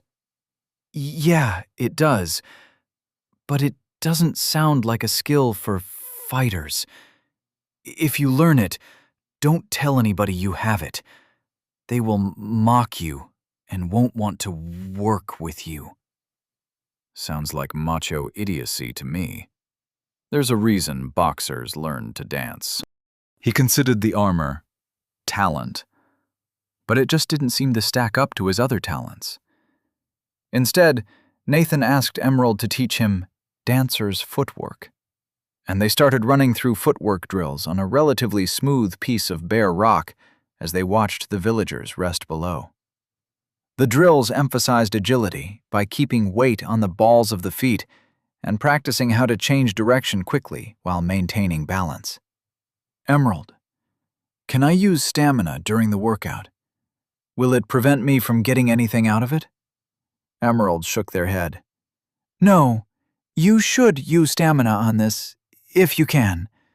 People with stamina can exercise longer and harder than other people, so in addition to stamina, they tend to be stronger than other people. Just be careful. It won't save you from being sore, and we still have a ways to walk. They kept up the drills for a bit longer, and Nathan started to get the hang of it. The movements were smooth, and he was expecting the skill to pop up any second. Unfortunately, Artha came to get them since the group had started moving again. They had to run to catch up. With all these exercises and running, my legs should be killing me. But they're fine. Probably regeneration. I'm a little worried that I won't gain muscle from exercise, but I set up regeneration to focus on cell growth, so it probably just means I can make new muscle at superhuman rates. Cool. That evening, they made early camp in the lee of an ancient roadbed. Nathan kept away from the center of attention, trying to stay away from Eldred and his vanguard after Wiam's warning. They'd broken out some sort of liquor and were toasting a successful mission. After helping with the camp setup, Nathan figured it was a good time to sit down and try something. Specifically, he wanted to try to develop his focused mind skill. It was capped, and he had the lessons of multiple traditions of meditation to draw on to figure out the appropriate insight. Nathan settled down, cross-legged, and started to meditate. He dedicated his attention to the practice. First, calming the breath and quieting internal dialogue. Then, finding the spotlight of his attention and diffusing it to fill his entire mind. He wasn't observing his mind from some point within the mind. He was his mind, and his consciousness was spread throughout.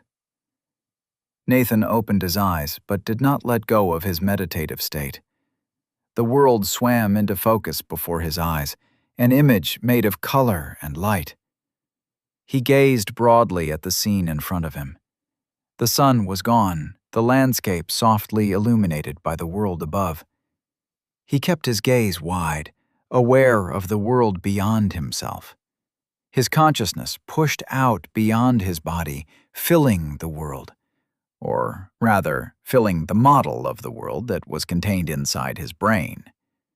The world that Nathan saw around himself wasn't true physical reality. It was a model of the world, constructed by the fallible sensors at the end of his nerves. It wasn't always accurate, and it was a representation of the real thing, not the real world itself. Even now, looking out at the world, Nathan was stuck in his own head. But that meant what he saw was inside his consciousness, and he could change how he perceived it. Everything I experience exists within my conscious mind, and I can control how I think about it. With the thought and the feeling of certainty, a blue box blossomed.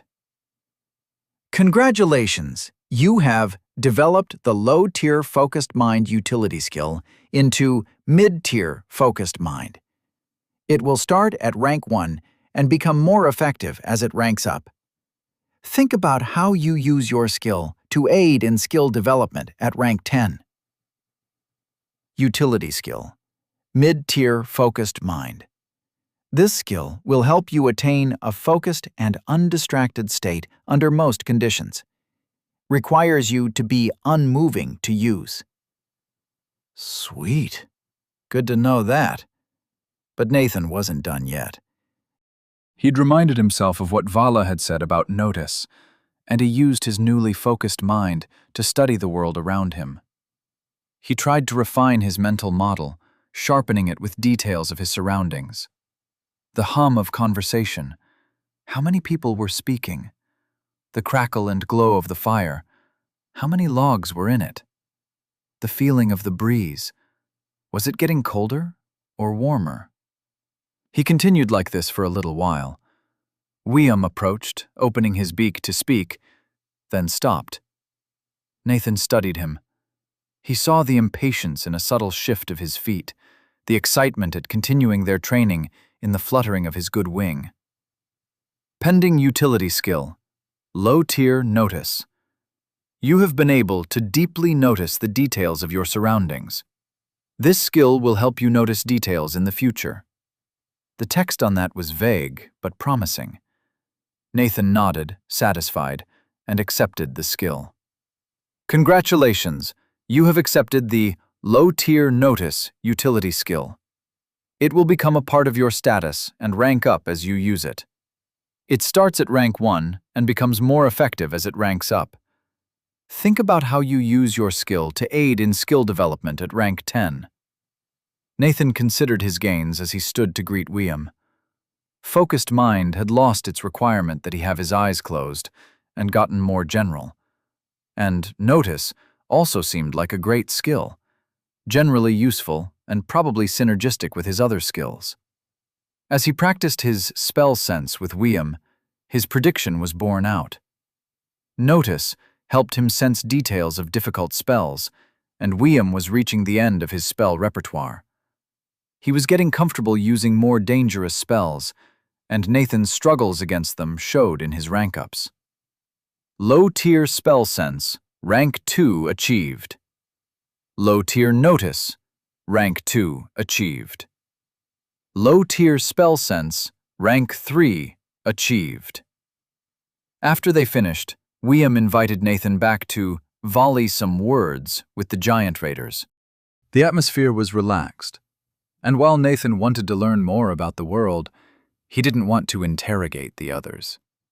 So, he watched as the giant raiders played a rhyming game where different people jumped in to complete a story. Their topic was the fight at the river ford, and with all of the embellishments and poetic license, Nathan didn't recognize the fight at all. It was hilarious to hear William's departure from the tree described as a majestic flight escaping lightning's smite.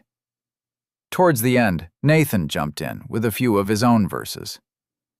Later, he learned more of the adventuring team whose company he shared. He might have been unlucky with his company on first entry to Davrar, but he couldn't complain about meeting the giant raiders. He was a bit upset at Artha for asking Nathan to help in the way he had. It would have been hard for me to say no, and he knows it. But it was harder to be mad after Nathan learned that the big centaur's last name was Footspeak. Artha Footspeak. That was hilarious.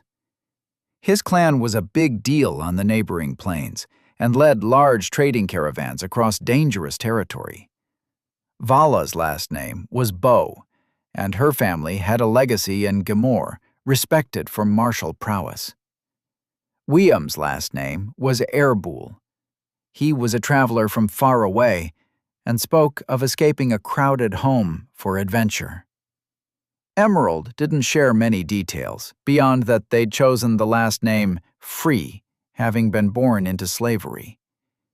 In return, Nathan spoke haltingly of his world and what his life was like before he ended up here. It was complicated, since the closest analog to Academia Gamor knew was the Ascendant Academy at Giant's Rest. Overall, they were shocked at how safe Earth sounded. Many deaths on Davrar were violent ones, and everybody had as many dead friends and family as living. Monsters, magic, and the remnants of the ancients made Davrar dangerous. Skill text comparison. Low tier. Focused mind. This skill will help you attain a focused and undistracted state when you need it more easily. Requires you to be seated, unmoving, and with eyes closed to use. Mid-tier. Focused mind. This skill will help you attain a focused and undistracted state under most conditions. Requires you to be unmoving to use. Chapter 13. A grave threat. Nathan didn't sleep well. Davrar was full of wonder, and ruins they'd passed filled him with a sense of adventure. On Earth, history was known. If you found a ruin, you could find out who had built it and why. The horizons were charted, and the only mysteries left were in science. On Davrar, ruins outnumbered cities by 100 to 1, and each one promised adventure and, more likely than not, death. With that in mind, Nathan couldn't help but wait for something to jump out of the dark. Now was the time, right? He paced around the camp, seeing a pair of the vanguard on a desultory watch. They beckoned him over, but he shook his head and went back to his blanket. Eventually, he slept. The next morning, Nathan woke bleary-eyed to quick movement and the clash of metal. His eyes snapped open, and he jumped to his feet, frantically looking around to find the fight. It wasn't a fight, but a fully armored spar between Artha and Eldred. It didn't look like a friendly fight, but everybody stood around and watched as Eldred defended himself from Artha's furiously twisting staff. The heavily armored human spun and wove, catching blows with the haft of his two-handed mace. After a breath, he went on the offensive himself, swinging the mace deceptively quickly. Artha backstepped and deflected with his staff. One of the swings connected with the ground, and rock shattered, sending shards zinging around the clearing. Artha snapped forward to take advantage of the grounded mace, but Eldred slid under Artha's strike and shoulder-checked him. Amazingly, the enormous centaur went down, toppling with a tremendous clatter. Eldred raised his mace over Arthur, and the crowd tensed. Nathan started forward, but then Eldred relaxed as Arthur spoke. "I yield. You have the better of me." He was tense, looking up at the human clad in heavy plate. Eldred just spread his arms wide, holding his enormous mace negligently in one hand. He beamed around at the crowd, savoring his victory. Vala and Emerald emerged from the crowd and helped Arthur up, Vala shooting Eldred a dirty look as they did so. They helped Arthur up and moved to the side, leaving Eldred to a round of back-slapping congratulations from the vanguard. Nathan came up to them as Arthur gingerly flexed his legs. "So, what was that about?" Vala turned to him with a grimace. "A bit of adventurer politics. He was pushing, and Emerald insulted him to distract him. He issued a bout challenge in response, and Arthur answered. Emerald spoke next, quietly. Thanks, Arthur. You didn't have to do that." They were helping Arthur remove his heavy armor, storing it carefully in the bag of holding Nathan had seen earlier. Arthur snorted, still breathing heavily. "You fight to kill. That bout would have only ended with heavy wounds, especially as he doesn't hold you in the same respect he does me. This gave him more status, and it should end here." Nathan was flabbergasted. That sounds really dumb. That fight was over pecking order. Or do I not understand what status means? Vala shook her head. "No, you've got the right of it. Status, honor, bravado. To some adventurers," she nodded towards Eldred, "it is their lifeblood. And he was pushing for information on you. Beware. With this loss, we cannot challenge him any more on this trip." She frowned, then called out loudly. "Eldred, congratulations on your victory. Should we depart? These people need to get to Jamor." The bald man wiped his brow with a rag and looked up at Vala's call. "Yes, we should go. Come, one and all, to Jamor and freedom." He raised his mace high, the picture of a heroic fighter.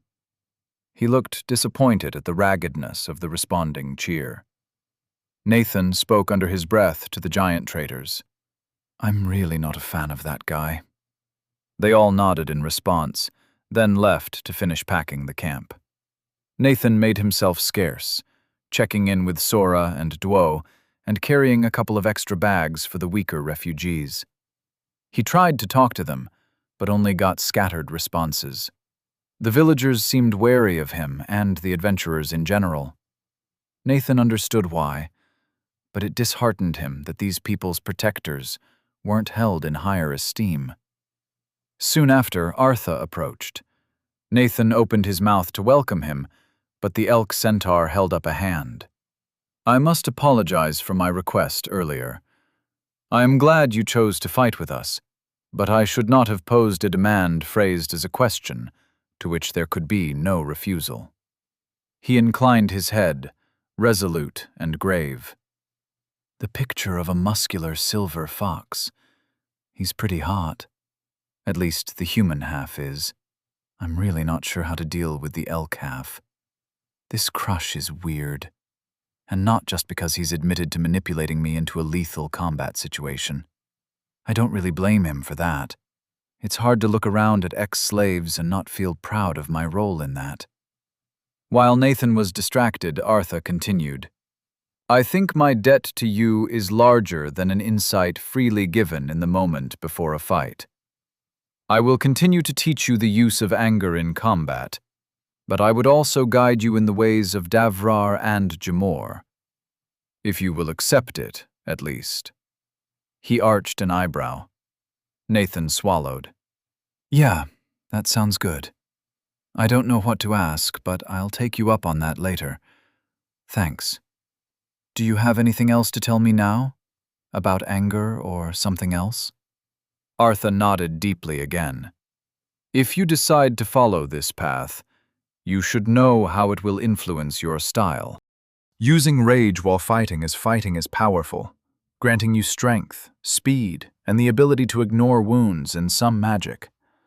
A full berserker will rampage above their level and will not stop before death. And many rage classes contain valuable class skills to surpass defenses or overcome restrictions. But there are drawbacks. The rage and many of the class abilities that stem from it consume your class resource quickly, and when you run out, you will be vulnerable.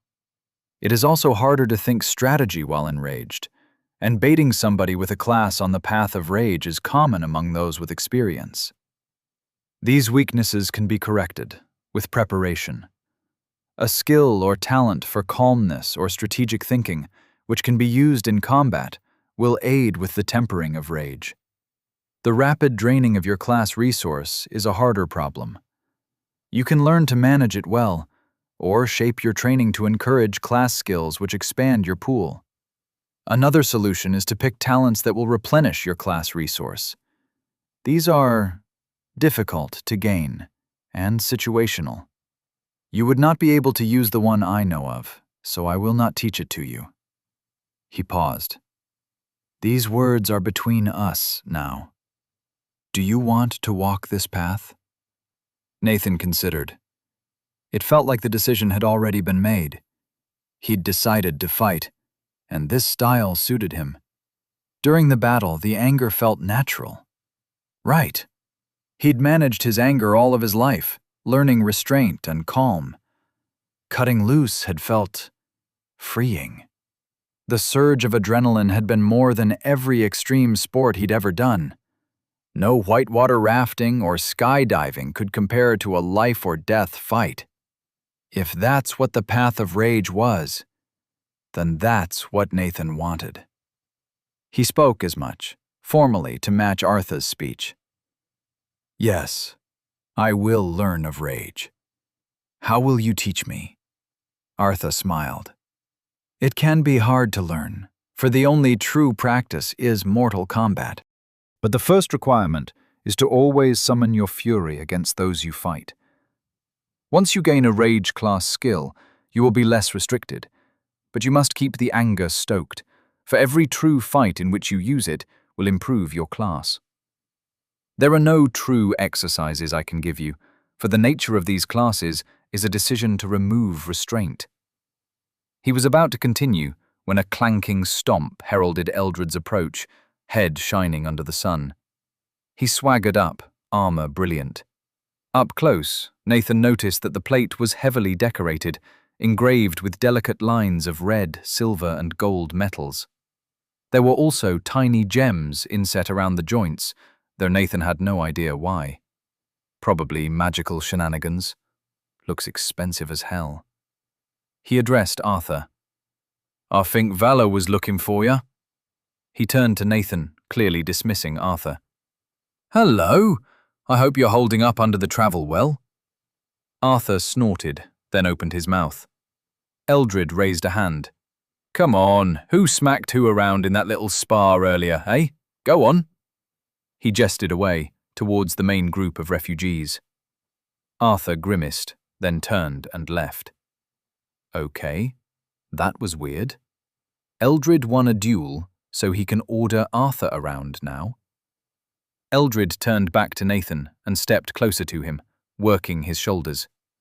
Nathan thought that Eldred was trying to loom over him, but it didn't work very well. Eldred was probably about 6 feet tall, muscled and bulky in his armor, but Nathan wasn't an inch under 6'5", and definitely broader in the shoulders than the bald man, if not as heavily muscled. He looked down at Eldred from a foot away and refused to step back. The armored man looked up at him and furrowed his eyebrows. So, what's the tale with you, eh? You're not a villager, and you haven't been a slave. Some of my boys asked the villagers, and they said you fought with the giant traders. but didn't have a wick of gear on you. It's a bit of a puzzle, and I like to solve puzzles. What's your name and where you from, boy? Nathan answered easily. I'm Nathan. I'm from a land far away. You've probably never heard of it. I got waylaid by Giant's Rest, escaped, and the giant raiders found me. Eldred's eyes sharpened. This land, it got a name? It's a republic called the United States of America, Nathan answered. For all he knew, Eldred had a skill to detect lies. Eldred frowned. United States? Sounds big. Must be far away if I haven't heard of it. Got a big army? The biggest in our region. It's pretty safe there. Are you a member of that army, Nathan? Nathan shook his head. Eldred's hand rose to stroke his chin. So what's your profession? And what are you doing all the way out here? This was an interrogation, and any pauses would be taken as indications of lies or misdirection. So Nathan responded immediately, earnestly. I do fine work with my hands, very delicate. And the trip wasn't really my idea. I've got no idea what direction leads home. How'd you help in the fight then? One of my talents lets me interact with magic. I messed with the magic of the Giant's Rest mages, helped the raiders put them down. Same way I escaped from Giant's Rest in the first place. Low-tier earnestness, rank 5 achieved. One of Eldred's eyebrows raised artfully. What you thinking about doing when you get to Jamor? Artisan? Adventurer?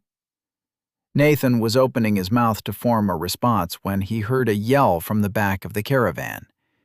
He turned and looked to see William freaking out, waving his arms and shouting. After a moment, he must have cast a spell, for his voice boomed out, loudly audible to everybody. That's a surge of necromancy behind us. Everybody, get moving forward. We gotta get some distance. Adventurers, get here! Eldred swore. Harpy tits. He turned and booked it towards the back of the convoy, where the giant raiders and vanguard were assembling. Not having anything else to do, and wanting to know what the hell was going on, Nathan followed. He arrived to hear William frantically explaining. No, ain't an idea what's up. There's necromancy that-a-way. He pointed, roughly behind them. If it was 100 feet away, it'd be enough to raise a body. If it was a few miles away, it'd be enough to raise an Ending's damned army. Everybody turned in the direction of William's pointing claw, seeing nothing but a sparsely treed slope leading down to a shallow stream at the bottom of a valley. On the far side, a steeper scree slope ascended to a tall hill. Nothing looked out of the ordinary. That's probably not a good sign. If we can't see the necromancy, that means it's farther away and bigger. Vala spoke first. William, message Gamor headquarters. They probably noticed already, but they might have forgotten where we are. We're all on rear guard until we're back at Gamor. The members of the vanguard looked to Eldred, who waved. Theo, you're leading the column. The rest of us, arms up. He reached back and unlimbered his enormous mace. The rest of the vanguard followed suit, readying their weapons. One figure, presumably Theo, exhibited an impressive burst of speed to reach the front of the group of refugees and exhort them to move faster. The next few minutes were tense, Nathan jogging up the slope while occasionally glancing back at the bare landscape. He was starting to relax, wondering if it could be a false alarm, when an extended roar sounded. It was a sound like a landslide, combining shattering rock with a deep basso exhalation that resonated in Nathan's chest. He squinted back and made out rocks flying through the air. The airborne rocks were beyond the hill across the valley and arced slowly over the next mountain back. Nathan swallowed. Given the distance, those rocks were the size of 6-story buildings. He turned and kept hustling up the mountain, followed by the adventurers. The path had progressed to switchbacks, and the refugees filled it from side to side. Nathan kept running, occasionally checking over his shoulder at more enormous sounds, their source blocked by the hill on the other side of the valley. They'd made good progress up the mountain when a multitonal bestial roar sounded, and Nathan turned and stopped. A mountain of gray flesh had summited the hill behind them, nearly doubling its height. It was a single mass, but wasn't made of a single creature. A multitude of enormous skeletal snake heads emerged from the right side, while the left side was covered in long, tentacle-like protrusions. The main body was a giant pile of exposed flesh and bone. Some of the parts were enormous, rib cages and vertebrae visible from more than a mile away. Some were smaller, jumbled, and about the size of human bones. A wave of dark miasma billowed out from it, fast approaching. It was clearly magic, strong enough that the effects were visible to the naked eye. Before anybody had a chance to do much more than brace themselves, it hit. To Nathan, it felt like a slimy, wet fog, weighing down his limbs and draining energy from him. It was one of the most simple spells he'd ever felt. But there was so much that it blotted out the sun for a moment. The necromancy, or whatever, was clearly debilitating to everybody else, and they sagged, dropping weapons and struggling to stay upright.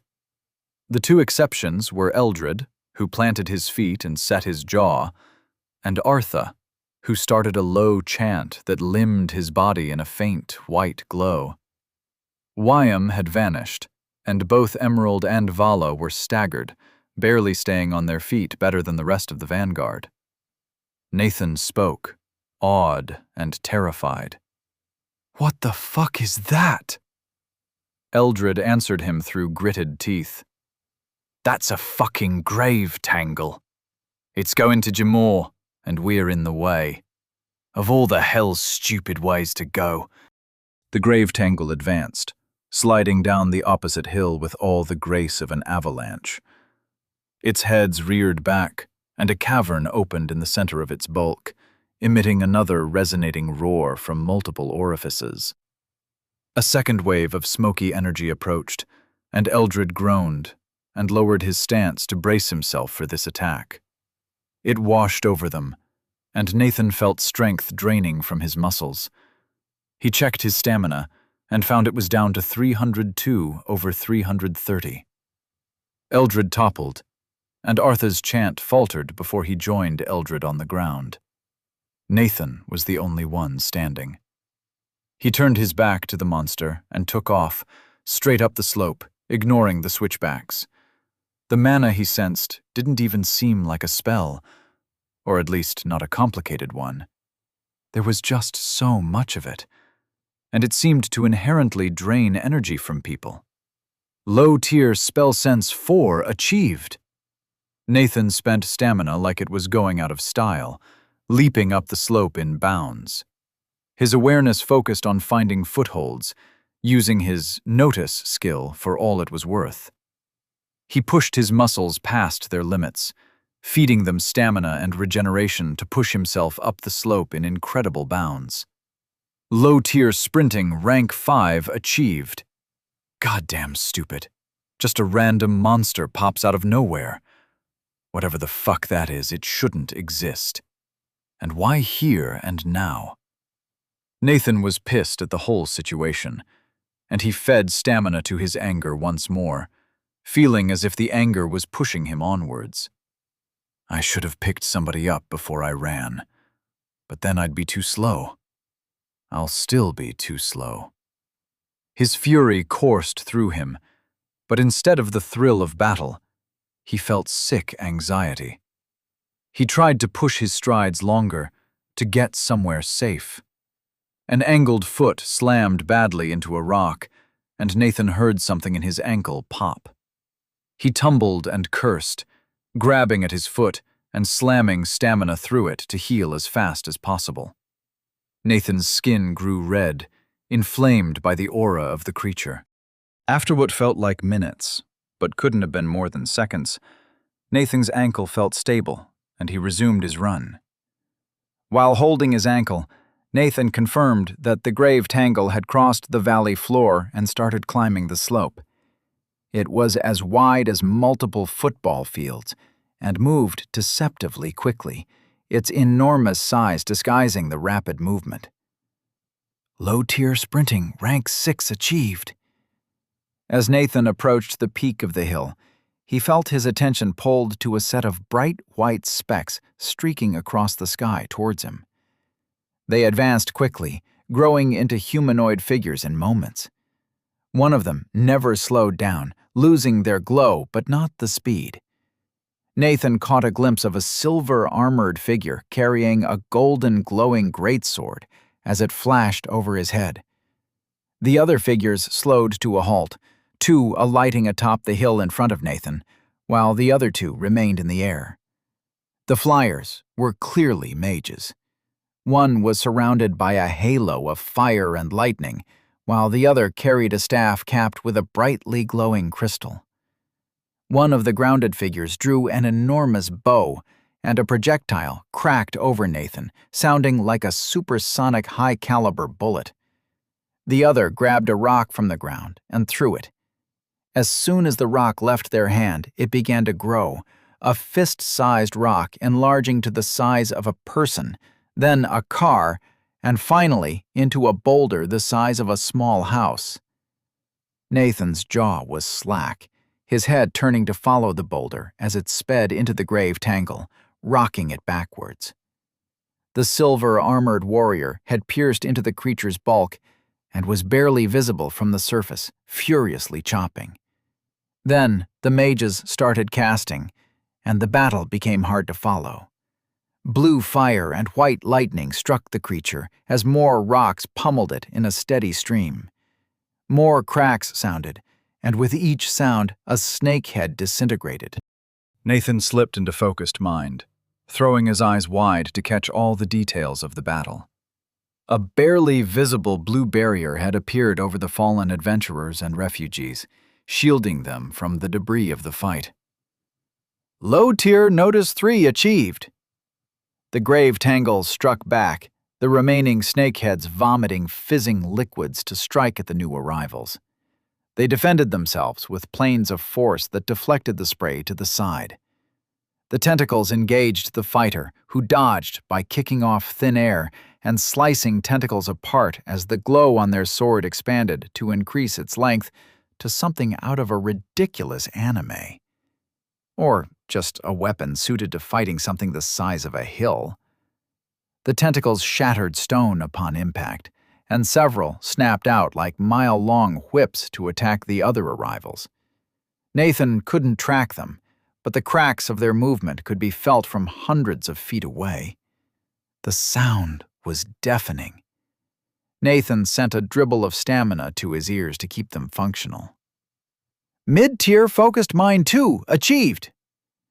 The ranged fighters seemed to have survived, the rock thrower hiding behind a now shattered boulder, while the mages flew in erratic patterns, slivers of force dancing around them. Nathan couldn't see the archer, but he could faintly hear their continued barrage. A deep inhalation drew Nathan's attention back to the grave tangle, and he saw it rearing back, blackened mouths open in preparation for another roar. Nathan could vaguely feel magic whipping past him towards the monster. This burst of miasma would be more powerful than those before. Low-tier Notice 4 achieved! Both mages stopped dodging. A triple layer of shielding blossomed between the tangle and the fallen convoy, as the crystal atop the staff of one of the mages started shining brightly. The other mage cupped their hands, a bright light shining from the enclosed space. The beast exhaled with a mighty sound, less a beast's roar, and more the sound of a waterfall or a crashing wave. It was muffled behind the shielding, but the tide of darkness that swept out was abyss black. The silver-armored warrior floating in front of the beast thrust their sword to the sky with a shout that somehow pierced the thunderous roar. Golden light shone from the armored figure and their sword, pushing back against the wave of darkness. Wisps of darkness swept around the light, which flickered. The wisps impacted the barriers, and the first of the three bowed back, looking like it would break any second. I feel like I'm in the middle of a Godzilla movie. A bad place to be. Nathan looked around for cover, trying to stay calm in the face of the incredible power being thrown around. There was nothing he could do to influence this fight. His options were to run away, hide, or stay where he was. If he ran away from the fight, he'd go directly past the rock thrower and underneath the mages, and that was begging to get collateraled. If he hid, he wouldn't get to watch the fight, or run if the grave tangle kept advancing. Nathan settled for crouching next to a small boulder, ready to duck behind it at any moment. He reactivated focused mind, sharpening his attention on what his defenders were doing. It looked like there was a brief pause in the fight. There was no trace of the first barrier, and only shards of the second, but the third had held. The silver-armored fighter was backpedaling as the grave tangle drew itself up, more tentacles sliding out from all sides. More skeletal heads emerged from the central bulk, mostly amalgams of smaller bones instead of enormous snake skulls. Portions of the monster were blackened, and chunks were pulverized by house-sized rocks, but it remained the size of a geographical feature. I don't think of monsters in similar dimensions you would use to describe skyscrapers. No. Nathan noticed that the tentacles were of two types, some thicker and plated with bone, others thinner and enormously long. As it prepared to rejoin the battle, Nathan heard a high-pitched howl from behind him. The mage with cupped hands had never stopped charging their spell, and now they were obscured by a purple-tinted blinding light.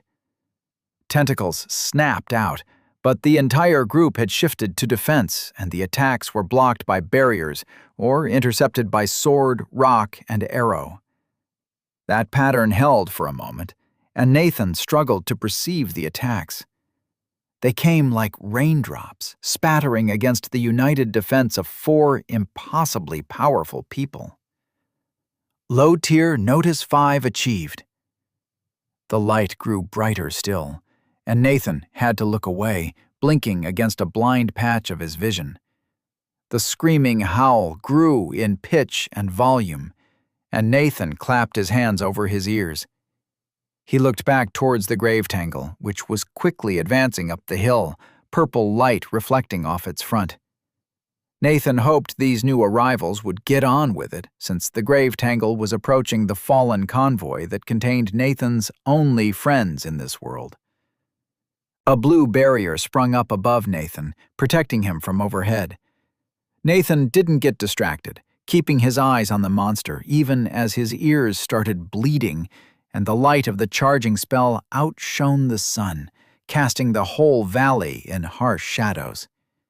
He wasn't going to miss this. The grave tangle abandoned offense and shielded itself behind armored tentacles, layering them in between it and the charging spell. A moment later, the entire world flashed. Nathan squinted, trying to make out details with his damaged vision. A beam of blinding light connected to the grave tangle, punching through the defending tentacles and stabbing deeply into the pile of flesh. Then the beam spiraled outward, moving quickly and smoothly as steam and viscera jetted out in its wake. The grave tangle shuddered and attempted to shield itself, but anything in the way of the beam was annihilated. It's not reflecting, and it has significant momentum. That's not light, that's plasma. That spell probably compressed air and contained energy until it converted the air to plasma, maybe all the way to starting a tiny fusion reaction. Pending utility skill, low tier, identify. You have used external knowledge to accurately identify exotic effects. This skill will help you understand complex cues to understand strange objects and effects.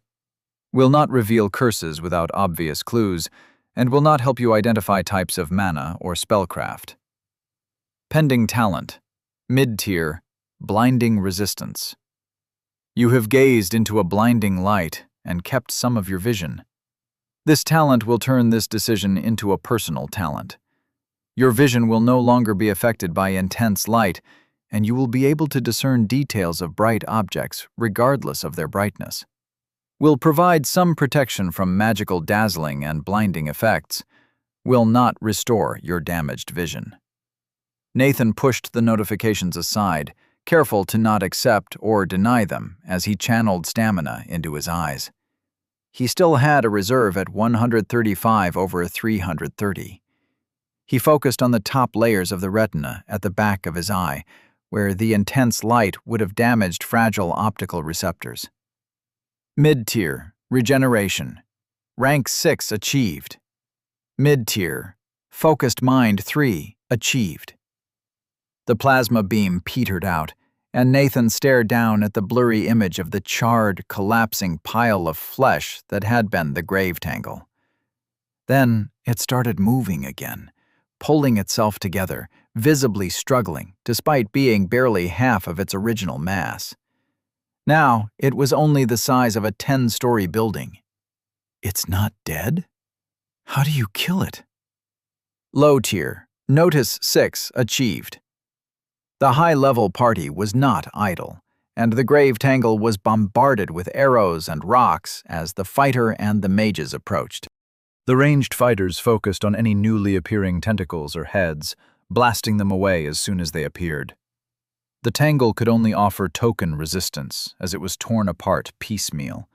Large chunks were cut away by the glowing greatsword and enormous blades of scissoring force. Then jets of blue fire were fired into the holes, cooking it from the inside.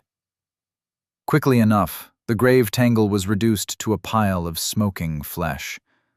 Sweeping walls of force collected the offal into an enormous pyre, into which the mages directed a constant stream of flame until it was fully alight.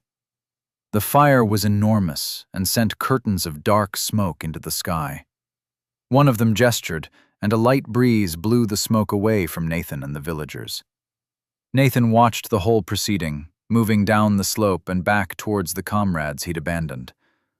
The flames were intense, and the corrupted flesh steadily crumbled to ash. You have leveled up to level 25. Congratulations! You have survived a fight between entities an extraordinary number of levels above you. Status of Nathan Lark. Permanent. Talent 1, High-Tier Magic Resistance 10. Permanent Talent 2, Mid-Tier Regeneration 6. Talent 3, Pending Class, Anti-Magic Brawler. Level 25, Stamina, 130 over 350. Brawler's Indifference. Anti-Magic Blows, Utility Skills, Mid-Tier. Focused Mind 3. Low tier. Earnestness 5, low tier. Sprinting 6, low tier. Spell Sense 4, low tier. Notice 6. Chapter 14. Paragons of Adventure. While Nathan walked down the slope, he considered his new levels. 27 was the breakpoint where he'd develop his class and get more class skills, and Nathan was a little disappointed that he hadn't hit it despite the disadvantaged buff. However, more levels meant more stamina and more powerful class skills, so Nathan certainly wasn't complaining. He looked over the pending options from Devrar. Pending Utility Skill, Low Tier, Identify. You have used external knowledge to accurately identify exotic effects. This skill will help you interpret complex cues to understand strange objects and effects. Will not reveal curses without obvious clues, and will not help you identify types of mana or spellcraft. Pending Talent, Mid-Tier. Blinding Resistance. You have gazed into a blinding light and kept some of your vision. This talent will turn this decision into a personal talent. Your vision will no longer be affected by intense light, and you will be able to discern details of bright objects, regardless of their brightness. Will provide some protection from magical dazzling and blinding effects. Will not restore your damaged vision. The blinding talent seemed like shit, and there was a good chance it would be permanent as well. He declined it. Watch, being immune to being blinded, is going to end up being really important. The identify skill, though, that seemed incredibly general. Nathan hadn't been going for a skill like that, but Vala had told him that it was easier to acquire skills and talents in a dangerous fight. Nathan hadn't been a true combatant, but apparently being in the blast radius counted. And it had directly followed him identifying the decisive spell as plasma-based, likely with a fusion component. Regardless, Nathan guessed identify would synergize well with notice. Congratulations, you have accepted the low-tier identify utility skill. Nathan was picking his way down to the switchbacks when a voice called out from behind him. You there! Are you an adventurer? Nathan turned to see a tall, rangy man with light brown skin and shoulder-length, shining black hair. He wore an elegantly cut green shirt and tight black leggings. His cheekbones were sharp, with a delicate jaw. His clothes were peppered with rips and small bloodstains, though Nathan could see no existing wounds. He had wide pouches on both hips and was just finishing pushing a strung bow that absolutely should not have fit into the one on his left. Obviously, he was the archer whose shots had shattered skeletal snakeheads as large as cars. Nathan turned to give the man a respectful nod. Not an adventurer yet, but I'm headed that way. The man smiled, seeming to dance over the rocks to approach Nathan. I'm impressed you were able to stay on your feet during all that, and your nerves are adamant. Here, drink this, and come help me check on the others. He pulled a vial out of a bag and tossed it to Nathan. Nathan identified it as a healing potion, having seen bottles after they'd been used on Wiam. Nathan glanced down at himself, noting his slight limp and reddened skin, inflamed from exposure to the grave tangle's miasma. Do I try to impress? Yeah, probably. They went out of their way to protect us while fighting, and people able to beat that are good contacts to have. He sent stamina to his ankle, repairing the skin and soft tissue. His skin color returned to normal in moments, and he leaped down to the path, using stamina to easily make the landing. I'm good, but I can use it on anybody who's in a bad way. He tucked the potion into his satchel, remembering the part of magic resistance that said, weaker magical items degrade when in prolonged contact with you. The man's eyebrows rose as he examined Nathan again, giving him a closer look. I'm Leska Bola. He seemed to glide casually down the rough slope, landing in front of Nathan, arm extended. Nathan shook it, feeling hard, ridged calluses and dexterous fingers. I'm Nathan Lark. Nice to meet you. Let's go help my friends. They set off down the road, quickly arriving at the head of the convoy, where some of the villagers were shakily getting to their feet. Everybody seemed weakened and agitated, with raw, inflamed skin, but only a few were truly in danger. Those were spiderwebbed with weeping cracks across their skin. Nathan followed Leska's lead, feeding small quantities of healing potion to those unable to stand on their own. He grabbed Sora and Duo and brought them with him, intending to introduce them to Leska. They worked their way down the convoy, arriving to find Eldred and Vala conversing with a new figure. The new person was very short, maybe just breaking 4 feet tall. Nathan immediately noticed the dusky orange skin, long, pointed ears, and sharp nose. Gray hair was worked into a complex braid that reached to the nape of the neck. She, was dressed in tight-fitting clothes made of a black, supple leather, decorated sparsely with snowy lace and looping orange embroidery that matched her skin. The outfit was spotless, completely unmarked by the fight, and very tight, emphasizing certain features in ways that were usually reserved for superhero movies. The white lace set off the colors nicely, contrasting in tone with the armored plates and knife sheaths strewn across the outfit. As Nathan and Leska approached, the orange-skinned woman turned away from her conversation to smirk at Leska. I see you couldn't manage to keep your outfit intact. I cannot guarantee my aunt will grant the same discount twice. Is everything in order? For such a short frame, her voice was surprisingly gravelly. Her eyes flicked briefly to Nathan, as if to ask why he accompanied Leska. Without his notice, Nathan would never have seen and interpreted that interaction. Leska grinned and gave a hand gesture, like an okay sign, but with all of his fingers bunched together. Given the context, Nathan assumed it had a similar meaning. Yep, all good. The refugees are mostly stable, but we should let Kia at them, and then get to Demore as soon as we can. In fact, we should probably head back as soon as these fine fellows are all moving. We don't want to be short if another team sets something off. He paused, looking back at Nathan. Let me introduce you. Zarian, this is Nathan Lark. He's the one who shrugged off the grave tangle aura.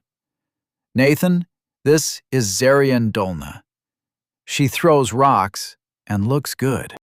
And her aunt makes the best clothes in Jamor. Leska fingered a rip in his tunic mournfully. Zarian lifted her chin as if offended, but the slight upturn of her lips betrayed that she enjoyed the banter. I will inscribe our meeting, Nathan Lark, she said formally, before turning to Sora and Dwo. The couple were goggling at the shattered valley-cum-battlefield surrounding the enormous pyre. Are the good villagers of Pilridden ready to move to shelter? We must abandon you to return to our duties, but you are close and escorted by fine company. Dwo spoke hesitantly. We thank you, great adventurers. We appreciate your defense of us, and can move whenever you say. He bowed deeply.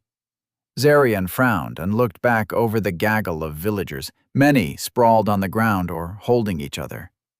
Do you speak truth? Or do you speak that which I wish to hear? Dwo rose from his bow and looked back at the villagers. He stammered, noticing all of the adventurers with their eyes on him. Sora cut in. I think what my husband means to say is that we're not in the best shape, but folk will push to get to safety.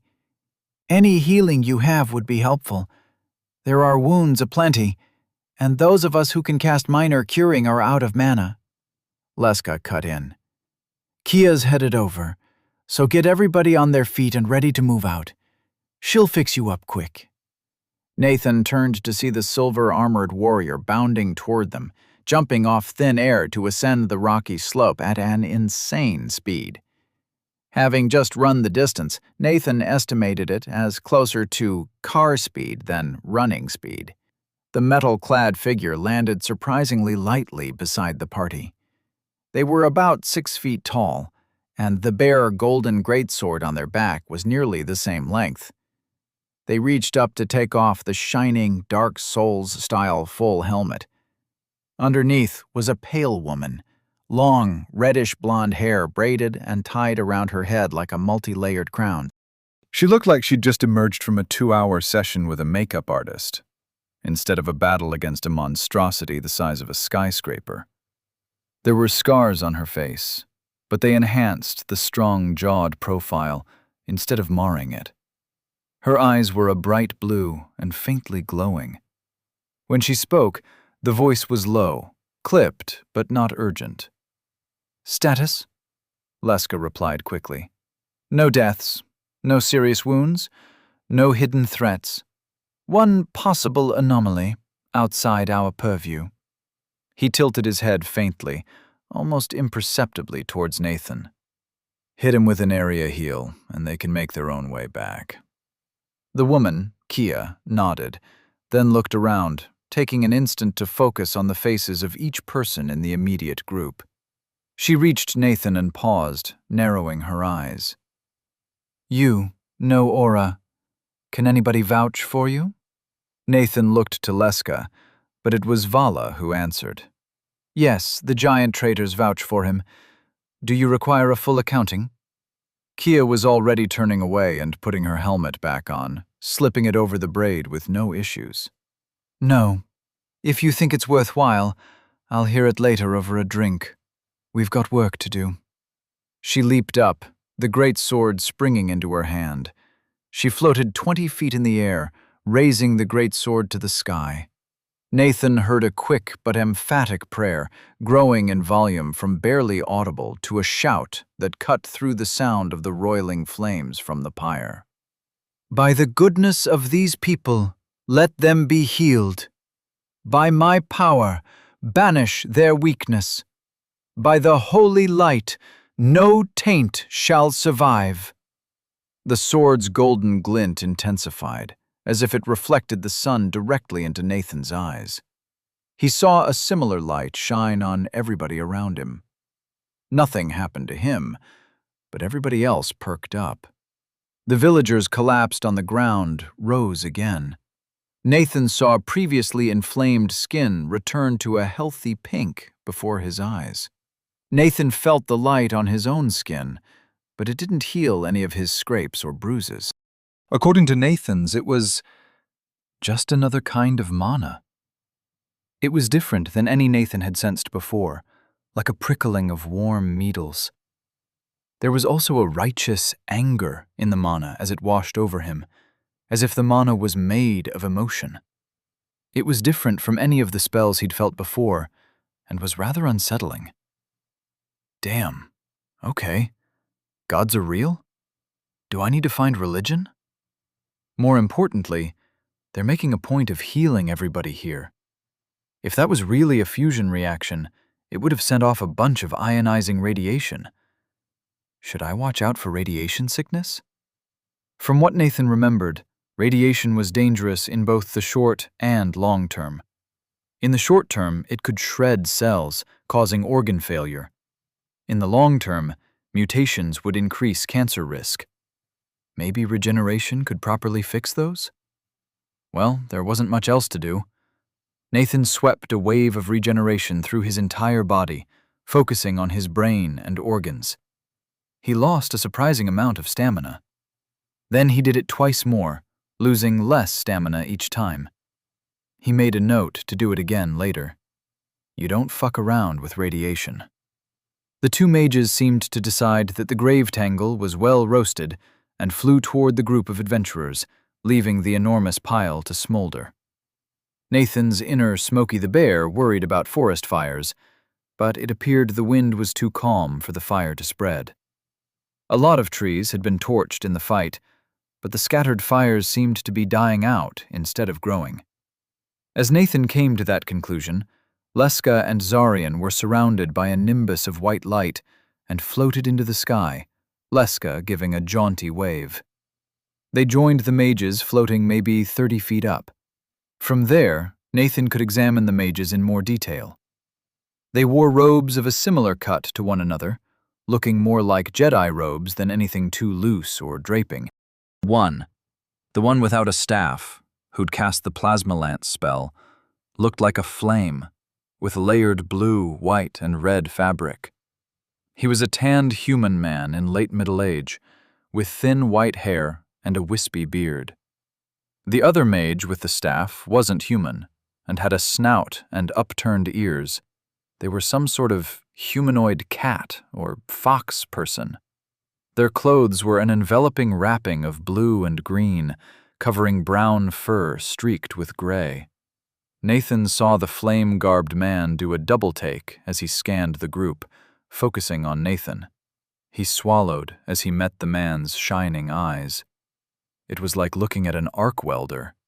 But then Leska said something and gestured up the hill, and the entire group flashed away, accelerating rapidly back over the hill and toward Jamor. Everybody watched them go. Nathan looked around and then asked, "Who the hell was that?" Vala answered him, a thoughtful look in her eye. Those were the Guardians of Jamor. I've always heard they were ridiculous, but I'd never seen them in action. It must be a delve day. That explains the grave tangle, too. Nathan was confused. Delve day? This time, Eldred answered, turning to start hiking up the slope. Everybody followed his lead. Every month or 3, or when a quester shows up, the council declares a delve day. The guild mistress approves a few groups to go into dungeons or tombs or whatever. There's an application process. Well, except for the questers, he harumphed. And it's a day of readiness for everybody else. They put some real powerhouses on standby, in case something like that happens.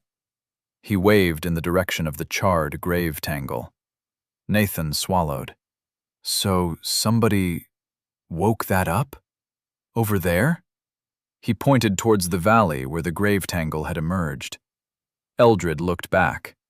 Must have. I think there is a monastery of Quas over there. Well, there was. It looks like it got scattered all over the place. He narrowed his eyes and pursed his lips.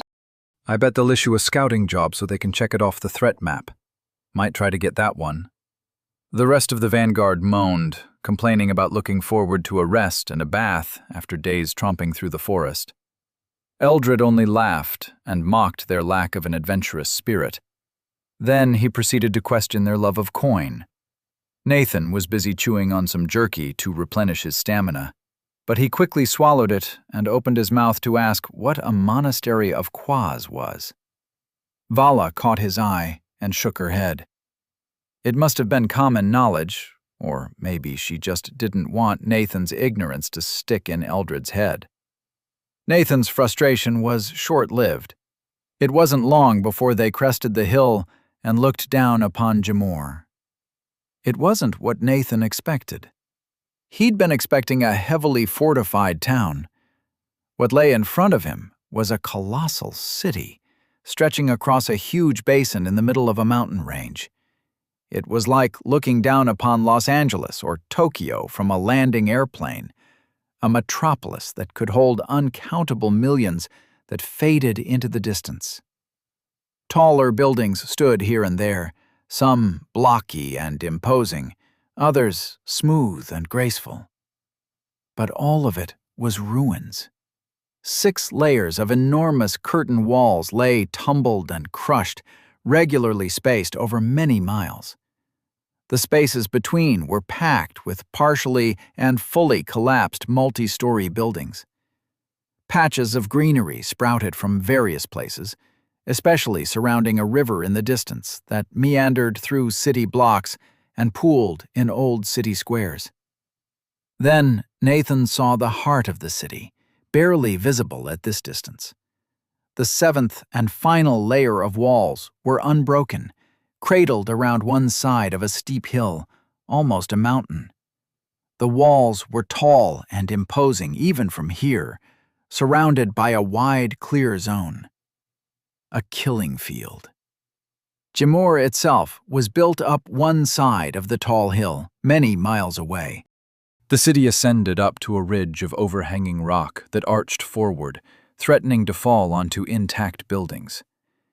The other side of the hill was a steep cliff of bare rock, terminating in the river that pooled on the other side of the hill. It was like looking at a town nestled under a stone wave, just about to crash.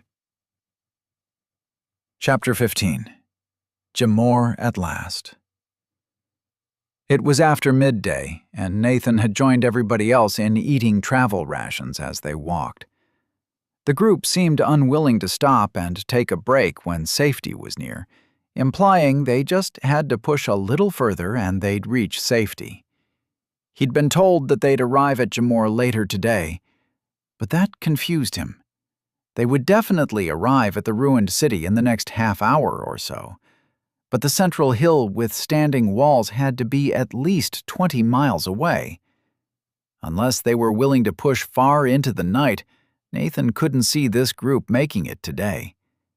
Also, it would have been faster to go straight down the shallow hill towards the enormous breaches in the outermost curtain wall.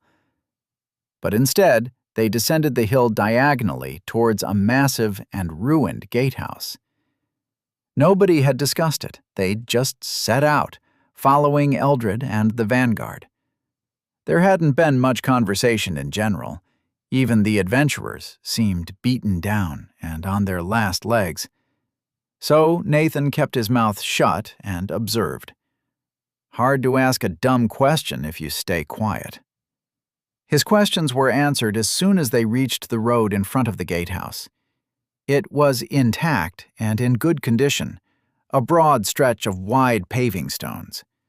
The group quickly strung out as they stepped onto the road, and as he followed suit, Nathan understood why.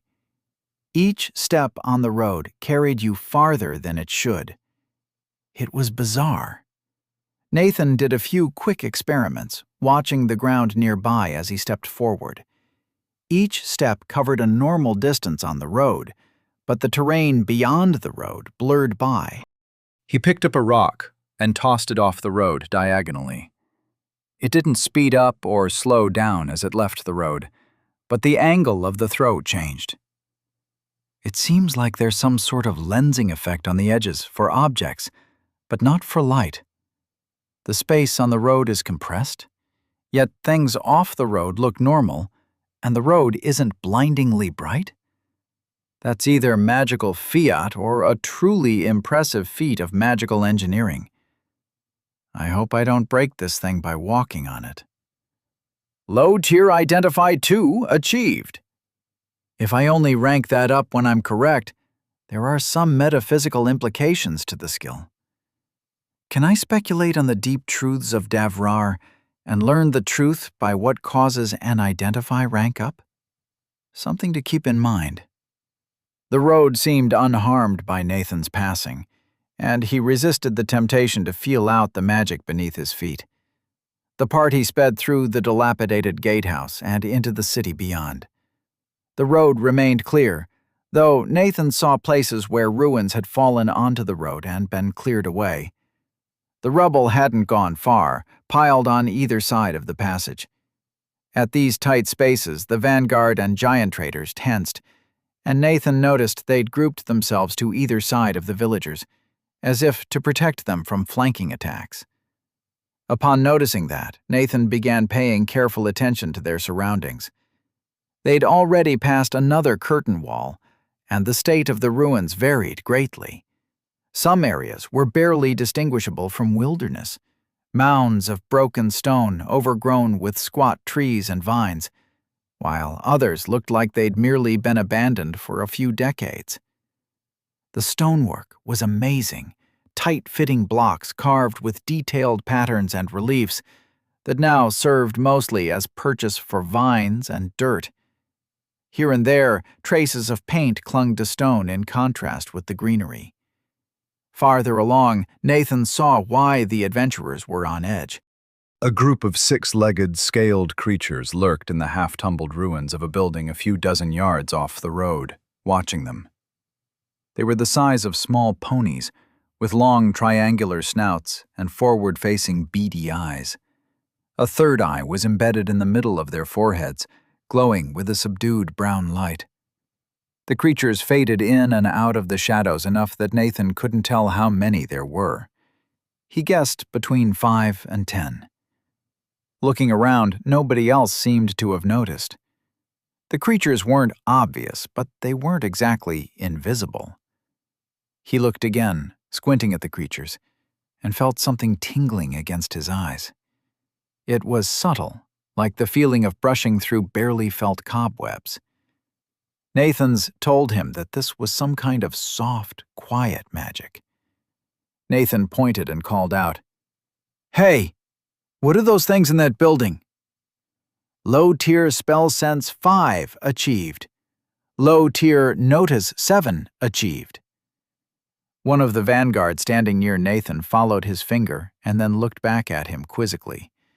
But William was just a few steps further ahead.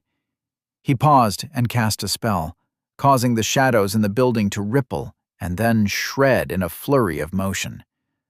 The birdfolk cursed. "Harpy's tits! We got Earthstalkers!" The Earthstalkers prowled out of the building, 6 limbs moving with a smooth, low-slung grace. The vanguard and the giant traders reacted just as quickly, drawing weapons and forming up to face the approaching creatures. Vala stayed a pace back as she unlimbered her recurved bow, nocking an arrow. The Earthstalkers paused, evaluating the gathered adventurers and the villagers behind them. Vala raised her bow, aiming at the lead stalker.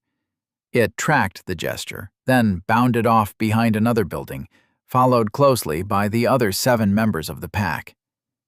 Everybody stayed tense for a moment before carefully resuming their journey.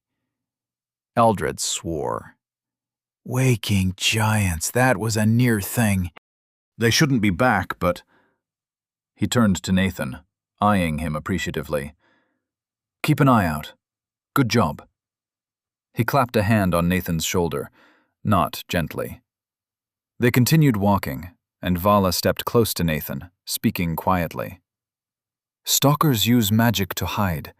They're hard to spot, even for me. Did you pick up notice? Nathan nodded. Before the Grave Tangle fight. Ranked it up a bit. Vala let out an appreciative whistle and shook her head. And your magic resistance helped you see through the look-away magic. She paused, choosing her words. If you ever bargain with that insight, be sure to mention that. I've half a mind to drop one of mine and bargain with you for it. Are you interested in another trade? My family would drop some valuable insights for this one. Nathan took a moment to consider. Was there any reason to keep the insights behind his magic resistance secret? Yes, there definitely were. He was worse at dealing with conjured projectiles than other magical attacks, and if other people understood his talent, they could know how to best attack him. On the other hand, it was a valuable chip, and he could potentially gain a lot by bargaining with it. On the other hand, can I even teach it? Duplicating the lack of magic in my body and the magic-resistant alchemical ingredients is probably beyond most people. I'd love to understand how all that works, though. Eventually. Vala watched Nathan think, and by her pursed lips and slow nod, seemed to know his answer even as he opened his mouth to speak it. Sorry, Vala. I'm both unsure if I should share it, and if I can. There was some weird stuff going on around me acquiring the talent, and I don't know how we'd even start duplicating it. Vala waved her hand at him to dismiss his apology. Yeah, that's the way with some of the more powerful ones, to be sure. But you might be surprised what we can accomplish for a powerful talent. So keep thinking on it. I'm going to introduce you to the guildmaster when I sponsor you to the guild, and tell her about the magic-resistant stuff. Vala shrugged, justifying herself. She needs to know. Nathan didn't have much of a response to that, and following Eldred's instruction, he kept an eye out. They soon passed another curtain wall without a reappearance of the Earthstalkers. At this point, unless the Earthstalkers traveled on the road, they wouldn't catch up. There was also less cover, and based on the notable lack of whole stone blocks, Nathan guessed that Gamor had been mining the ruined city near the road for cut stone. Before too long, they reached the gates of Gamor proper. The city had been visible from many miles away, and Nathan hadn't quite appreciated the scale. The entire interior behind the 6th curtain wall had been cleared into a treacherous killing field, broken into a low rubble that threatened to foul footing and provided no cover. The walls surrounding Gamor were tall, over 100 feet. The bottom 60 feet were a single smooth surface engraved with enormous symbols.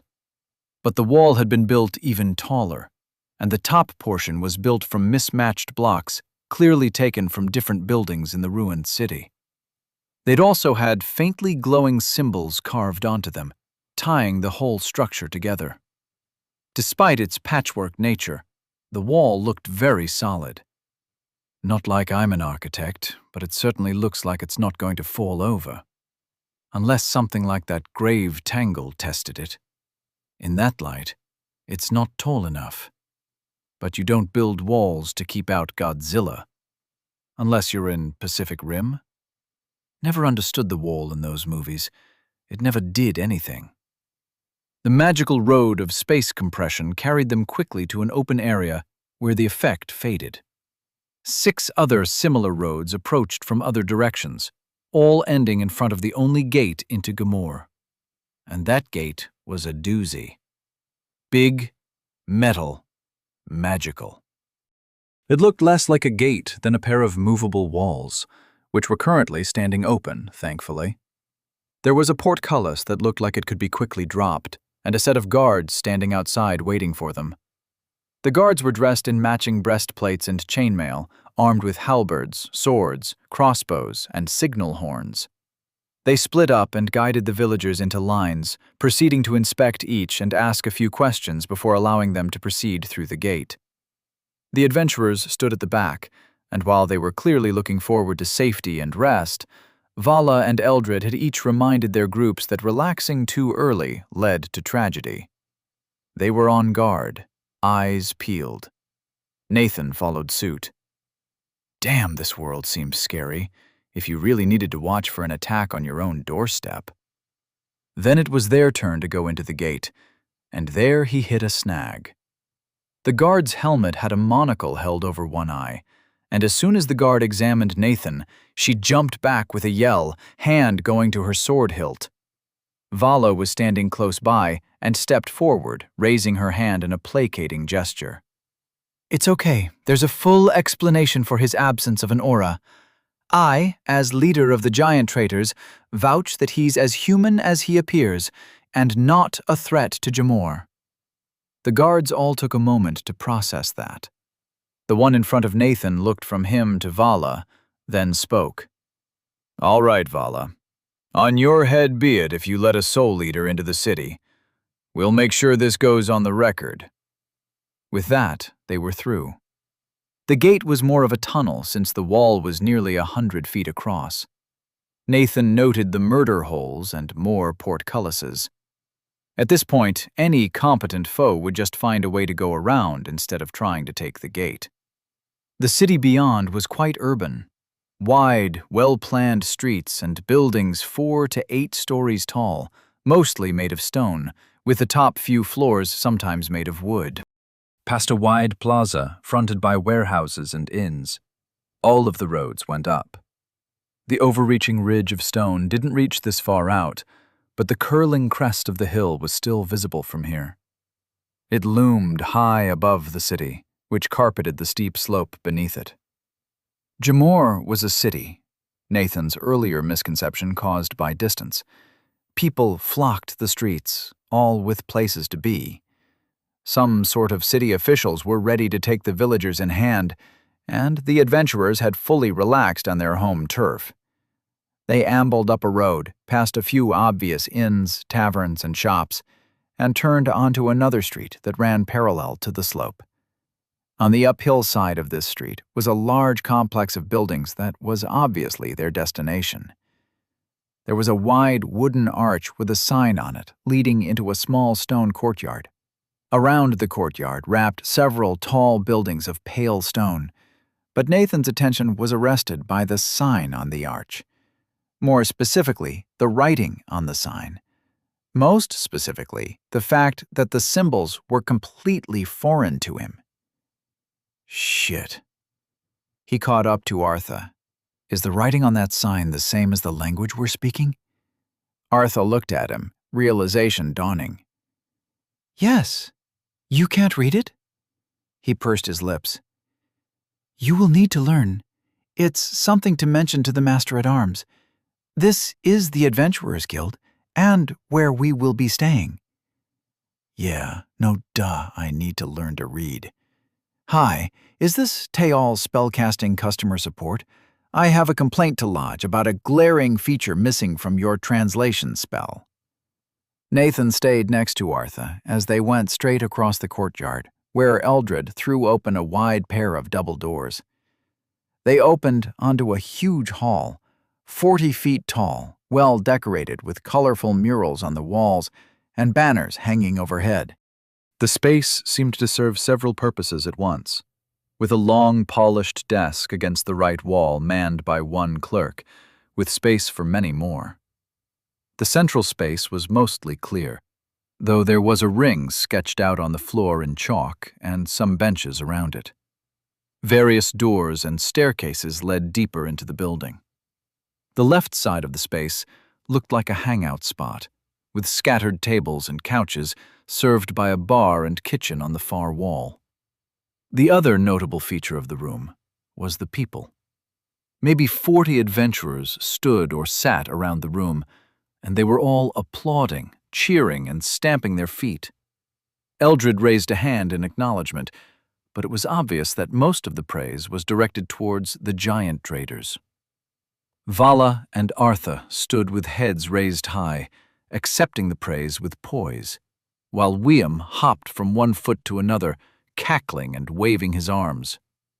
Emerald looked uncomfortable, but stood a bit straighter, hands on their weapons. Nathan was busy examining the adventurers. They were a riot of color, in many shapes and even more different styles of armor and armaments. Nathan counted at least 6 species. Humans were the most common, at a bit more than a third of those present. There were half as many of the short, orange-skinned folk like Zarian, with skin colors ranging from peach to rusty brown. The rest were split between small numbers of other species. Some were centaur-like peoples like Artha, though there was variety in the species of the hooved half. Others were bipedal human-animal hybrids. All apex predators, Nathan noticed. Mostly wolf or large cat adjacent, though there was one other bird of prey like Wiam. Finally, there was a scattering of unique individuals. A hulking man with khaki green skin, bulging eyes, and teeth that protruded from beyond thin lips, almost an archetypal orc. A figure in a corner looked to be made entirely of dark ice, standing near another person of pale stone. Eldred had already sauntered over to the desk, talking to the clerk while a few people from the crowd came up to congratulate the giant traders. A gaunt man with sparse white hair that looked like Vala's father came up and gave her a hug, while a few other centaur people congratulated Artha with small bows and serious words. Emerald exchanged quiet words with the orc, while Wiam was mobbed by a small crowd of young mages of every species. Vala beckoned Nathan over. "Uncle, this is Nathan Lark. We found him escaping from the new Archmage's tower, and he helped us take the fight with the slavers. Nathan, this is my uncle Khadid. He's retired now, but he was the sneakiest ranger in Gamor in his day. Taught me half of what I know." The man, whose skin was a shade darker than Vala, reached out a bony hand to shake Nathan's. "I'll take the compliment, but we both know my sister taught you most of it. Speak her memory." He looked Nathan in the eyes. "You have my thanks for helping Vala out. I'd hear that story if one of you would tell it." Nathan got in a "nice to meet you" before Vala spoke again. "I'm sponsoring Nathan to the guild today. Hope to get him in this cycle. Uncle, I want you to look out for him while we're ranging. He's important, and earlier in his path than he looks." The old man didn't look surprised, but did look over Nathan again, not commenting on anything in particular. He nodded. "I will, if Nathan will have me. Do you need help getting him settled?" Vala shook her head. "No, I'm going to try to get a meeting with the guild mistress, explain things. Has it been a busy delve day?" Khadid answered with a wry turn of his mouth. "Not after the grave tangle. Kia said they weren't up for another significant fight, so a halt was called." He shrugged. "At least for the people who could receive and obey the signal. The backup team is the 7 Fools, and they don't have the weight for a fight like that." Apparently Sudrael doesn't want to take chances this close to the solstice. He gestured around to all of the adventurers gathered in the hall. So far, the only losses are presumed, but we're pretty sure the Grey Moon Order isn't coming back. They went into the monastery of Quaz, the grave tangle came out of it. And the wrecking crew hasn't come out of the Fortress of the Face they went into early this morning, so we're worried about them. But that's the adventurer's life. If they're gone, we'll remember until the ending. Vala mirrored his statement, and it sounded formulaic. Remember till ending, Khadeed continued. Anyway, there's a break now between the rush of the recall and the day's accounting. You might be able to get a meeting with Sudriel if it's important. He gestured with his chin toward the desks. And it looks like Eldred's done. The man was stepping back from the counter holding a set of looped strings threaded with coins. He went back to the vanguard, who cheered as he passed out the strings. Vala caught Nathan's eye and jerked her head towards the desk, so Nathan followed her. The clerk watched them both approach, looking unconcerned. He spoke. Hello, Vala. I am ready to receive your report, but it appears there might be some complexities to it. Do you want to bump this upstairs? Vala nodded at him. Thanks, Velek.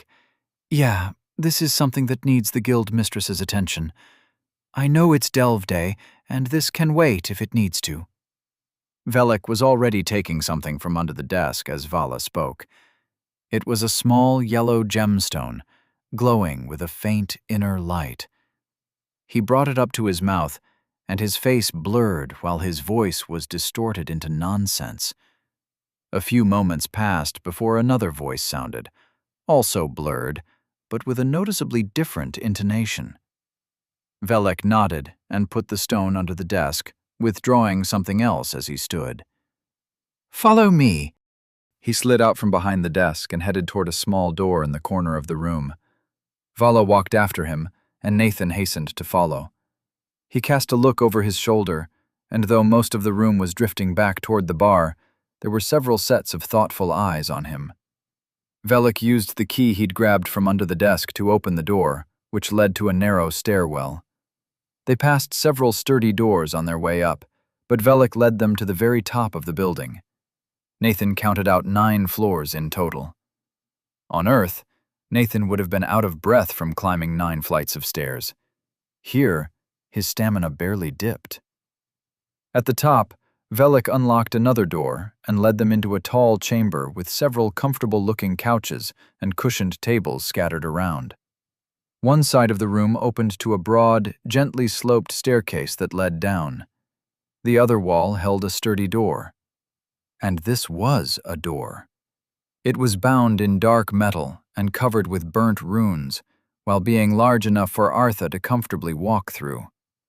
The wooden surface was dented and scorched, but unbroken, as if somebody had taken a burning battering ram to it, and the ram had lost. And exploded. A small desk, neatly organized with reports and documents, sat next to the door, overshadowed by the door's bulk. Sitting behind the desk, just visible behind the stacks of paperwork, was a 3-foot-tall man whose skin was a shockingly bright orange. It matched the abstract patterns embroidered on his voluminous purple robe. His beard and hair were a bright, pure white, tied in an elaborate braid of plaits that dangled in a regular pattern from ear to ear. White irised eyes studied Nathan intently as he approached, but the man made no comment. The enormous door swung silently open, and Velek stepped aside, waving them into the room before he turned to leave. Chapter 16. Adventurer Administration. Nathan and Vala entered the room beyond, walking past the short, orange-skinned secretary. The space was broad and tall, with a ceiling that slanted down on either side to match the roof above. There were large windows on the 3 walls that didn't house a door, overlooking the entrance courtyard and various training yards. The rest of the room was simple, decorated sparsely with objects that had the sense of being placed just so. On a wall to the left hung a pair of crossed, wavy swords, which had to be nearly 8 feet long. Facing the swords on the opposite wall was a multi-string compound bow made of bone. A huge rug in muted colors was spread across the floor, almost fractal in its complexity. 6 chairs stood on the rug. Those chairs faced a desk which commanded the room. It was made of a wood a shade darker than that which made up the building, and held several stacks of yellowed paper, along with a crystal ball and a magnifying glass on a flexible arm. A glowing, 3-dimensional illusory map occupied the center of the desk, though it dissolved before Nathan's eyes, giving way to delicately carved wood. The haft of a spear, made of carved and varnished wood, leaned against the left side of the desk. It was placed in such a way to be easily grabbed by the woman behind the desk. The woman in question looked up, and the door swung shut behind them with a thud that Nathan felt through his feet. She put down a piece of paper and studied them for a moment. Her pink skin looked unhealthily blotchy. She had a threadbare cap on her bony head, and no hair was visible underneath it. Her hands were so thin as to be nearly skeletal. However, the gray eyes were bright and focused, banishing any sense of fragility. Something told Nathan that this was a woman who expected respect, and usually got it. A bony hand gestured to the chairs, and Nathan followed Vala's lead in sitting down politely. The voice that followed was rougher than Nathan had expected from such a thin woman. So, I had some time and expected to hear a story of how pragmatic, experienced adventurers who should have known better embraced a stupid risk and somehow triumphed regardless. But it seems introductions are in order instead? Vala was more nervous than Nathan had ever seen her, which was strange. She'd just won a victory for this woman and was being chastised for it? Guildmistress Elvaris, this is Nathan Lark. Nathan, this is the Guildmistress of the Guild of Adventurers, Sudrael Elvaris. She turned back to Sudrael. I'll let Nathan give the details of his journey here himself. It's something you need to hear. Nathan, tell Guildmistress Elvaris everything. Quickly, though. We don't have much time. Nathan had decided to trust Vala and wasn't about to back out now. And she seemed to trust this woman. He shrugged internally. I want this person to be impressed with me. If she thinks I'm worth it, she'll give me support and training. It's nice to meet you, Guildmistress Elvaris. To start with, I'm not from Davrar. I come from a different world, one with no skills, no talents, and no magic. I was summoned to this world about 5 days ago by Tael Dodroxel, a new archmage of Giant's Rest. He cast a spell that taught me this language, then tried to recruit me to his cause so he could learn things from my world. I decided I'd rather not teach him. The guildmistress raised 2 fingers, interrupting him. Why not? Nathan hesitated for a moment, reflecting on his first days in Davrar and the decisions he'd made shortly after arriving in such a strange world. My world has had genocidal maniacs. I've studied them to understand how they convinced so many to follow them. That's who Tael reminded me of. Nathan felt a sliver of the boiling indignation he'd felt when Tael had tried to overwrite his free will. He sees himself and his people as the only possible good, and everybody else will either be used by him or destroyed. At the first sign of resistance, he used charm, then wiped my memory. I will not be used, and I'll kill him for trying. A faint smile appeared on the pale woman's lips. That sounds like a story worth the telling. How did you escape from an archmage? Nathan shrugged. My world doesn't have magic. Almost as soon as I arrived, I was offered the high-tier magic resistance talent. I accepted it before he tried to charm me, and proceeded to bait more magic out of him to rank it up. He purged my memory once, but I'd left hints behind and broke the spell. Eventually, he decided to put me in a golem core. I broke free and almost killed him, But he teleported out. Nathan smiled at the memory of Teol's terrified face. With a broken nose and knee. I picked up a class good at fighting against magic and used it to break out of his tower, to find the giant traders lurking outside. Vala coughed, interjecting smoothly. You didn't mention that he hit you with a disintegrate first. You were missing an arm when we found you. And then you slapped aside a fireball from a guardian golem. Over the course of Nathan's story, the guild mistress's eyebrows had climbed steadily. She sounded apprehensive when she spoke. I want to hear of the slave raid in a moment, but first, a missing arm? From disintegrate? Nathan replied. Vala explained to me how insights work, and I used some knowledge from my home to create a self-healing talent that let me grow it back. He shrugged, flexing his left hand. It's pretty cool. Hopefully she finds that impressive. A bony hand came up to pinch Sudrael's nose. I wasn't asking how you grew it back. I was questioning why there was anything left of you after the disintegrate. But it seems high-tier magic resistance is the answer. She turned to Vala.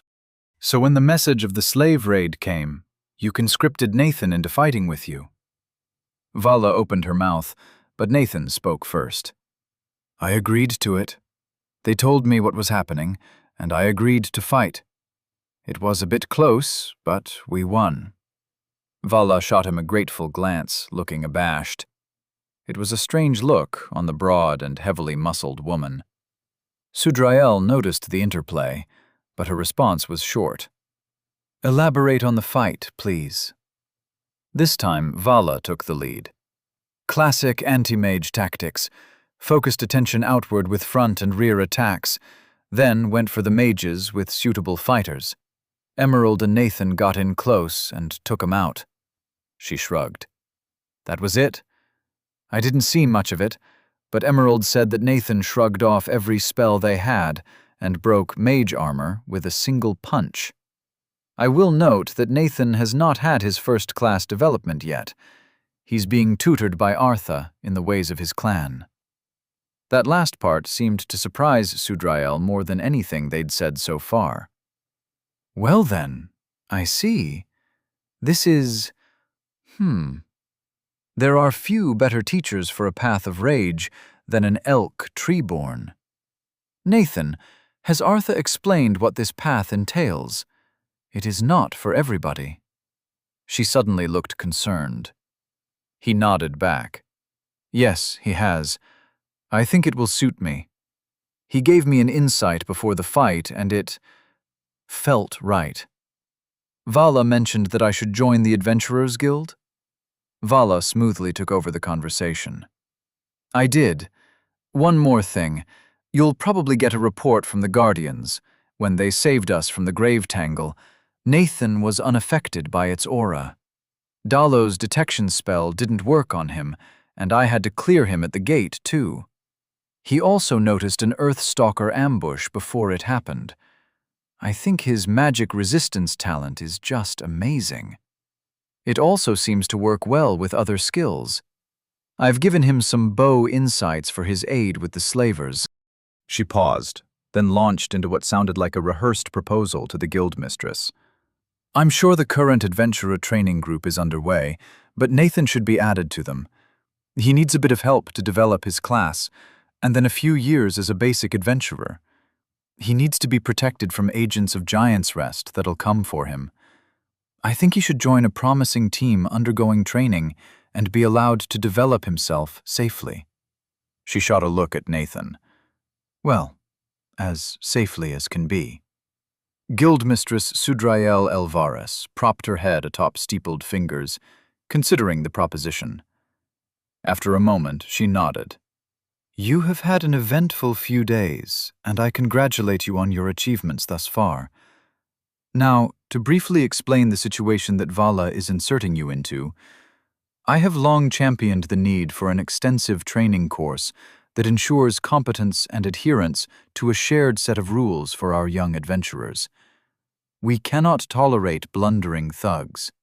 To insert you into the current group halfway through the training cycle goes against this, but the next cycle will not start for more than half a year, and I believe there are some candidate teams for what Vala proposes."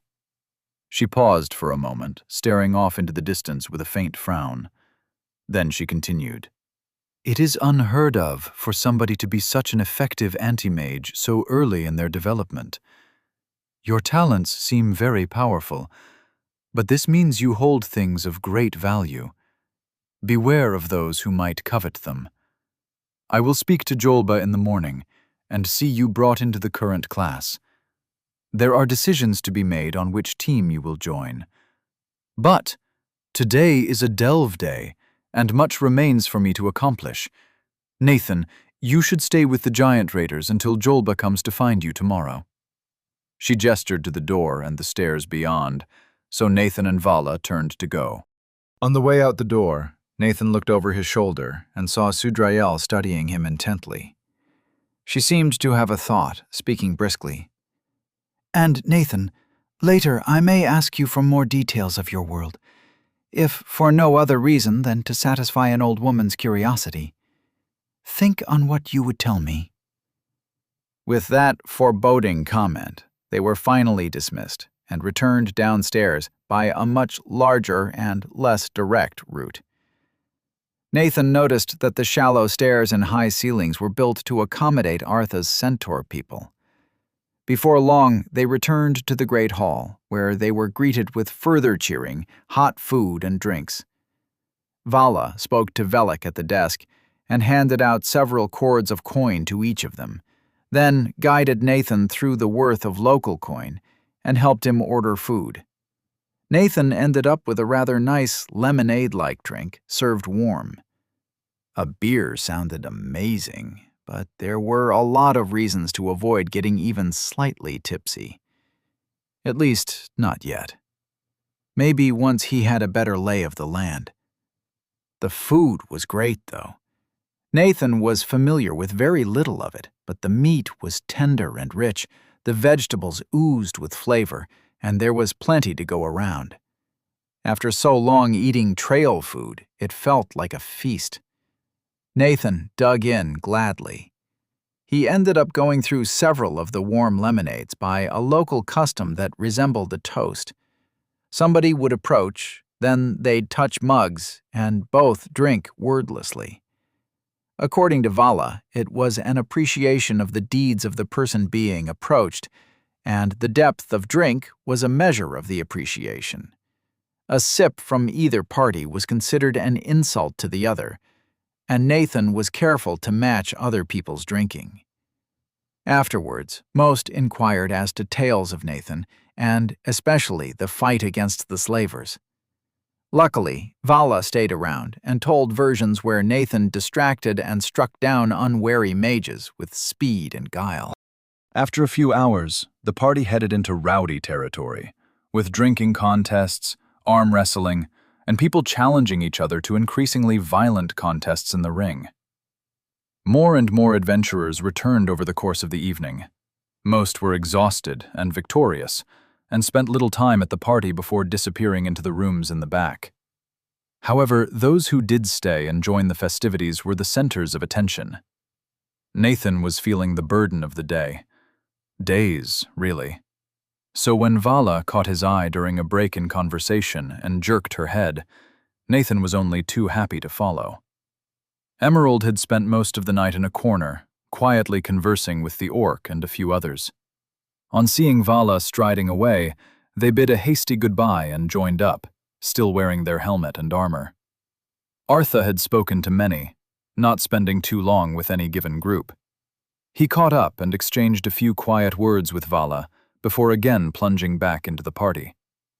Wiam was gesticulating wildly amidst a group of young mages of many species. They left him to it.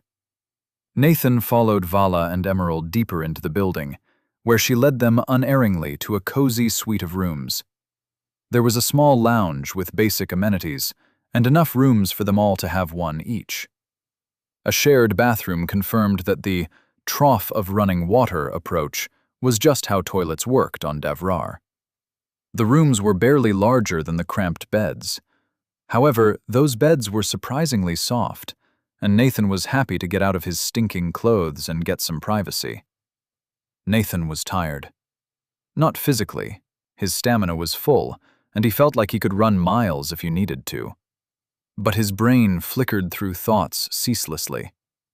There'd just been so much new information in the last few days, and he couldn't process it all, or even rank the importance of things. This was an entirely new world, and things did not work like Earth did. From the cosmology, to the levels, to the legal system. Nathan was worried about agents of Giant's Rest coming for him. He was worried he was being manipulated into being a good little foot soldier of Gamor. And he was worried about the city-destroying catastrophes that were apparently just pretty common. That grave tangle was... yeah. It was like seeing a skyscraper that wanted to kill me. He was safe now and needed rest, but it wasn't going to happen. Not like this. He was jumping from speculating about talents and levels to thinking about the coinage of Gamor and the types of monsters and intelligent species he'd encountered, and not making progress on any of them. So, Nathan did what he'd learned to do in these situations. He sat down on the bed, leaned against the wall, and thought about nothing for a while. Nothing needed to happen now. He started with the breathing, then just focused his attention on itself, nipping errant thoughts in the bud. He was better served doing nothing at this very moment than trying to figure out everything. He breathed. He centered himself, and paid close attention to nothing at all. It was time to live in the moment, and at the moment, he was full, warm, and comfortable. Mid-tier focused mind 4 achieved! Then, he was able to sleep. Chapter 17. On the Town. Nathan woke to the smell of baked pastries. He reminded himself to get multiple sets of clothes that actually belonged to him, then put back on the borrowed clothes he'd been wearing for days, and emerged from his room. Artha sat on one of the cushioned chairs in the lounge. He was talking to a bleary Vala who'd apparently just emerged from her room. There was no Emerald or Wyam visible, and their doors were closed. Nathan's attention was drawn to a tray of pastries and a pitcher of milk set on the central table. He hastened to break his fast, finding that the pastries were incredible, sweet and stuffed with honeycomb or fruit syrup. The milk was rich and warm, sweetened with honey.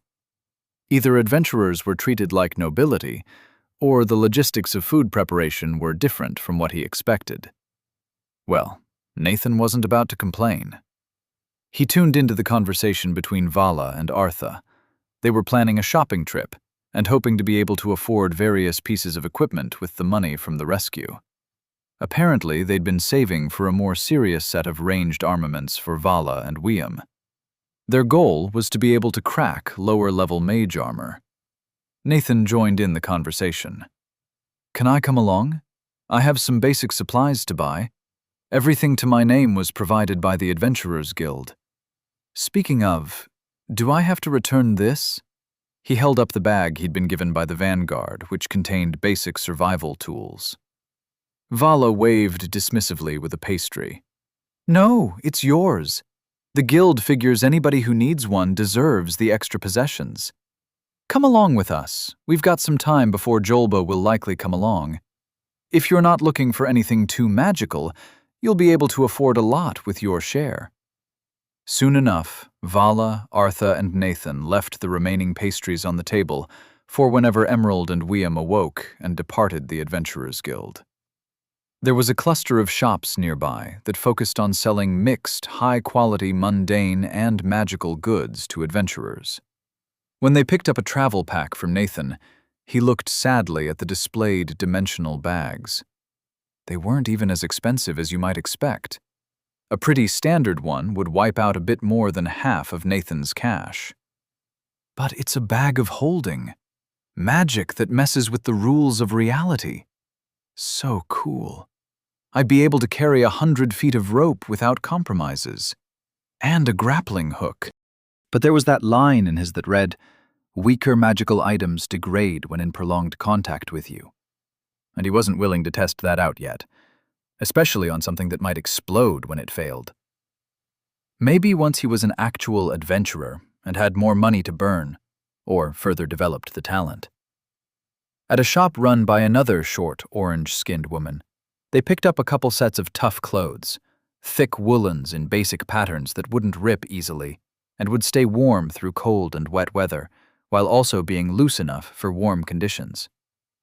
A thick blanket for cold and rough conditions completed the purchases before they set out to another shop. On the way, Nathan asked, "Arthur, can you explain the different species of Jamor? I've seen a lot of the short, orange-skinned people and don't know anything about them." Arthur nodded sagely. "They're called the Nulds, an old race, though not as old as humans. Pretty widespread, and their culture emphasizes appearance and poise. Nulled apparel is never the cheapest, but it's always high quality, and they set the styles.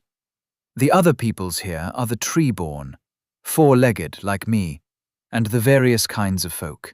Wool folk, cat folk, bird folk. We all tend to live in our own rural communities, but there's a neighborhood with many who have decided to come to the city from outside." He snorted, twisting his lips in mild contempt. "While Giant's Rest is a much bigger city than Jamor, they don't take kindly to any peoples but yours. There are a smattering of others here, often from far away. The Orcish Empire of Argon lies across the plains, but they think us uncivilized. A few elementals as well, but their peoples are new and very insular." Nathan tried to formulate a question to that, but they soon arrived at their final stop, a blacksmith's shop run by a cousin of Vala's named Beatrid. The burly smith clapped her cousin on the shoulder and showed them around some of the enchanted gear for sale. The quality of the metalwork really impressed Nathan. The weapons and armor on display looked smooth and flawless. Many of the enchanted pieces had elaborate engravings and cutouts that looked like the product of a machine shop instead of a blacksmith's forge. Nathan peeked into the working space in the back and saw that it was a lot more than just a forge. There was some kind of fly press back there, as well as a grinder and what looked like a drill press, though Nathan had no idea how they were powered. Magic, maybe? Or just good old-fashioned muscle? Arthur guided Nathan to purchase a pair of sturdy knives, one with a wide blade the length of his hand, the other just a couple inches long. They weren't enchanted, but had a heft and balance to them that Nathan had never felt with kitchen knives. They returned to the guild to find Emerald sitting awkwardly next to a grizzled man with reddish-brown hair and a scruffy beard. He was dressed in a sharply embroidered but badly stained coat, taking sips from a jeweled flask. He looked worn down and tired, haggard in a way that seemed bone-deep. Vala inclined her head to him. "Jolba, apologies for keeping you waiting." The man stood and limped slightly towards the door, slipping the flask into his jacket. "I just arrived. Keep up the good work, all of you. I'm here for this one." He waved a hand in Nathan's direction. "You ready to go? Best say your goodbyes." Nathan hesitated, looking at the giant raiders. It wasn't like he wasn't going to see them again, but he wouldn't be part of their crew anymore, however transient it had been. They'd been something he could trust in a strange world, answering his questions, giving advice, and helping Nathan feel safe after his experience with Tail. "Thank you all so much. I hope to talk to you all again. Arthur, I look forward to your lessons." The big elk centaur nodded. "Yes, there are times for personal instruction during the adventurer training. I will see you then, and if we are not around then, Khadid should be able to help you." Nathan turned to Emerald. "Good luck. I'll keep working on what you showed me. It doesn't matter what it's called if it does what I need." The armored fighter nodded back resolutely. Finally, Nathan turned to Vala. He stepped forward and gave the stout black woman a hug. "Thank you for everything. In a few years, let's talk about that plan again." She returned the hug, then slapped his back and stepped back, a sharp grin on her face. "I'll wait for it." Jolba led Nathan down the corridor and outside. They walked toward another building farther back in the complex. On the way, he detoured through a small park with a stretch of grass, a few trees, and some heavy stones engraved with words. It felt like a small monument to some past war or tragedy. Jolba gestured toward a stone bench before he sat heavily. He waited until Nathan sat next to him, gazing out towards the outer wall of Jamor and the taller ruins peeking over in the distance. "I don't like you joining the course like this. Sudrael and we're trying to change the adventurers with this training course. Teach some basic competence, enforce some standards on the next generation, get insights flowing, and help shape the teams of the next generation. Make the course into tradition, instead of just sending idiots out to die and calling the ones who survive adventurers." He paused after those words, staring off into the distance with a cruel twist to his lips. Jolba raised the flask and took another slug. After a moment, he passed it to Nathan. Nathan sniffed the opening. It smelled like fruity alcohol, and Nathan took a cautious sip. It was strong and sweet, like a peach brandy. He handed the flask back. Jolba took it and continued. "I'm behind all that, and every exception undercuts it." And you, Nathan, are an exception. Guildmistress told me that you've got 2 amazing talents, but are under level 27. And that I shouldn't ask where you're from, just toss you into the most promising team we've got. He shrugged. But this year, that means more than most. We just had to take somebody out from the heirs last week, so that's where you're going. But I gotta caution, you're not stepping into a simple situation. You're old, low level, and your hands are soft. You ain't used to rough living, and you've got the guile of a beached fish. So I'd not do this without Sudrael's order. But I won't throw a kid to a muck grabber, so you deserve to know what's what. The heirs are exactly what their name says, the inheritors of some of the strongest of Gemaray, and their insights. He slipped the flask back into his jacket. But they're also a right mess. Kia's adopted kid is trying to be the leader like his ma, but he's too busy being righteous and intimidating to think wise. The Caxel kid is smart, but is also a spoiled brat up her own braid on her magic. The Crusens twins are serious, but it's just them trying to be their legendary Da. They all need to loosen up and figure out who they are, instead of being wrapped up in their parents' legends. Jolba sighed, then turned to Nathan and waited until he looked back before continuing. I'm telling you all this because you're older, and you've stared the ghoul in the eyes in a way that few of my trainees have. The heirs are a bunch of horny youngsters who expect to be the heroes of the age. And they stand a half-decent chance if they don't run towards the first stupid threat that comes along and get themselves killed. So, I don't want you to break the sky. I want you to keep the heirs grounded until they can. Do you hear me? Nathan grimaced. Not because this was a bad idea. He could see where the guild mistress was coming from. If Nathan was targeted by Giant's Rest, might as well put him with the other targets so they could all be more easily protected. He also guessed that she wanted to tie him to Jamor with powerful comrades. This sounds like college drama all over again.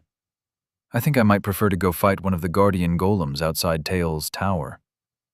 Still, he returned Jolba's sigh and spoke.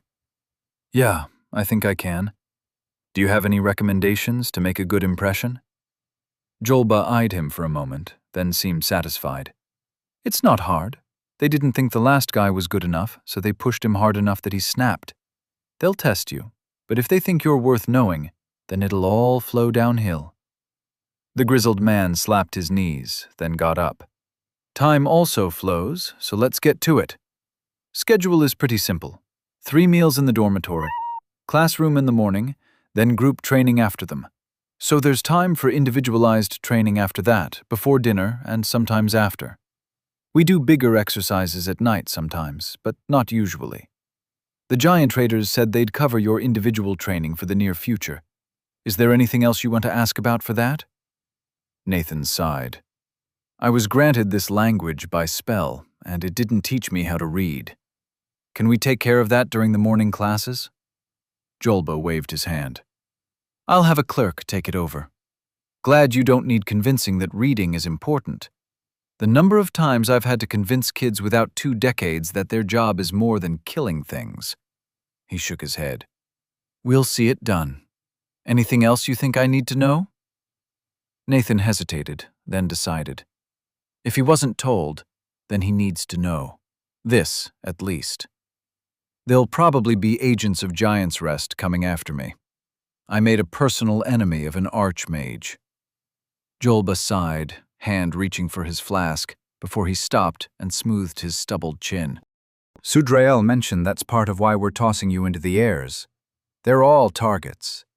But if you pissed off an archmage..." He shrugged helplessly. "Be careful.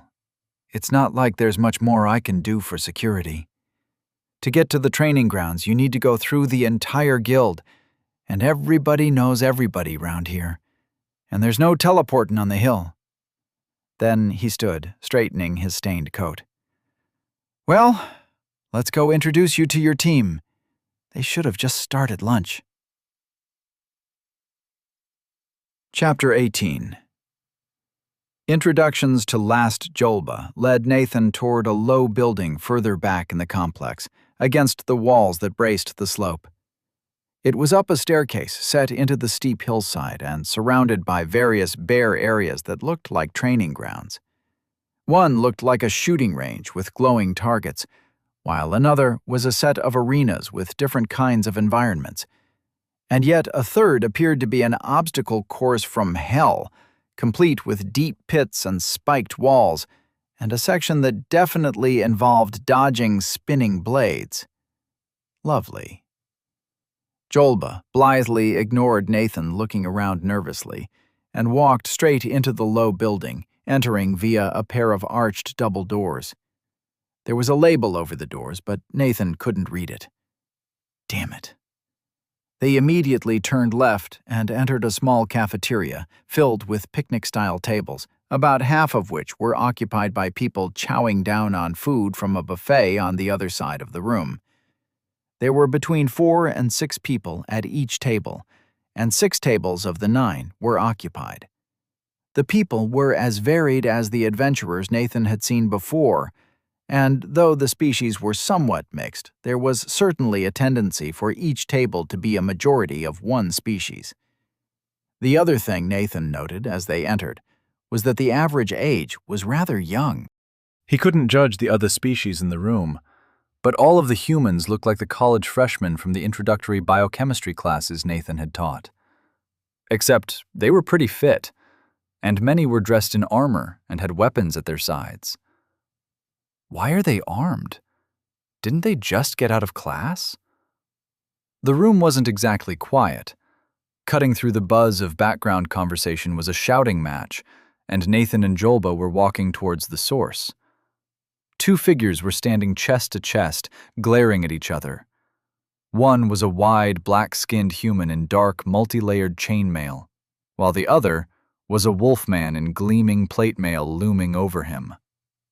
Nathan tuned in to hear the wolfman, who was yelling louder. "You will sit down unless you want me to sit you down." The black guy took a step backward, bristling. He opened his mouth. "You can't!" The rest of his words were cut off as Jolba strode forward. Suddenly, Jolba's presence filled the room, and it was impossible to not pay attention to the grizzled man.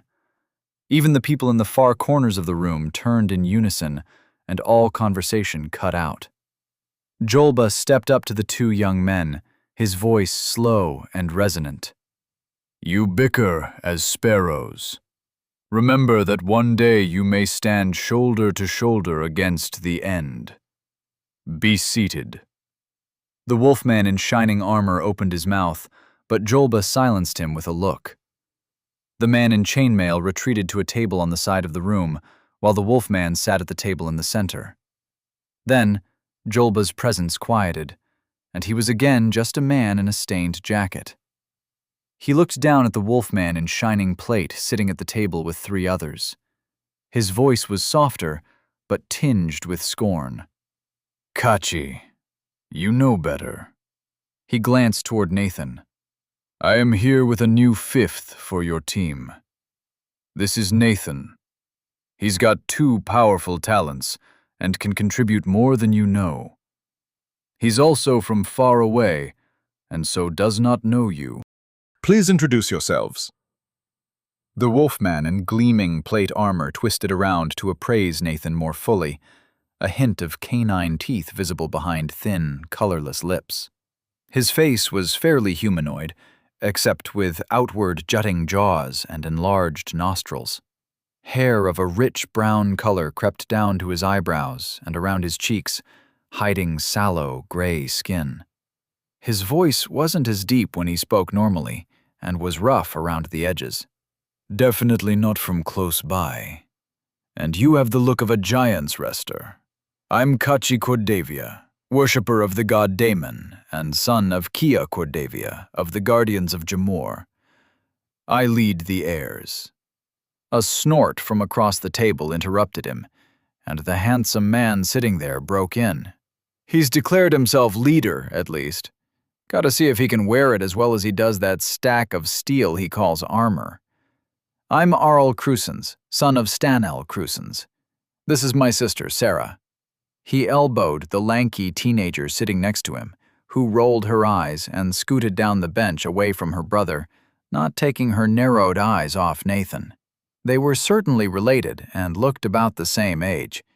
Coppery-skinned, with large, dark eyes and pitch-black hair, the pair radiated a serious intensity. Combined with their lithe muscularity and metal-inlaid leather armor, their presence was almost magnetic and definitely attractive. They were also both definitely under 20 years old, so Nathan wasn't going to follow that line of thought any further. "And then there's me, of course," spoke the last person at the table. She was clearly a mage, wearing green robes embroidered with spiky light blue thread that seemed to writhe against itself. Her hair was gathered in a reddish-brown braid that was pulled forward over one shoulder, and her skin was pale and dusted with freckles. "I'm the one you really need to watch out for, since I'll blow you up. I'm Stella Caxel, and my parents are on Kachi's mom's team." She gave him a sly wink. You know, I'm glad I got to see the Guardians of Jamor in action against that grave tangle. Otherwise, I'd be confused why they were leaning on their parents' names so much. So Kachi's mom was the paladin in shining armor who went toe-to-toe with the grave tangle, and Stella's parents were also on the team. Both mages, maybe? They kept their eyes on Nathan as he gauged his next move.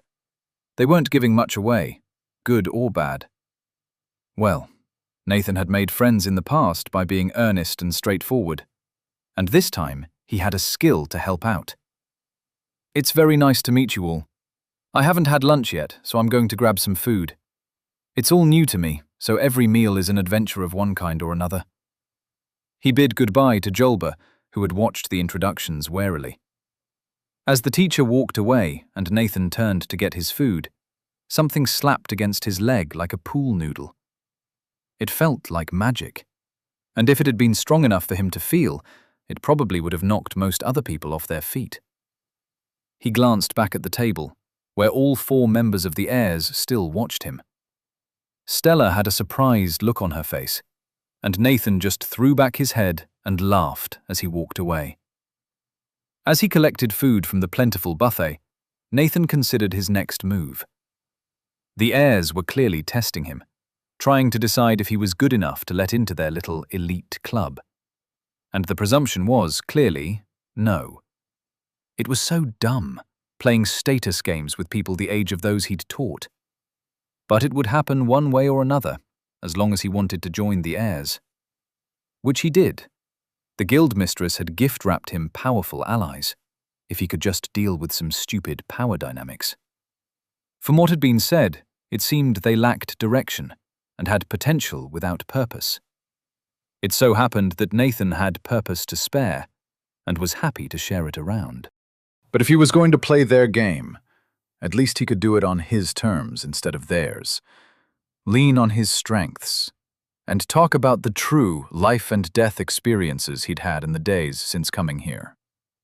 Jolba had seemed to imply the heirs were a bit pampered, and true life-or-death stories fighting Giant's Rest would likely hold their interest.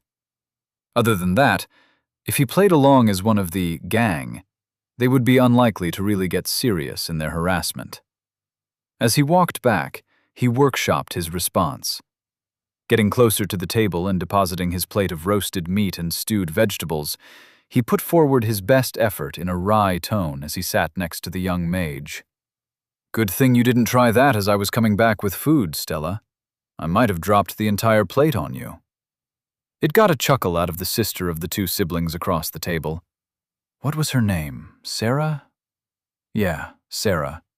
She seemed to be enjoying Stella's uncertainty over her spell, not provoking the expected response. Kachi also eyed him with uncertainty as Nathan sat next to him and began eating as if the entire situation was the most normal thing in the world. Their plates were already half-eaten, and they finished them off as Nathan wolfed down his food. The pastries in the morning had been good, but this food was well-spiced and as filling as any Nathan had ever had, and very effective at refilling his stamina. As he dug in, Arl asked a question. "Jolba said you were from far away. Where?" Stella broke in, speaking scornfully. "I bet it's a little hamlet a few weeks away, a bundle of cottages behind a dinky palisade. With what, like 100 people?" Nathan took a moment to respond, savoring a bite of some nicely marbled meat. "It's a country called the United States of America. Doubt you've heard of it. I didn't leave it by choice, but here I am." Arl shot questioning looks to Stella and Kachi, and they both shook their heads. He looked back to Nathan with brows raised. "United States? Sounds like there's history there. What is it like?" Nathan considered his answer for a moment before replying, leaning on earnestness skill to pull off a dramatic touch. He had to appear unique to seem equal to his new teammates. "It's a country of hundreds of millions of people, most knowing only peace. For all of our petty evils, we enforced peace and funded knowledge with no law declaring one above another. I hope to go back one day, once I've explored Gamor and toppled the towers of Giant's Rest for their evil." He delivered the last line with a snarl, savagely tearing at the next bite of meat. Low-tier earnestness 6 achieved. The heirs were various degrees of surprised by his display. Stella only furrowed her brow, while Kachi rocked back, clearly perturbed. He spoke, suddenly hesitant in the face of Nathan's clear anger. "You speak of Giant's Rest with true hatred. They are our foes, true enough. But what drives you to speak such words?"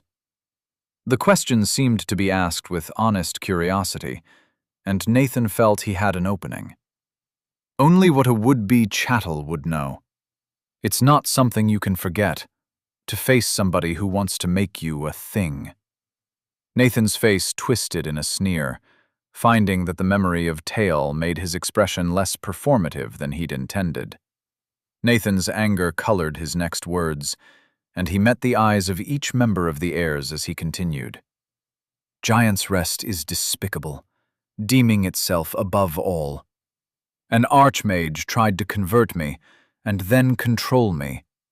I broke his bones because violence is the only counter-argument against that violation.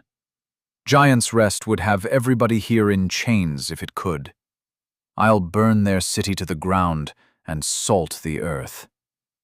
There was a moment of silence as they processed his words. Then Sarah quietly asked the question they'd all been thinking. What was fighting an archmage like? Nathan answered quickly. Terrifying. I caught him off guard, and he still almost killed me, despite my advantages against magic. I wasn't able to kill him, but I broke his nose and knee before he teleported away. His name is Teol Dodroxel, and he'll probably send people after me. From what I hear, you're all already targets of Giant's Rest because of who your parents are. I've got a blood feud with an archmage, so I'm in the same boat. I'll watch out for you, if you watch out for me. Low-tier earnestness 7 achieved! They were clearly off balance, not expecting his serious turn of phrase and offer of camaraderie.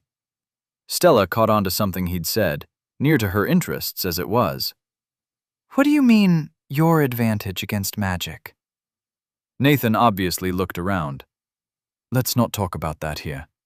I've got some pretty unique talents. Don't want to talk about them somewhere they'll spread. I'm sure I'll have an opportunity to show you later. Anyway, I'm new here. This is my first day in Jamor. What can I expect from the training? Kachi was the first to speak, though Arl looked like he'd been about to answer. Next, we will train as a group. After that is individual training. Do you have anybody coming to tutor you? He asked the question as a challenge, clearly expecting Nathan to lack a tutor. Nathan nodded. Yep, I do. Kachi frowned, but continued. For the group training, I am thinking of a round at the target range, where Stella and Sarah shoot and we dodge. Nathan, are you feeling like target practice? I can heal you if you get hurt. His mouth curved up in a predatory grin, which had a new meaning on somebody with a canine snout and teeth. Given the expectations, Nathan didn't have a choice in his response. Definitely. I've actually been working on a talent development that could only be aided by somebody hitting me with as much magic as possible. He grinned in Stella's direction. Do you think you can manage that? She harumphed, leaning back. Be careful what you ask for. You just might get it. Arl wiped his brow theatrically. If you're volunteering to be the one chewing down fireballs, I'm all for it.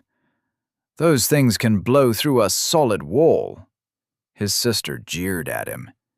That's just because you're slow. Get faster with your footwork skills and it won't be a problem. He eyed her darkly. Arrogant, coming from somebody who doesn't have to dodge fireballs as training twice a week. We should practice melee more often. Stella broke in, smiling sweetly and speaking in a sing-song voice. But that's not how we work. Between me and Sarah, we have the ranged advantage. If you chunks of muscle can keep the enemies at bay, we can take them down and steal all the levels. Then her eyes tracked to Nathan, and she pouted theatrically. But if we've got yet a third close-up fighter, then maybe we'll need to change the tactics. Annoying. Kachi spoke, clearly trying to re-establish his leadership. We'll have to see how Nathan fights. It sounds like he's had combat experience already, so I'm sure he can do something. At least it sounds like he'll be better than that last idiot. Nathan had reservations about how fairly the last guy had been treated, but raising that point didn't serve a purpose. He didn't have enough context to understand what was going on with the social dynamics here, and he didn't want to poison his relationship with the heirs over guesses. As he mused, Nathan noticed that the people around them had started to get up and deposit their plates on a table next to the mostly bare buffet. Sarah looked around. Looks like it's time to head out. Welcome to the heirs, Nathan. I hope you fit in. You mean you hope I measure up to all of you? We'll just have to see how that goes. He responded in an upbeat tone. Together we'll journey onwards and upwards. Arl slapped the table as he stood. I like that. Onwards and upwards indeed. Status of Nathan Lark. Permanent Talent 1. High-tier magic resistance 10. Permanent Talent 2. Mid-tier regeneration 6. Talent 3. None. Class: Anti-Magic Brawler, level 25. Stamina: 350 over 350. Brawler's Indifference, Anti-Magic Blows. Utility Skills: Mid-tier Focused Mind 4. Low-tier Earnestness 7. Low-tier Sprinting 6. Low-tier Spell Sense 5. Low-tier Notice 7. Low-tier Identify 2. Chapter 19. Training Magic. As they stood and deposited their plates, Nathan took note of the heir's weaponry. Stella bore a tall and knotted staff, deeply carved with runes, and with each knot inlaid with a glowing gem. Kachi picked up a polished steel kite shield that must have weighed at least 40 pounds, and a hammer that looked fit for demolishing walls. Interestingly, Sarah and Arl didn't have any weapons, just wide pouches they wore like forward-facing fanny packs. Nathan would have bet dollars to donuts that those were bags of holding. As they trooped outside, other trainees headed towards various training areas, with Jolba and a few other older adventurers talking to groups or supervising various activities. The heirs ignored them all and strode around the side of the building towards the very back corner of the guild complex. Another team was also moving in that direction, but they saw the heirs approaching and decided to go somewhere else, ceding the private range of sand to the heirs without a word or overt glance. The area didn't have fancy magical targets, consisting simply of a walled rectangle floored in coarse sand. The targets set against a dirt berm against the far wall were a series of X shapes rather than bullseyes, but served the same purpose. Nathan followed Kachi and Arl out onto the center of the course while Stella and Sarah closed the gate and stayed back. Nathan stepped to the left, took off his shirt, and sat down on the sand. He didn't recognize the exact meaning of the hand gesture that Arl threw his way, but it was pretty clearly something along the lines of, "What the hell, man?" He gestured toward Stella. "I want to try eating a fireball, and it's easier like this. Go ahead, shoot." With those words, Nathan focused on Stella, opening his senses to get everything he could out of what would follow. Nathan used focused mind to shape his attention, mimicking the state of mind that had helped him gain notice. With a moment of stilled breath, everything Nathan observed gained a level of definition. Stella shrugged, looked at Kachi, and said, "I'll start off with half a blow since I don't want to knock your head off within an hour of meeting you. That's the sort of treatment you earn." Then, with a flicking gesture, she sent a globe of fire sailing toward Nathan. She didn't speak the name of the spell like the Giant's Rest mages do. It was faster, more concentrated than the fireball that the Guardian Golem had thrown at him, but also smaller and not nearly as bright. Nathan barely had a chance to blink before the burning ping-pong ball-sized orb impacted his chest, and flame washed over him. He tried to pick apart the knot of the spell as it detonated, but the spell work blew apart as it touched him. Nathan was left with the feeling of fire and force mana raging against his bare skin, trying to burn him and blow him backward. Nathan failed to separate the two before his back impacted the ground, a burning sensation lingering in his chest. Nathan felt mana at play there and picked it apart, feeling a hot, fizzling sensation. It reminded him of the popping of a fire with its frequent and spontaneous bursts of heat. It was not very pleasant, but the sensation faded quickly and left him with a mild burn on his chest. He healed it with a quick application of stamina, sitting back up to find the rest of the heirs watching him closely. Kachi had taken a step toward him, his hand beginning to gather faint yellow light. But then he saw Nathan's reddened skin fade before his eyes, and he paused, suddenly confused. He opened his mouth to speak. "You're not a spellcaster, but you healed yourself. And that fireball was weird. Stella?" She shook her head, frowning. "It didn't explode right."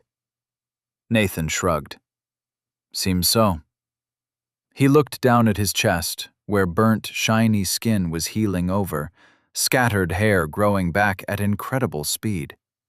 He was confused about this, because that wasn't how burns worked.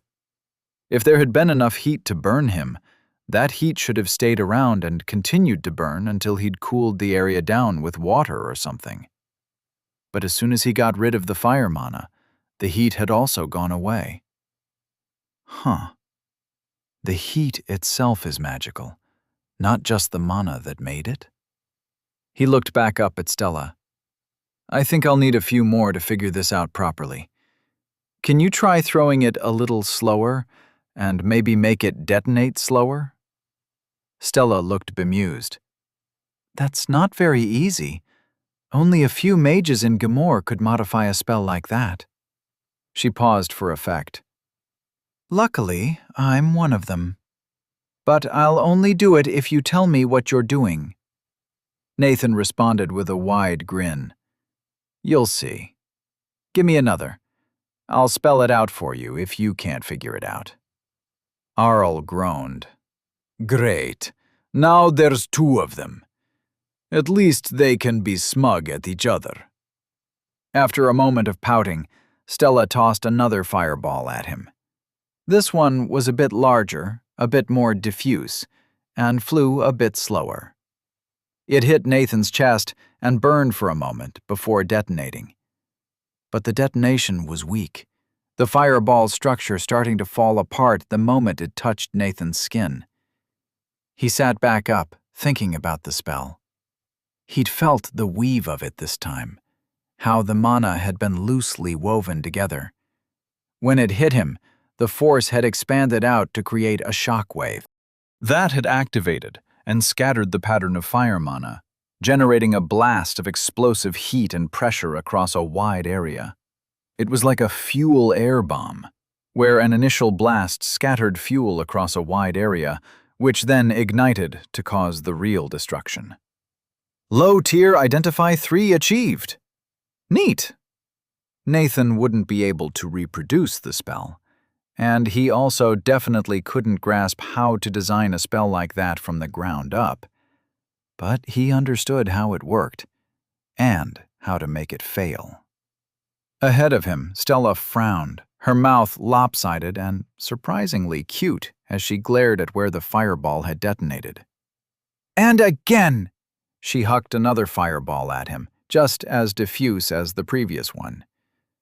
Nathan sharpened his magical senses, waiting for the exact moment he could interact with the spell, preparing himself to pull apart the tendrils of force mana that provided the initial detonation. The fireball impacted his navel and guttered as he scattered the key threads of force mana.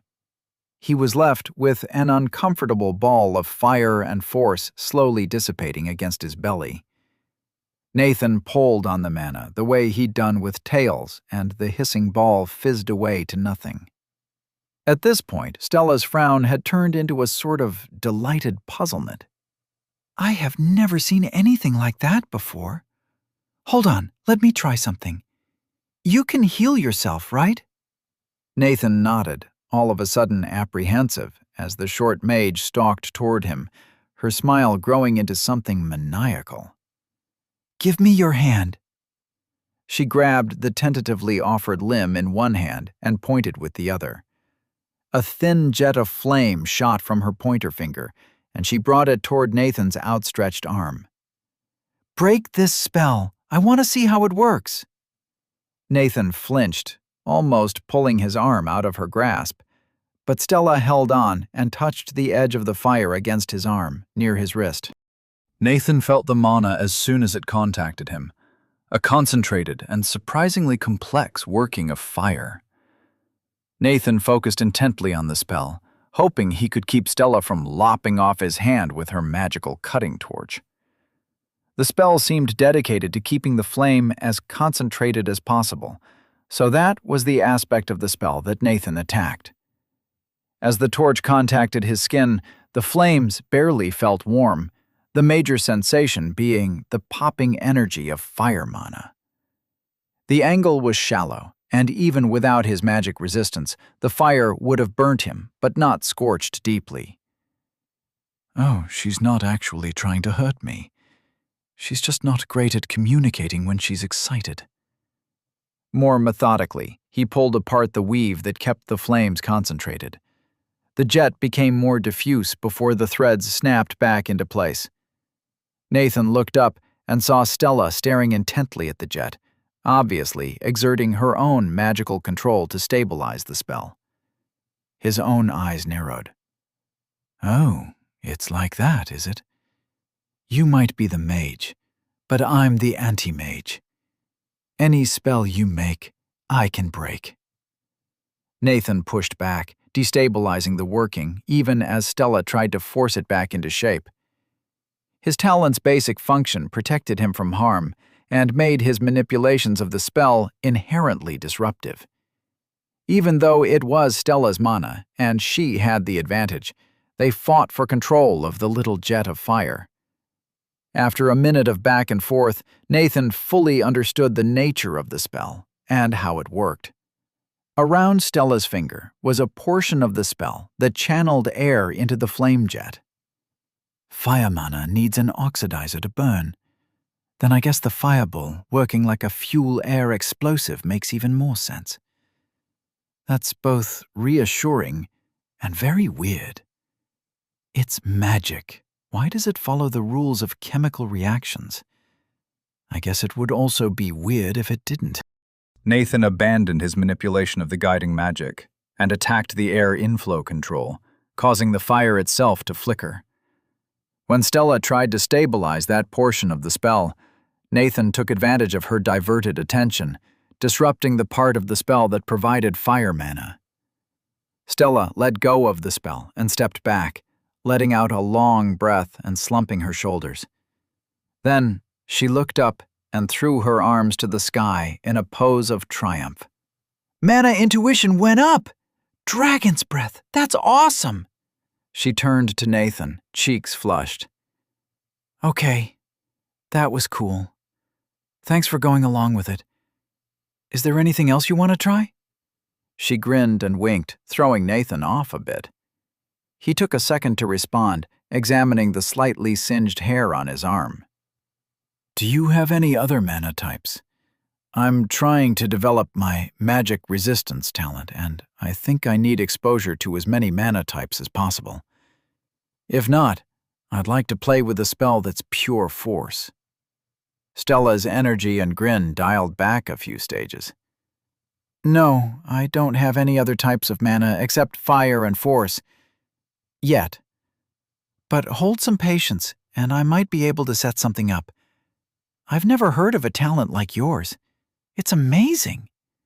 She gave Nathan a hand, boosting him to his feet before continuing. Oh, and I know you're from far off, but don't tell anybody what types of mana I use or that skill name I mentioned. Supposed to be secret, though if you're on the team, it won't be a problem. She proceeded to cast another spell, wordlessly.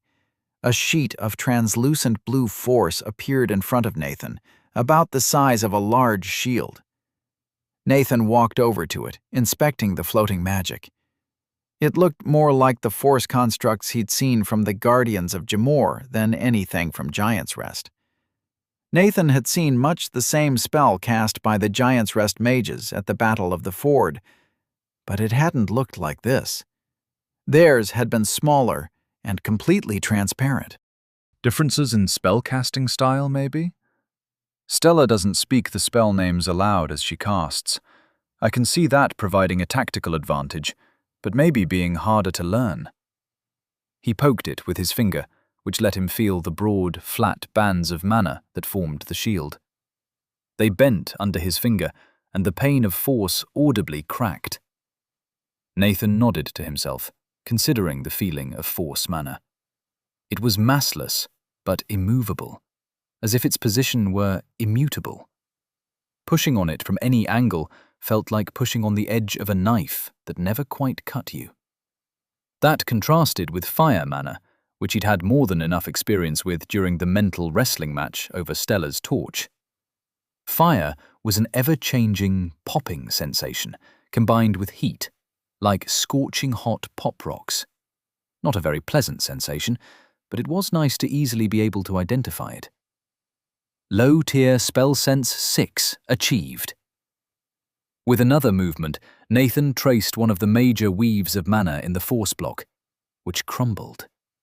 The entire pane of force shuddered and collapsed into nothing. The other members of the heirs had been half-heartedly stretching, but mostly just watching Nathan and Stella do their thing. At Nathan's casual destruction of a force block, Kachi looked as if he'd finally solved a riddle. So that's how you wounded an archmage through his mage armor. Break the magic, break the man. What did he hit you with? Nathan hissed, rubbing his previously absent left arm. A disintegrate, which took off my left arm. He waved the appendage in question at Kachi, who looked aghast. I grew it back, though. The wolfman worked his jaw for a moment, exposing some impressive teeth as he reconsidered Nathan. That's one zombie of a healing talent. It's got to be a talent. Does it heal non-magical wounds, too? Nathan nodded. With the insight I have, I don't think it matters where the injury comes from. Kachi stroked his elongated chin, whistling appreciatively and looking thoughtful. After a moment, he grinned, quite wolfishly. In that case, want to spar? Chapter 20. Bumps and Bruises. Nathan sighed. He had been hoping that the anti-magic demonstration had allayed their worries, and they wouldn't test him anymore. Maybe this spar was Kachi trying to get a fully rounded grasp of Nathan's capabilities, and not just beat his face in to demonstrate his superiority. If only I had confidence in that. As much as Nathan wasn't looking forward to getting smacked around by the enormous wolfman, it wasn't a big surprise. He turned to fully face him. Sure, but I have to warn you that the first time I seriously fought anybody was less than a week ago. I've had luck catching mages by surprise, but I'm not going to stand up well to somebody like you. Kachi and Arl looked happier at Nathan's earnest assessment. He noticed that they'd both been tense, apprehensive because of his anti-magic demonstration. This was probably a good time to clear that up. I don't think I'm ever going to be as good a frontline fighter as you guys. I definitely need to work on it, but I've got skills for fast movement and dealing with magic. I'm a mage hunter, but against non-mages, a lot of what I have is useless. Sarah pursed her lips. Not all adventuring parties fight people. Many focus on dungeons and monsters. What else can you do where anti-magic is not as useful? Nathan's response was easy. I'm not familiar with many monsters in this area, but my guess is the scary ones use magic in some way. The grave tangle knocked everybody over with just its magical aura, which I ignored. I also saw through the magical stealth of a pack of Earthstalkers yesterday. He shrugged. But maybe those were outliers. How many magical traps or dangers are present in dungeons? Sarah shared a look with Arl, who shrugged and wiggled his eyebrows at her. She nodded as if acknowledging a point and spoke again. Fair enough. Now, are you two going to hit each other or what? Unless you want a weapon, Nathan. I have no idea how to use any weapons but my fists, and I'd prefer not to look like an absolute rookie.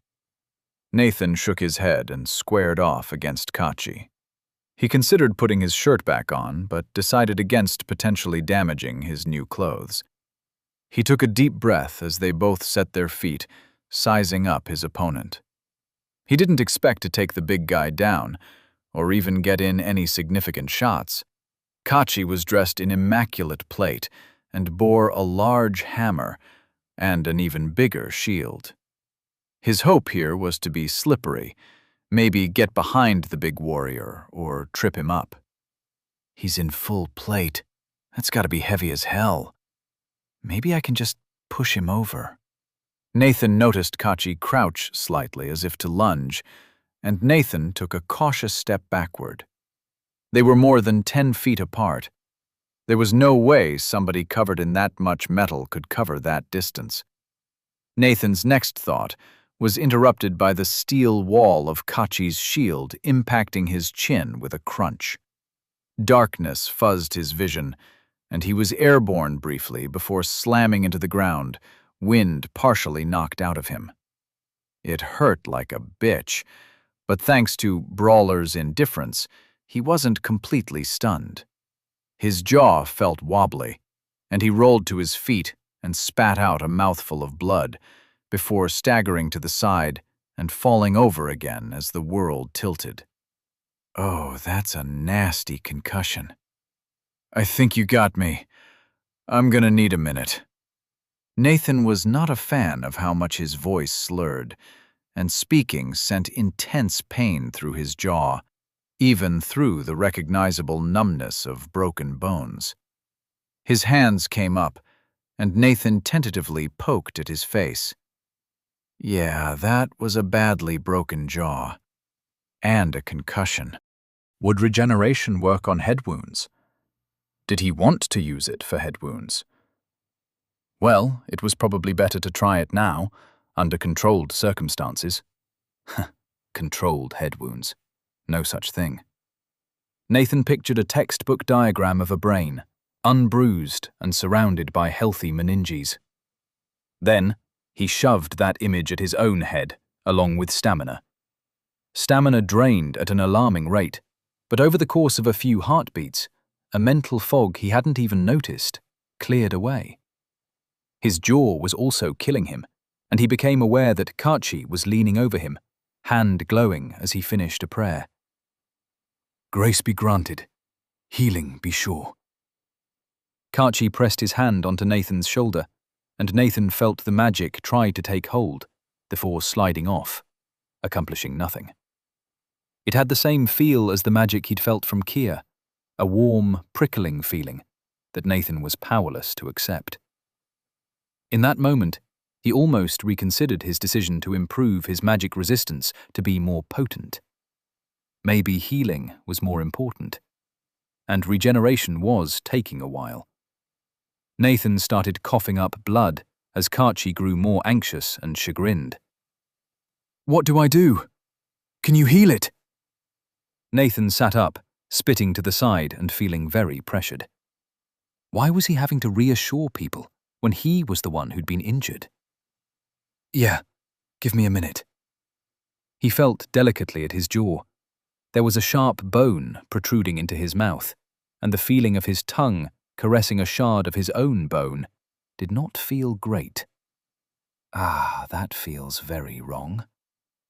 But he could make the problem go away. So Nathan closed his eyes and crossed his legs, sharpening his mind. His jaw was definitely misaligned, and he didn't want it healing that way. This is getting to me on a visceral level that's hard to ignore. He tamped down on the rising sickness and focused on the correct jaw structure. He told the bones not just to heal, but also to shift into the right position, and only to heal after they'd finished moving. It was unpleasant. Nathan's attention barraged by discomfort and the blood that continued to fill his mouth. But he was patient, breathing through his nose and dedicating his entire attention to realigning his jawbones before healing the skin and fusing the bones together. After a minute, that felt much longer, Nathan opened his eyes to more blue boxes. Mid-tier focused mind rank 5 achieved. Mid-tier regeneration rank 7 achieved. So, getting possibly crippling wounds also helps with ranks. The smallest hurrah. The rest of the heirs were grouped around him, looking various degrees of aloof or concerned. Stella ventured a question first. "Are you all right?" Nathan cracked his jaw. Thankfully, it was back to normal. "Yeah, I think so. Anybody got some water? My mouth is full of blood." Sarah handed him a water skin, and Nathan washed himself and spat a few times, gargling and then drinking to get the sticky feeling out of his throat. Then he handed the water skin back to Sarah with a nod of thanks, before standing and turning to Kachi. "This is going to need to be handled carefully." "You sure got me with that one. I didn't know you could move that quick." "Nice. But I got a question. Does your healing realign bones, or just heal things as they are?" Kachi scuffed the ground with his foot, looking away. "It depends on the prayer. Mom always taught me to check for misaligned bones before healing somebody." His posture told Nathan that he hadn't used a prayer that realigned bones this time. But at least the big wolf folks' first response had been to panic and try to help, instead of just laughing at Nathan. Nathan nodded. "It's a good thing I was immune to your healing, or I probably wouldn't be able to talk right now. We'd have to carefully re-break my jaw, set it, and re-heal it. Not fun for anybody." Just be careful with that next time. Just because somebody's hurt it doesn't mean healing them is always the right action, yeah? Kachi looked up at him and grimaced. "You are right. It was just... You were hurt. It was my fault and I could help, so I didn't think about it as I should have." Nathan shrugged. "No harm, no foul. As much as I got my face beat in, I think I won that round in the social arena." Kachi nodded. "Shall we go again?" His eyes had narrowed and looked a bit predatorily at Nathan. Maybe Nathan had rubbed his nose in it too much. To Nathan's surprise, Stella came to his rescue. "No, definitely not. Nathan is going to sit down, and you slackers are going to do the training you were supposed to be doing. Sarah, make it a good one." She glared at Kachi. Stella guided Nathan to a set of benches at the back of the range, where he sat and watched Sarah hurling weapons at Al and Kachi. Her hands flickered in and out of her pouch, each time a new weapon in hand. They all quickly went downrange at the two fighters. The variety of weapons was amazing, as well as the speed and accuracy at which they flew. Nathan noticed that all of the weapons were blunted. Nonetheless, arrows, hatchets, knives, and javelins all went clattering downrange. If you can dodge a wrench. Al acted similarly, pulling out weapons from his own pouch with each movement to counter his sister's attacks. He swatted a hatchet from the air with one of his own, then produced a small shield to catch an arrow before sidestepping a javelin. It would have been more efficient just keeping the shield, but the slim man was clearly practicing swapping weapons for each threat. Meanwhile, Kachi's job looked easier. He was hunkering behind his shield, shifting it to catch and deflect ranged projectiles. It definitely wasn't trivial, as Nathan noticed that whenever he took his eyes off Sarah, she'd hurl something into the sky, so it would come down atop his head unless he adjusted his shield or sidestepped. She also sent the occasional projectile at his feet, forcing him to slam the shield down or skip backwards. It was almost comical, seeing the enormous warrior in plate armor shuffling in place as blurs of metal came from multiple angles. Nathan's stamina was at 95 over 350, so he asked Stella if she had any snacks. She smirked, reached into a pocket of her robes, and handed him a set of pastries that looked identical to the ones Nathan had eaten that morning. They were pristine and still warm. He looked at her robe with surprise. "Better keep me away from that. I think I'll break any magic items that I'm too close to." Stella looked at him with alarm. She'd been edging a bit closer to him, but reversed course and scooted further down the bench. "Hear me. That talent's powerful, But I'm definitely not jealous anymore. Can't be healed, can't use magic items.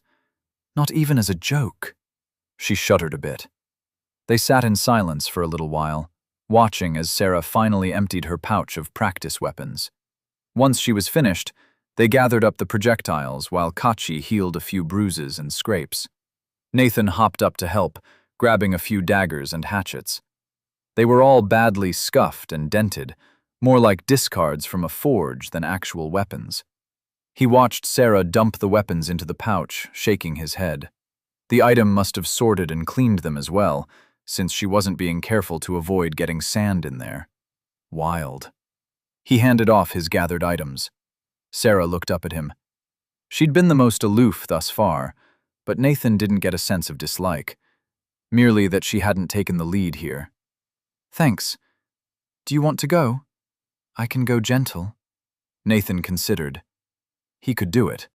Being willing to get clobbered again would probably improve his reputation with the heirs, but he just didn't want to. His jaw didn't hurt anymore, but the memory of the pain was still there, and he just didn't want to take more risks. Not today.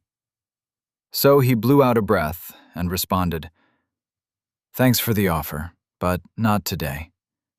There's something I want to talk to Artha about before I try dodging things. Sarah cocked her head at him. Artha Footspeak?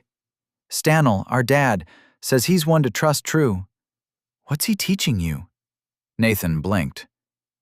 Yeah, that's him. The Giant Raiders saved me from Giant's Rest, and he's teaching me the Path of Rage. The black-haired girl was clearly surprised. That's rare. She turned to call to Arl, who was gathering javelins that had flown past him during the target practice. Hey, Arl, don't you know Nathan's getting taught the Path of Rage by Artha Footspeak?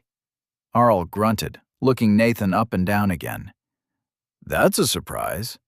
They guard those insights. He'll have to answer to the clan for that. He turned to Nathan. What could have made him agree to that? Nathan scratched the back of his neck.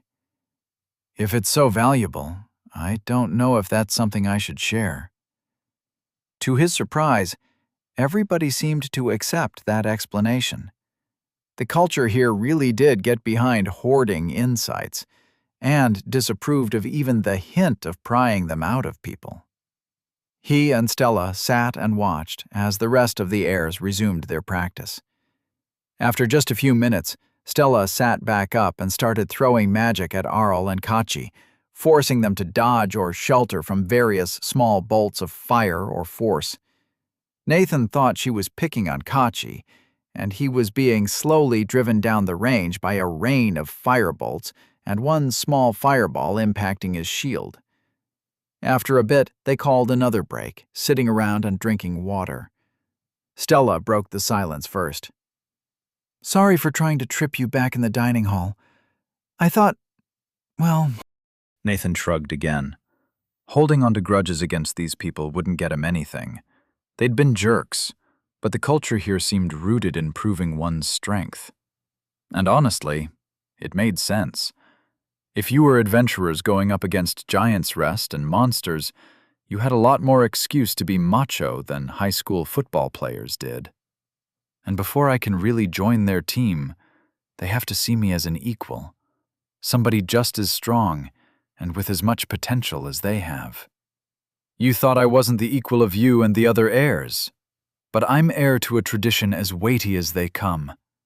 In my land, we stand on the shoulders of giants, on our predecessors who reached the stars. It lets us see farther yet, plumb the mysteries of the universe. It's something I dedicated my life to, and now I will apply that legacy here. Low-tier earnestness, rank 8 achieved. There was a beat of silence before the moment was ruined by Arl's quiet question. What's a star? Nathan blew a raspberry, thinking about how to explain. It's something beyond the sky. We can see them from my home. Soon enough, the group training was over, and it was time for individual mentoring. Chapter 21. Dodging disadvantage. The heirs exited the private training ground to find the other adventurers milling around in an open area, waiting on their individual mentors. Nathan spotted Artha easily and started walking in his direction, but was stopped by Kachi holding out a hand to interrupt him. "Today we're having food with our families. Maybe another day you will share our dinner, but for today, we will see you back in our rooms. I have inscribed our meeting, Nathan." With that, the big wolf man turned and walked away with the rest of the heirs. Arl and Sarah approached a wiry older man who was clearly their father, with the same coppery skin, dark hair, and sculpted face. Kachi and Stella walked together, joking as they strode towards the familiar figures that Nathan had last seen incinerating the grave tangle.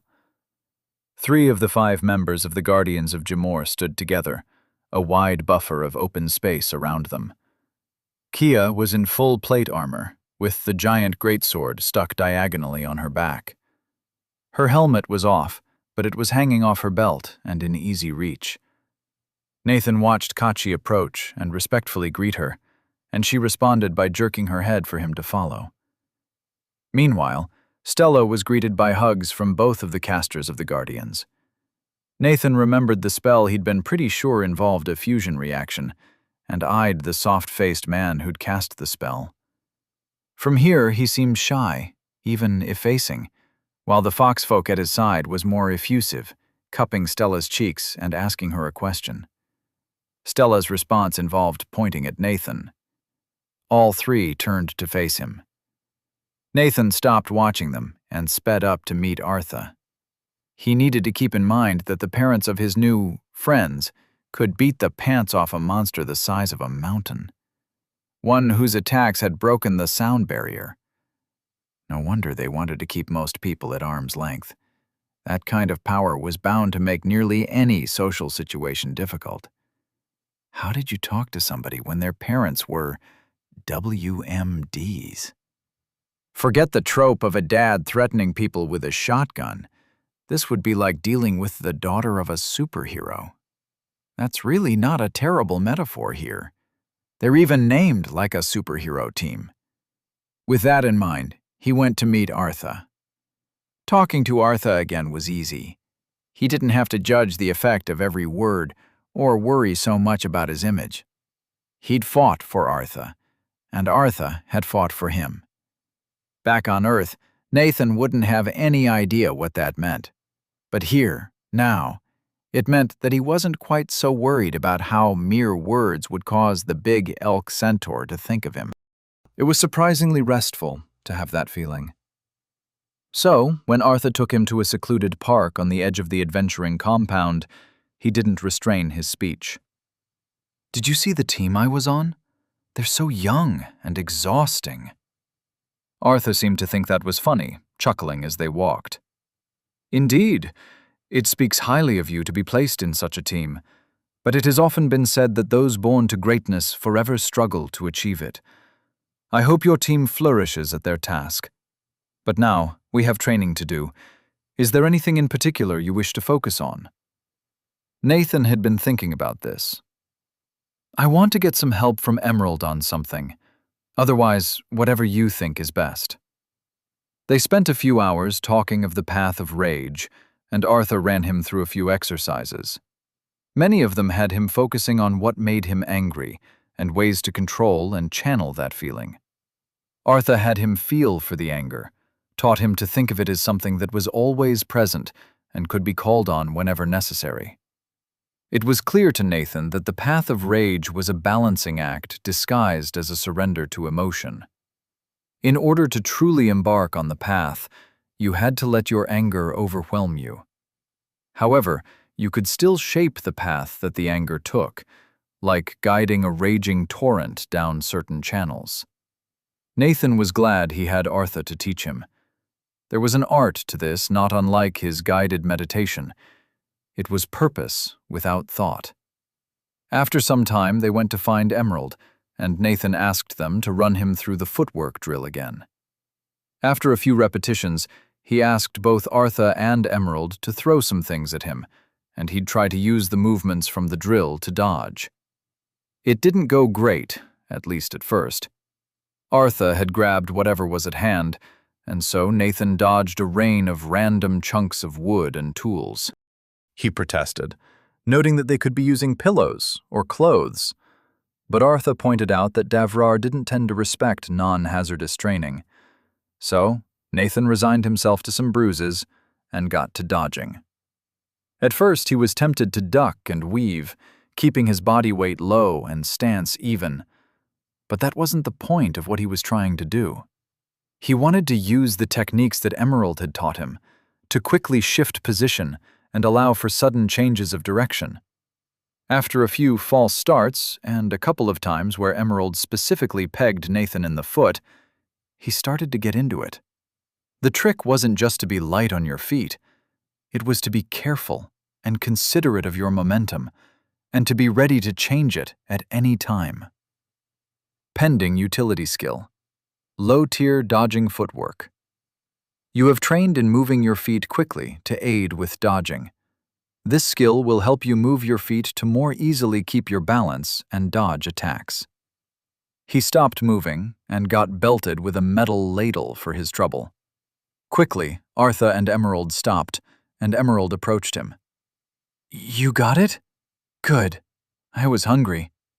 They sat down to eat what Artha had quickly fetched, and Nathan nodded. "It's called dodging footwork. Says it will help me keep my balance and dodge attacks." Emerald hesitated before answering, heaping vegetables onto a plate from a communal tray. "Mine is more general, but doesn't mention dodging. Just says easier movement and faster changes of direction." Nathan was a bit surprised, speaking around a buttered roll stuffed with meat and gravy. "That sounds even more general. Nice. It's a really good skill." Emerald shrugged their shoulders in response to the compliment, while Artha came forward. "Well done. It seems that many of your utility skills are geared towards fighting. While this is not a bad thing, I would caution you of making all of your skills related to combat and adventuring. Not only will it leave you unable to perform well in other areas, but it may make you feel trapped in this life, unable to imagine yourself acquiring other skills, other crafts." He paused, then spoke again. "I apologize for seeding your garden with weeds. To achieve a skill one has been reaching for is truly something to be proud of. This one is not to be dismissed, for it takes long training to achieve such a thing. Indeed, I wonder at the speed at which you have picked up your talents and skills in this place." Nathan considered if he should mention Davrar deeming him disadvantaged. Well, it probably wasn't the most dangerous secret that these two already knew, and understanding it would probably help with his training. So he told them. "About that. When I arrived on Davrar, I got a message that I was at a disadvantage, and so I would have an easier time getting skills and talents, and level up faster until I wasn't at a disadvantage. Do either of you know when that'll happen?" Artha furrowed his brow, tilting his head and staring to the side as he mopped his plate with another roll. "I've never heard of such a thing. Not among my clan, or in Jamor. Emerald?" Emerald's voice was quiet. "I've overheard the words. It's something from Giant's Rest, for noble kids, but I don't know what it means." Nathan shrugged. "It seems fairly simple from what I have seen. If you don't have any levels, then you get some sort of boost to help you catch up. I think it's helped me learn better versions of talents and skills, too. I'm not surprised Giant's Rest takes advantage of it. Keep a kid from leveling up for a while, and then they'll get better stuff later. I just wish I knew when it expired." Both Artha and Emerald were taken aback. Artha spoke first. "How cruel. Children level slowly if properly cared for, and it is considered the mark of a precocious child that they level quickly. To keep them unleveled entirely, I cannot imagine it to be kind." The big elk man looked morose for a moment, then took a deep breath and continued. But I do not know when this will expire. The next milestone is level 27, and that level is required for any proper adventurer. It is sometimes said that the time between level 9 and 27 is the most dangerous in anybody's life, for Devrar rewards risk above all, and it is many levels to cross without the benefit of 6 full-class skills. It would not surprise me if that is where you will lose this disadvantaged trait. Nathan nodded, frowning.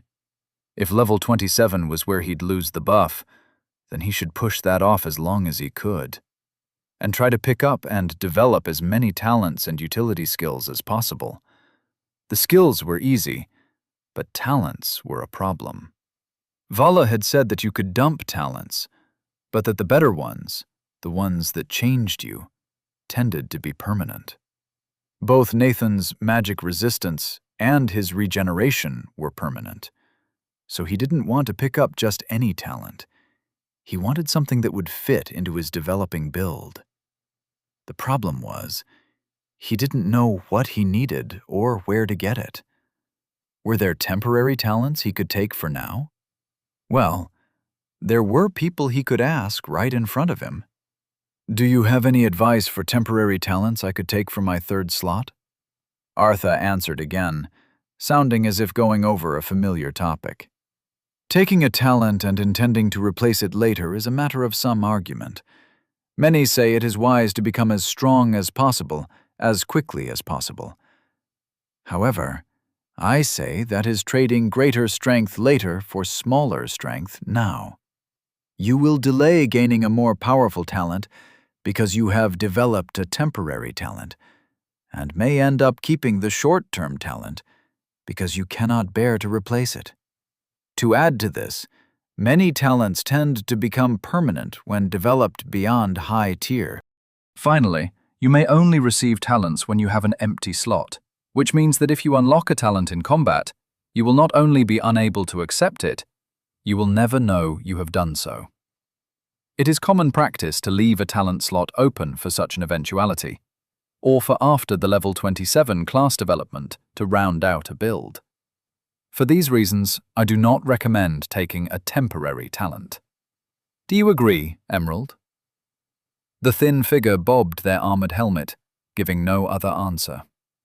Nathan shrugged. Regardless, it was time to move forward with what he had. He pulled up the box for his new skill and accepted it.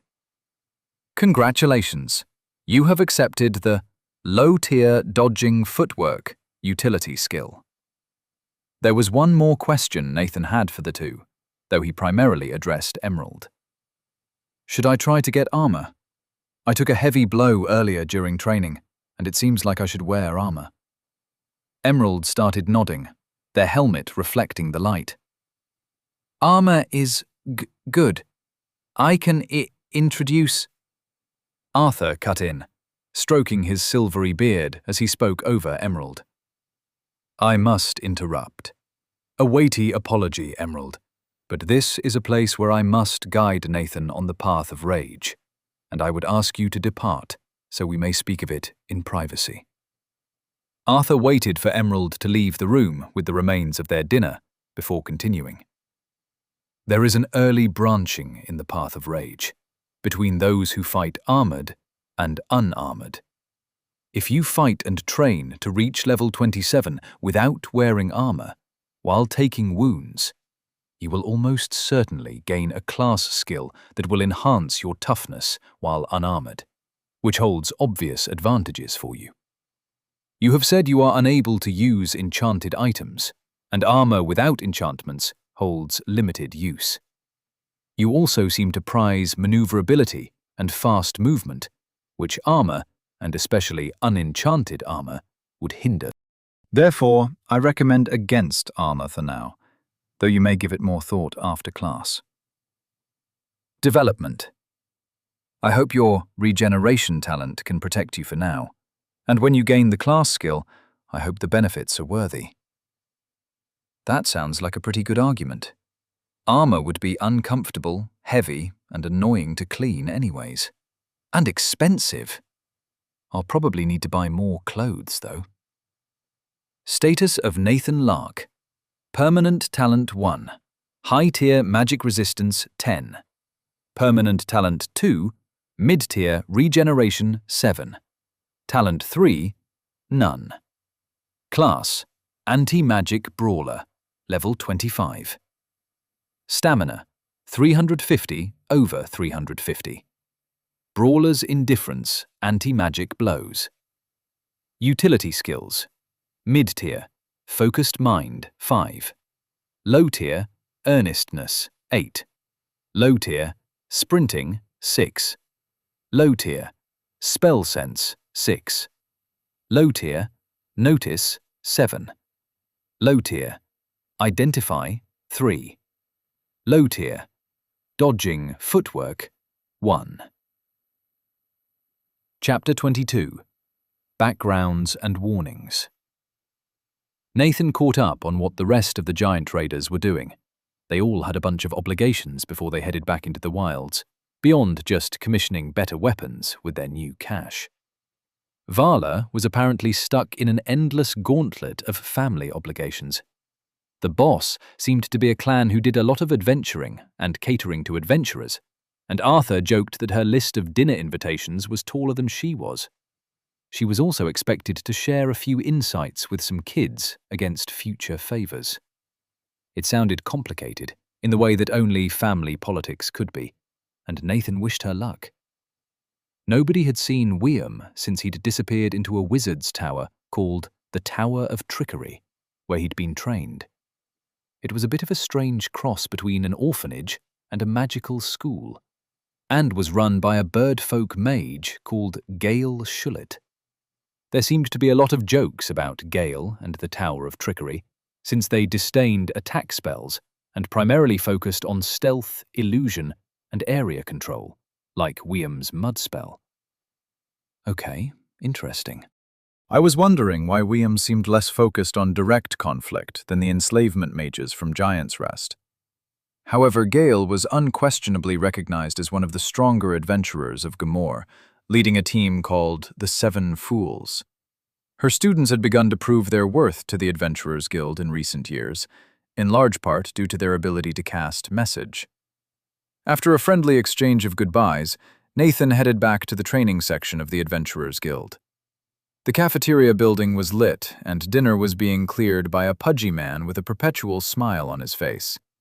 He saw Nathan peeking around the door and gave a cheery wave.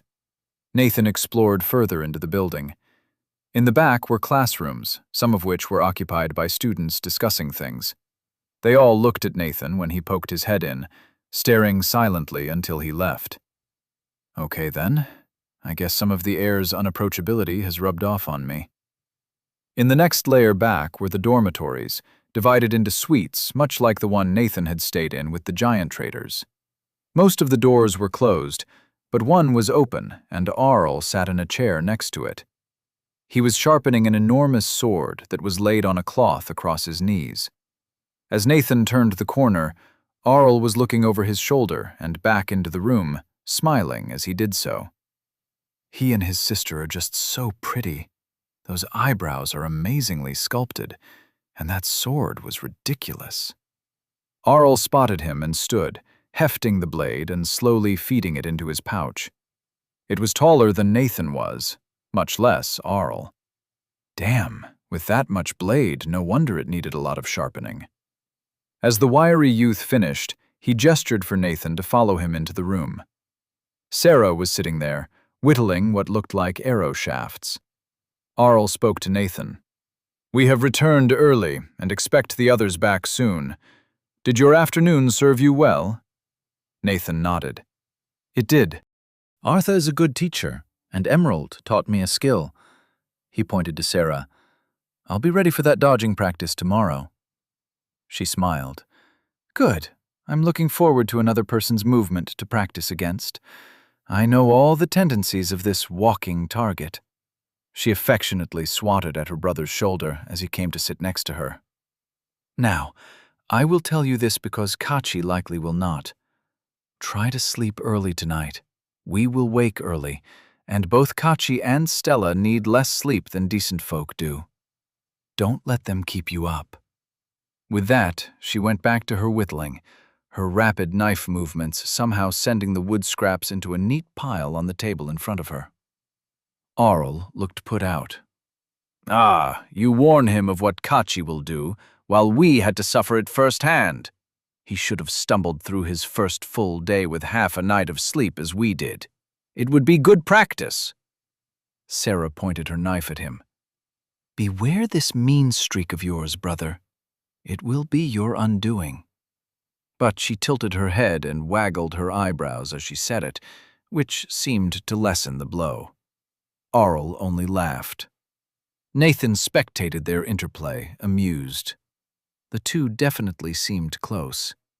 He was an only child, but few of the siblings he'd seen had been so friendly. They were making fun of each other, but there was no meanness to it. Then again, he hadn't known any twins, so who knew? Nathan didn't feel comfortable going to bed yet, even if he was tired. He wasn't so much physically tired, just mentally exhausted. So many new things had happened. He needed to process and think, but there just hadn't been time. Now's as good a time as any. He said his goodnights to the twins and then explored the rooms of the heirs. There were 5 bedrooms and 1 bathroom, again with the strange trough with running water. One of the bedrooms had no personal items, and Nathan claimed it as his own, laying out his stuff on the small table. It was a pitiful pile for being everything he owned in this new world. The knapsack he'd gotten from the Vanguard, packed with clothes and blankets, strings of coins, some knives, a few extra clothes. Back home, he'd felt secure with his phone and wallet. It had been comforting to know that as long as he kept those 2 items, he'd manage decently well anywhere with civilization. Anywhere on Earth, that was. But all of that had been stripped away by Teal's spell.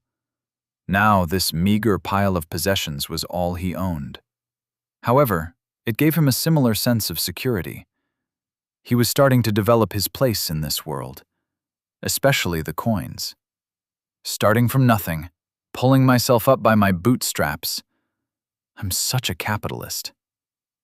So much of it had been due to his friends here. He'd found allies and a purpose. The money and belongings were incidental. In general, life was less comfortable than it had been back on Earth, but Nathan wasn't sure he regretted the change.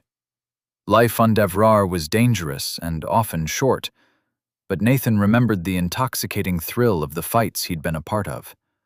Life here was exciting and adventurous. The night sky was a world, and Devrar was chock full of secrets to be explored, new things to learn. The extreme sports Nathan had done felt like child's play, a facsimile of the rush that was a real fight. There was no chair, so Nathan sat on the bed to meditate. He glossed over his experiences of the day. There was no rush, just examining each thought in turn until there was nothing left. Then Nathan focused on the breath until his mind felt clear. He began to examine the flow of his feelings. What did he feel like? After the last few days, he should be flushed with stress hormones, sick to his stomach. But he wasn't. He felt invigorated, strong. And underneath it all, like a hidden flame in the center of his being, was a banked ember of anger. Nathan examined that anger, studying it thoroughly. In this meditative state, he could dedicate the time to investigate. Why was he angry? What was the source? Was it justified? He remembered his introduction to Giant's Rest, the damning words from Teal's own mouth that had led Nathan to oppose him. Then there was the mindfuckery that he'd barely escaped. That had made it personal. And when Nathan had broken his restraints, Teal had cringed and fled. Coward. Fleeing the moment consequences could threaten him. Nathan breathed out, feeling like fire was escaping with each breath. There'd been the fight at the ford, where the enslavement mages had gloated at the idea of recapturing Emerald, the escaped slave. Nathan's fury peaked, and his arms trembled. He wanted to run to Giant's Rest and tear down their walls, break things until not one stone stood atop another.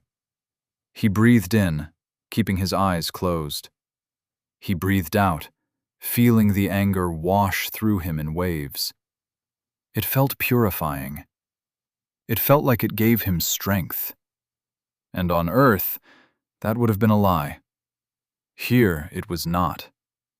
Artha's lessons made it clear that anger was a power, and a power that he could use. After a time, Nathan dropped back, clearing his mind and focusing only on his breathing. He breathed clean, cool air in through the nose, breathed out his rage through the mouth. A few minutes later, he opened his eyes. The anger wasn't gone, just receded, like a coal smoldering inside of him. Nathan was sure with a moment's thought he could call it back to him. Before him floated another blue box in acknowledgement of that. Pending utility skill, anger control. You have demonstrated excellent control over your anger. This skill will help you control your anger in the future, allowing you to control your rage and direct it as you see fit. Artha had warned him about this. It could be a useful skill to somebody on the path of rage, to be sure. Nathan would have been wary of taking it, because it gave Davrar control over his emotions. But Artha had further cautioned him against it. His tribe had learned that those who took skills to control their rage ended up weakened. Their anger became a shallower thing, a switch to be turned on and off, and their future classes were weaker. So Nathan refused the skill. He rested on the bed for a little longer, thinking about the day. He seemed to be doing all right with the heirs, if only by not taking their bait. Being the serious adult seemed to be paying off. That situation seemed fine, and he'd known them for less than a day. They seemed all right. Still a bit of that teenage idiocy, but they wanted to be serious. Well, Nathan still had traces of adrenaline in him from his meditation on anger, but he should heed Sarah's advice and try to sleep. At least there aren't computer screens keeping me awake anymore. Nathan rested, feeling at peace with the day. He lamented only that he hadn't gotten more of a chance to explore Gamor, to see the novelties of Davrar. But there were good arguments for learning to defend himself as rapidly as possible. And here was where that happened. Chapter 23. Basic Education. True to Sarah's word, the next morning started early. There was a pounding on Nathan's door, and Kachi's enthusiastic voice sounded loudly. "Get up, Leadfoot! We're headed out! Don't hold us up!" Nathan heard a chuckle, then the pounding resumed. Nathan had been warned about this, so his clothes were laid out and ready. Less than a minute after waking up, Nathan unbolted the door and stepped out. Kachi hid his surprise well, but seemed a bit put out that Nathan was up and dressed so quickly. Nathan hurried through his morning ablutions and emerged into the common room to find everybody just finishing getting ready. Stella and Kachi were almost insultingly bright-eyed and bushy-tailed, with Arl and Sarah visibly annoyed about it. What followed was a series of exercises that reminded Nathan of descriptions of boot camp training. It had clearly taken on the form of a ritual to the heirs as well. Calisthenics, running several loops around the training hall, before taking on some of the obstacle courses in the pre-dawn light. Nathan kept up, if only by leaning on and spending stamina freely. They hadn't eaten yet, so it wasn't replenishing much, even when they did stop to take a breather. The group was clearly used to pushing each other, and while Stella lagged in the running, she didn't drag or fall behind. Nathan did notice that there was something wonky going on with her run, as if each step was propelled by extra force. Kachi led the exercises, disgustingly cheerful as he vaulted over obstacles in full plate, calling out to everybody in a sing-song chant. Nathan wanted to resent him for it, but the wolf folk just seemed to be having so much fun with it. Nathan didn't want to snark at his good mood, even if he wasn't a morning person himself. After their exercises, they trooped into the dining hall as it opened up. The same pudgy man was depositing trays of food on the buffet table. The food looked basic but delicious. Meat, eggs, starchy tubers, and piles of vegetables in a rich gravy. The chef winked at them, wiping his hands on a stained apron as he walked out the door to fetch another load. The heirs loaded up their plates and sat at the same central table as before. Nathan asked the heirs to stash food in their various magical holding items for him to use later, and they acquiesced with humor. Kachi joked that he wished he could replenish his faith resource by eating instead of praying. But then he smugly mentioned that faith allowed for miracles, and he didn't see stamina pulling off any of those. Nathan waved his left arm at Kachi dismissively. I think regrowing an arm is pretty miraculous. Other teams were filtering in, but it didn't seem like anybody else had the morning exercise routine of the heirs. Nathan asked about it, and apparently Kachi had inherited it from his mother. The parents of the other heirs had leaned on them to participate, and now it was a habit. Stella did an impression of her father extracting a promise from her, clasping her hands in front of her before softly and seriously saying, "For no matter the power of the mage, sometimes it is smart to run away very quickly. And you can't fly yet, so you can't use that as an excuse like we can."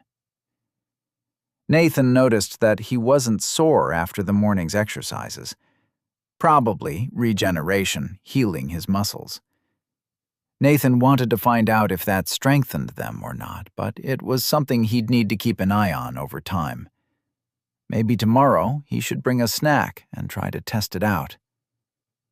Next, they were off to classes and bid each other farewell. Nathan headed to his lesson on reading and writing and received some ribbing for needing to learn to read. His response was sarcastic. "I know how to read and write perfectly well, thank you very much. Just not in whatever the local language is. You don't even use the characters I'm used to. Very rude. You should just use the 26 characters I'm used to." Nathan spent a few hours with Velik, the clerk who had taken him to the guildmistress, learning the characters of